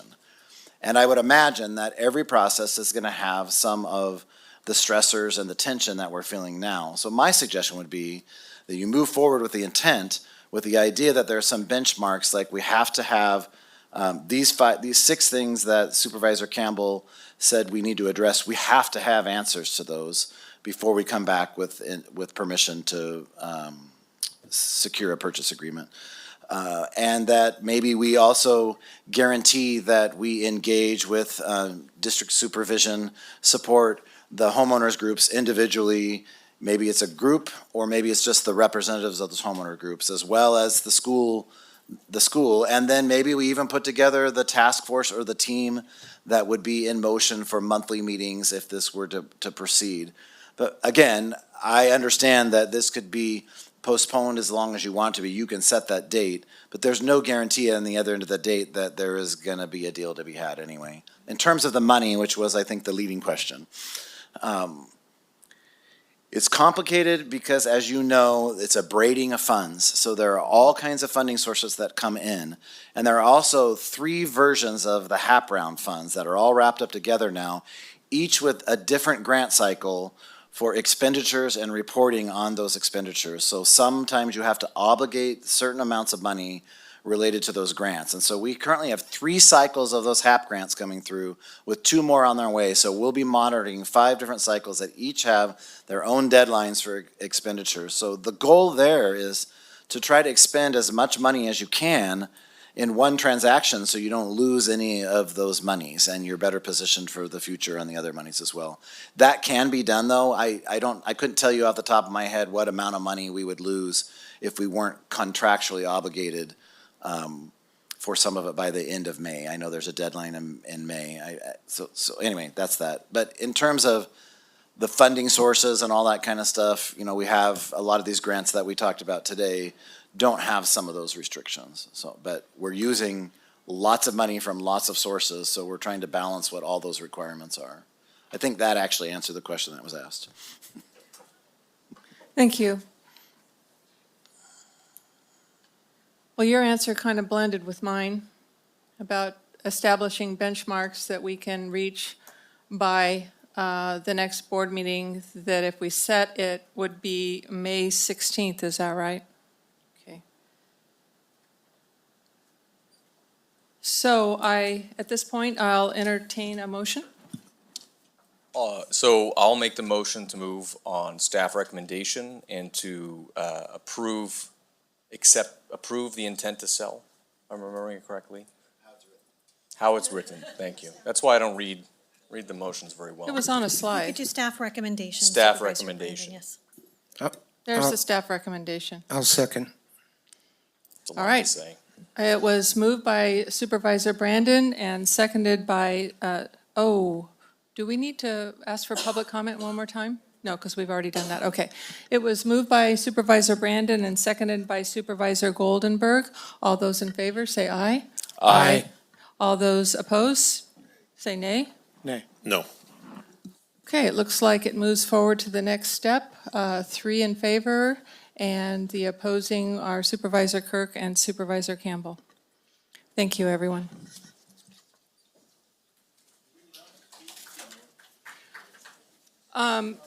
We can take a break right now if you want and speak. We don't do this. We don't do this unless that's just. I'd be okay with a break, couple minute Yeah, break. let's take a break. Let's take a 10-minute break, and then you can speak to those of us that you want to speak to. So I'm going to call the board members back up. We have a little housekeeping from this last agenda item to take care of.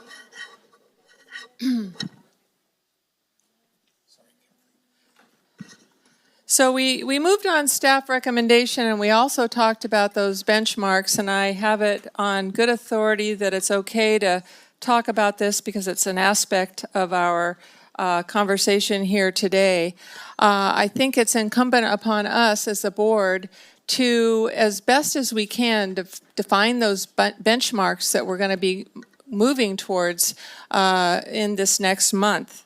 And get answers for. And I have some pots that we can categorize, but they're not the end-all be-all. So please, board members, if you have other ones that you want to add, or staff, if you do, here's the ones that I came up with. One pot, you can call it a forum, you can call it an advisory group, whatever, that would come with some answers from what happened today, the questions that arose. One pot would be safety, which would include fire and law enforcement. One pot would include the school and all the issues surrounding the school. One would involve property rights, and property values. And that would also include the HOAs and so forth.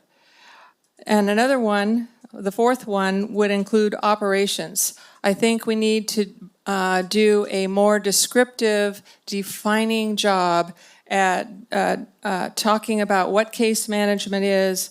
For example, what kind of transportation would be provided, clearly define services, all the services and how that would work. I don't think our public has a good idea. I do. I used to be in social services, so I have a pretty good idea. But I think for the most part, most of the public has no idea. They think they might, and maybe they do, but we could do a much better job. So those are 4 buckets. Board, do you have other buckets that you would like to suggest that we have some decision-making around by the end of the 30 days? Let me take a quick look. Okay. Did you say transportation?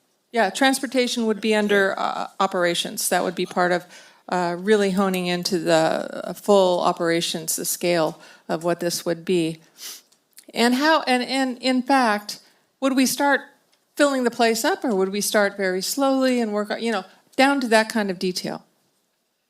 By the way, the answer to that is we'd start slowly and work our way up. It wouldn't be all at once. Yeah, and I think those are really good places to start. I would almost say that the operations side of it, we've talked about that quite a bit, and I feel like in concept, the operations is pretty close to being there. Just that additional part where we're talking about what are the limitations of this particular location. But I think that the elements you touched on with transportation, with law enforcement, with how is this going to affect the communities, which honestly for me, that's chiefly what I'm looking at.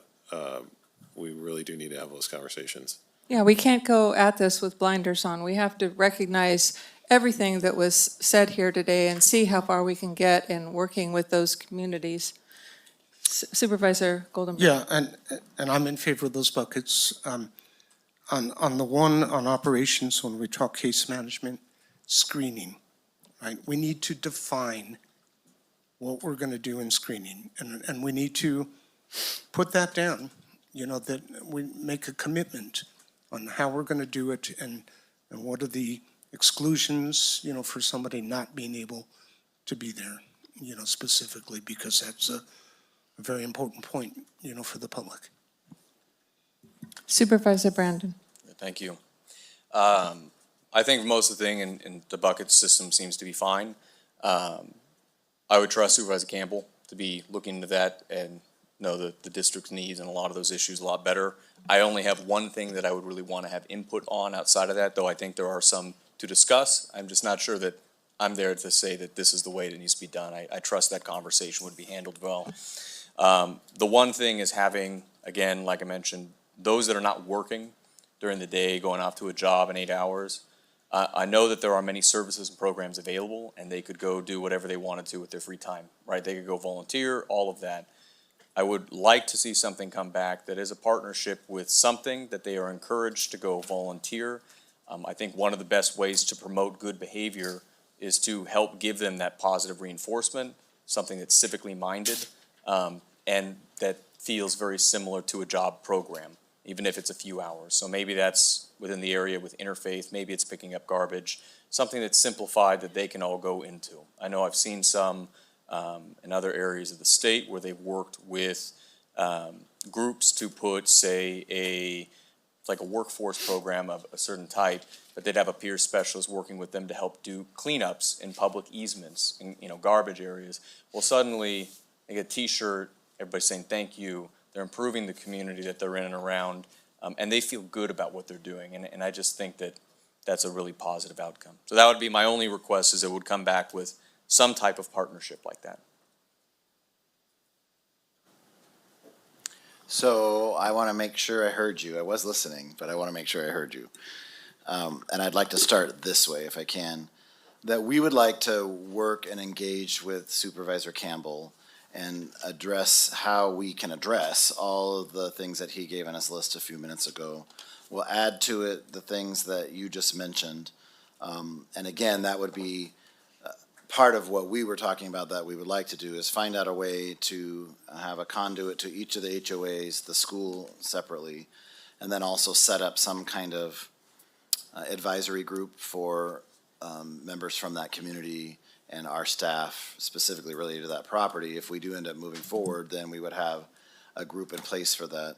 I need to know one thing, Supervisor Half. You said property rights, I get that part, but then you said values. You're talking about the effect of this operation on property values? I want some data-driven information. I've heard people's opinions. I haven't seen studies.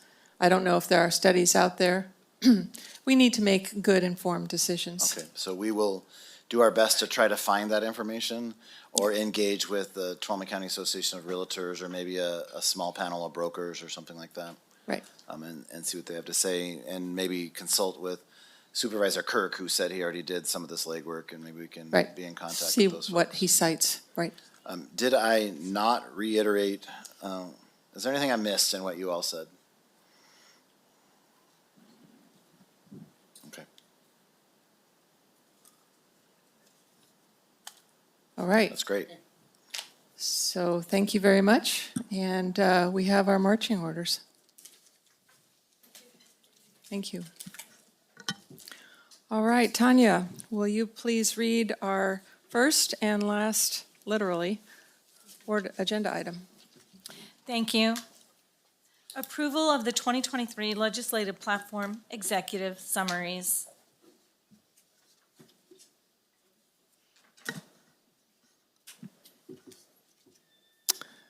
So who's leading this? All right, Mark, do you need a minute or two to set up? Okay.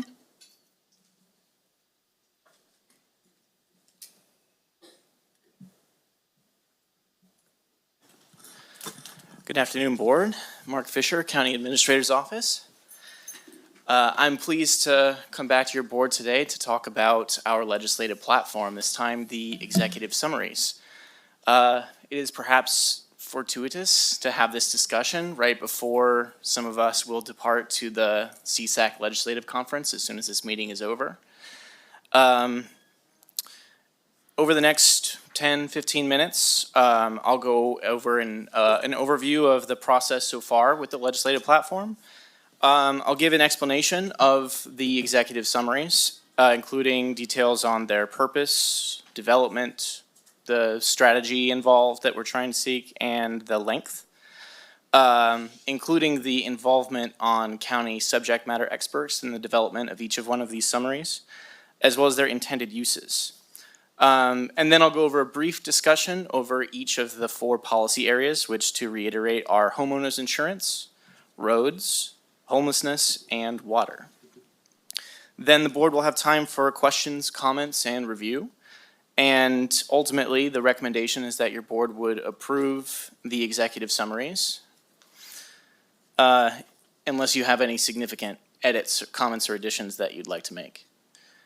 So, after the board workshop at the beginning of the year, on February 21st, your board approved the 2023 legislative platform for the County of Tuolumne.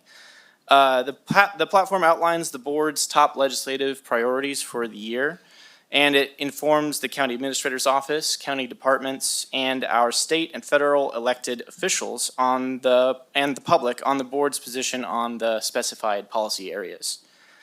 It further authorizes the board chair to sign legislative correspondence on behalf of the full board. And at the end of that last meeting, we stated our intent to return, once again today, with the summaries of each of these areas. So the purpose of the executive summaries is to provide high-level and Tuolumne County-specific explanations of each of these policy areas as shown on the legislative platform. Each one of them was developed as a collaboration between county administrator staff and each of the subject matter experts. Involved with homeowners insurance was Kanan Whitman and Dory Beats. Involved with the roads was Kim McFarland. With homelessness, Michael Roberson, and with water, John Flynn. Generally speaking, the strategy that we're reaching for here is to keep in mind some of You meant John Mills, right? John Mills, yes, my mistake. And thank you for correcting me. Trying to do it all off the top of my head. In general, the strategy that we're going for here is to keep in mind advice that we received at the board workshop from the people that we brought in to work with us, in that we keep them concise but brief, so that more or less we can hand off a one-page summary of each of these areas so that our elected representatives will know where Tuolumne County stands. I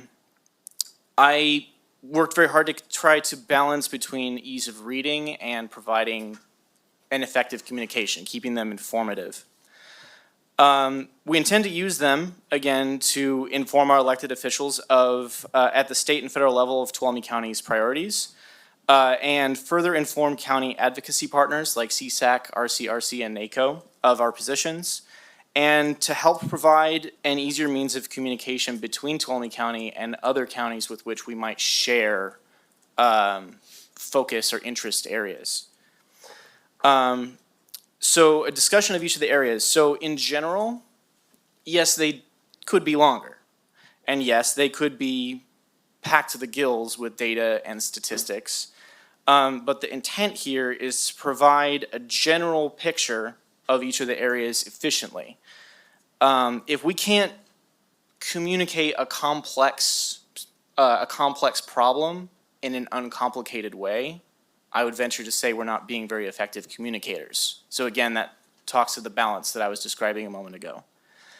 So in lieu of reading the entire things, I just came up with a short summary of each. So for homeowners insurance, in a nutshell, it's becoming increasingly expensive to insure homes in California. Tuolumne County has the highest percentage of homeowners on the FAIR plan of any county in the state, in spite of the fact that the number of structures lost due to fire is very low in our area. Fixed income homeowners and first-time home buyers are probably the most heavily burdened by this situation. We support a collaborative process between the state, insurance companies, and policyholders to standardize insurance rates and keep them affordable, especially taking into account fuel reduction and fire mitigation measures that are taken both public and private. For roads, you'll notice that this one by far is the shortest of the four, but it's pretty simple. Our roads are in really poor condition. Due to tourism, our roads see an enormous amount of use that is disproportionate to the county population. And we support any legislative efforts that would increase funding for road maintenance that takes into account actual users of county roads and not just population counts. Homelessness is an issue that affects everybody. We just We just saw an example of this in this room. The county has established programs and is implementing future plans to put them in place to address homelessness that will require ongoing funding in the coming years. We support any legislation that provides sustainable funding for rural counties for programs to reduce homelessness. And further, we also support CSAC's at-home plan to address homelessness. With water, I will admit quickly that this is the one I know the least amount. But generally speaking, historic drought conditions have exposed vulnerabilities in the state's water supply system. We support preserving the existing California Water Rights Priority System, and we support any other state or federal initiatives for water and natural resources. So with that, I'd like to go to the board for questions and comments and review. Supervisor Goldenberg. Yeah. Thank you, Mark. This is really good work. I like it. Actually, I'm sorry, Supervisor Goldenberg, I forgot. I want to actually put up what they look like because previous versions that you may or may not have seen were just sort of, bland pages, and I received a request to punch it up, quote unquote. Okay. So I borrowed inspiration from Human Resources' excellent looking letterhead and came up with these versions that I think better exemplifies what we're trying to go for here. Again, a one-page summary that looks nice and is easy to read so that people will understand where we come from. Copy that. So I'll step through them really quickly. The homeowners insurance, it's right on target. It's a little bit long, but there's a lot of information there. And it's difficult if you don't articulate that out. So I really like the way it is, as is. On the roads, didn't we have some information about the PCI indexes as far as where Tuolumne County stands in relation to other counties? Is that, I didn't. That is correct. And so for a lot of these, some of them were ones that were, written more specifically by myself. Some of them I reached out. So for the roads, Kim McFarland actually did most of the work for this. And so we could insert the PCI index information. I think it would be good to, I mean, we're stating it, on the insurance, right? The highest percentage of any county in the state as far as the FAIR plan. So I think a similar one-liner statement, and I know you're going to be looking to get out of here, but anyways, that suggestion. And the only other one I had was on homelessness. In the first paragraph, just after the bold section, the issue of homelessness affects us all and ongoing sustainable. Maybe in parentheses, just after sustainable, the word sustainable, put operational, just because people equate to that pretty easily. Other than that, I like all the work. Thank you. Thank you. Supervisor Brandon. Great, thank you. And Mark, appreciate sending this out to the board as well ahead of time and being able to submit some comments in as well. I think most of it is very well written. I really only have two comments on two things. One I got to throw out. I really wanted housing on there, but that is not your fault. That's okay. But I think we picked really four big important issues. The roads one stands out as not being completely done to me. I think where we have the worst roads and such a low PCI and a complex situation that led to it, we need to emphasize that beyond they're in very poor condition, but really quantify just how bad are we talking. And also to show that this isn't simply the county hasn't put resources there. That's certainly a part of it, budget cuts, other things like that.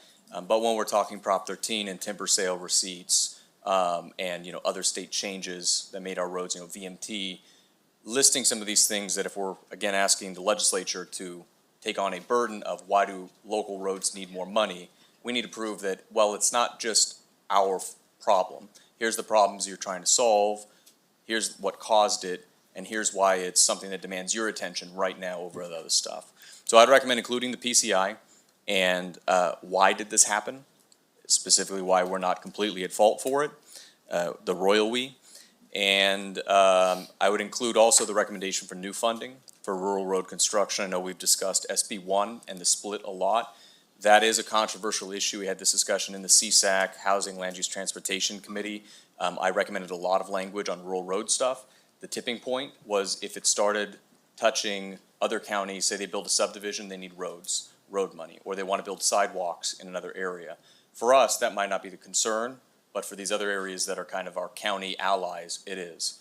We had come to the term of not just fix it first, but the idea of new funding from the legislature to fix up the lowest PCI roads. So I would encourage not just the funding redistribution, which is in our interest, but new funds as well. And my last comment would be on homelessness. It's not just, I think, sustainable funding, and I appreciate seeing that at-homes added on there too, that we're in alignment with CSAC.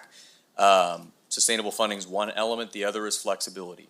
I think one of the main challenges whenever I've tried to go down the rabbit hole in one of these grants has been it is very specific, and it's not really written in a way a lot of times that it's easily achievable for us as it would be in a major city. Home Key is a perfect example of one that could have been this great opportunity, but 5 or 6 things that weren't really core to what we were trying to do, but it's like you got to do it in 8 months, killed the idea. So I would say it's local flexibility for rural areas specifically. And then I wanted to just more broadly say one last bit of, these are the summary sections, but as we apply it, basic lobbying stuff is who do we, or what do we want, which is here, I think, broadly. Who can give us what we want, and how do we get them to give us what we want? And so as this develops further, I know this is not where it's going to end up probably being as well in the future, looking at not just the legislature, but where else are decisions made, what boards, what committees, commissions, departments, what processes are happening. Sometimes like CARB just did one that would have been relevant to one we were talking about with Supervisor Kirk about greenhouse gas emissions from the forest. They only do it every so often. And so trying to track these opportunities we have to influence things.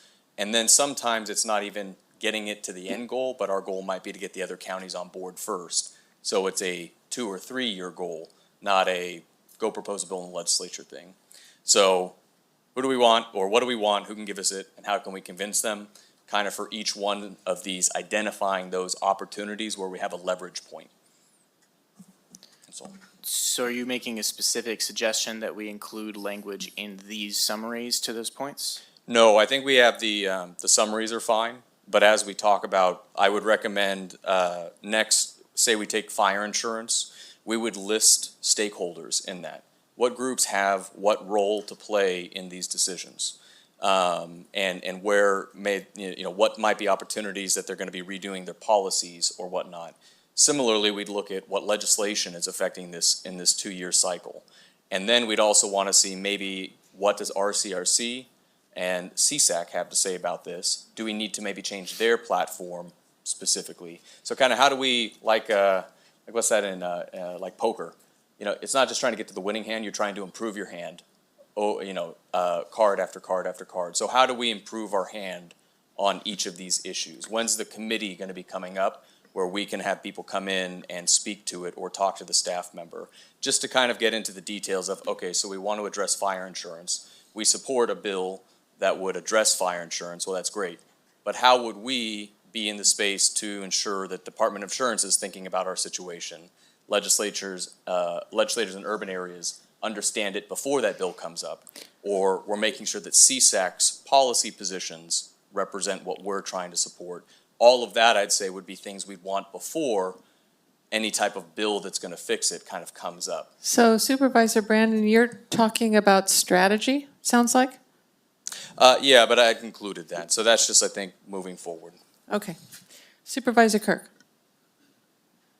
I'll try and keep this simple, stupid. I think if you want to, is that the fire one? Yes. Okay, so, no, go up to the fire.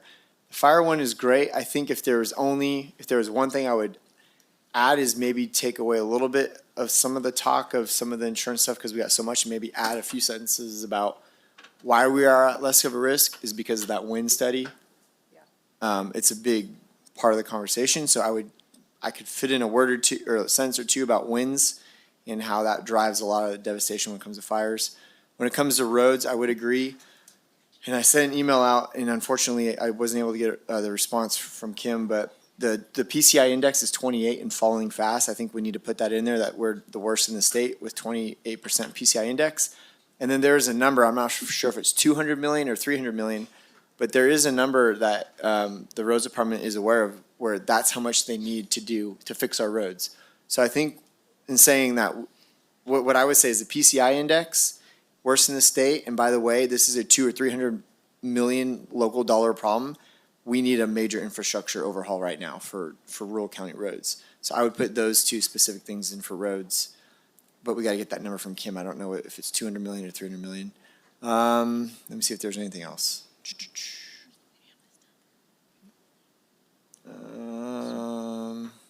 There was a phrase I sent to Mark. I said add a phrase to the portion, something like notwithstanding the exceptional. I'll have to look at that again. I'm losing track. I'll look at that real quick. Notwithstanding the exceptional Yeah. rainfall. Yeah. Yeah. For the Yes. 2022, maybe we could slide that in there.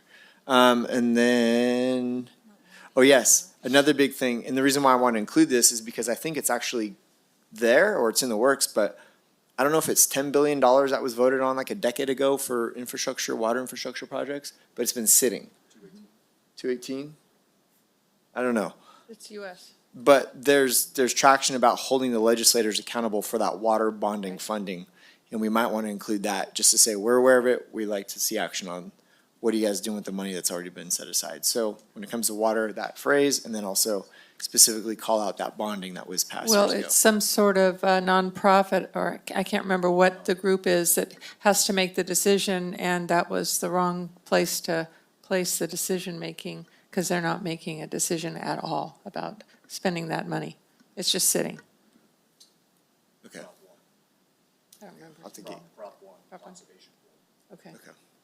So you guys, sounds like you guys are a little bit more up on that. Is that something we want to add in here or is it pointless? We're not adding specifics necessarily, but we would have that on our radar. And are we trying to get this done today for the conference tomorrow to Yes. pass out? Yes, Okay. yes, I yes. figured. Supervisor Campbell. Thank you, Chair, and thank you, Mark, for all the work you've done on this. You've got 5 cooks in this kitchen, and you've concocted a souffle of all the ideas that I think, I mean, the way I read it really reflects the conversations that we've had over several months on this board, so really good job there. I concur with Supervisors Kirk and Brandon that I do think I actually like the fact that the roads element is short and to the point, and I think we should preserve that. But I concur that putting a spotlight on the fact that we have a 28 PCI, I think, is a good idea. And in fact, I would go a step further and say where you say Tuolumne County roads are in very poor condition, I would just say Tuolumne County's roads are the worst in the state with a PCI index of 28. You know, short and to the point, we got the worst roads in the state, so come on, state, pony it up. And then another minor addition there where you, at the very end where it says Tuolumne County supports legislation that would reassess current funding distributions that consider actual road users over population count. I would say instead of population counts, instead of over population counts. Because we're saying that we prefer the model that looks at the actual road miles and the usage of those roads and not what your population is. And again, this is in the clear light of day. I mean, you've done a really good job, I think, of putting in the different additions and stuff we've had. And I just, every time you show it, I find new things that I think, oh, let's tweak that a little bit. So I think, but other than that, I think that that is really good. And I think the water policy area is very well written and good. Ditto on homelessness. And then one thing that, and this may sound minor, but it's something I think we probably should change, is that wildfire, in the first sentence of homeowners insurance, wildfires in California, during the summer months have come with far-reaching, I would just take out during the summer months because, some of the most destructive fires we've had in the past 5 years have been fall or even extending into winter. I would just strike summer months just for accuracy's sake, and it makes it a little more brief. Other than that, I think you did a great job, and I'm amazed we were able to boil all that work down into 4 pages. So, good job. Yeah, we're good, and Mark, you're even better. Thank you for punching it up. I really appreciate it. These documents are very readable, and that's what I was going for, and you supplied the creativity to get that done, so thank you. You're welcome. And I just have, I heard all the comments from my colleagues, and I don't have a whole bunch to add to that. But I do want to make some comments on roads, and that would be, our PILT and SRS funds. That's the payment in lieu of taxes and the Secure Rural Schools funding. Those come to us because we are a public lands county. And unless I missed it, I don't see anything in here about us being 77-point-something% public lands. And that actually adds into the equation also, I think, of our roads. I'd really like to see somebody doing a study focusing on the 610 miles of roads, that doesn't count forest roads, and our population and our percentage of public lands. I think there's some interesting data we can pull from that if anybody, I'm not suggesting you do it, but I think we should at least mention that we are a public lands county and have always, up until whatever year it was, 1980s, relied on the timber receipts for helping to fund our roads. And we, up until that time, had much better roads as a result. And so that part is missing. It's part of our history.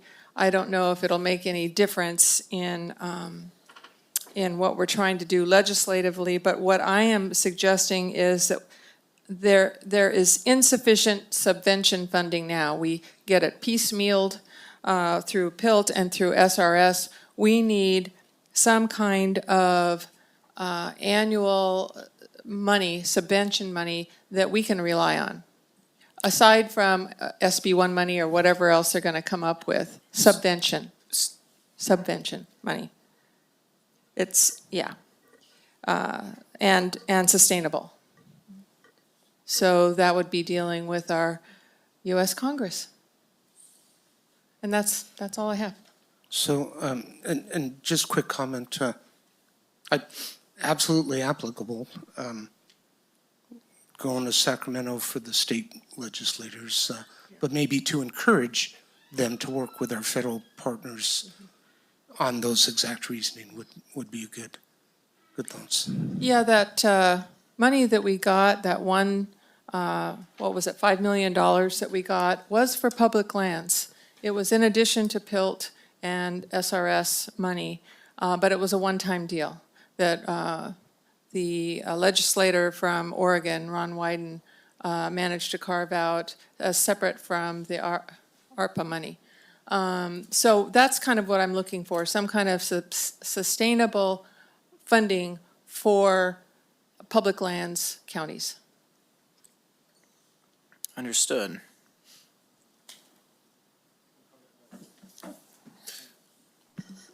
Did you? I was just going to say real quick to the roads thing. Pictures are worth 1,000 roads. That PCI index, there's a graph that shows, and so it might be worth just putting a picture of the PCI index in 28, and we're in the red. So it might be worth a little picture on that, if you can get that from Kim.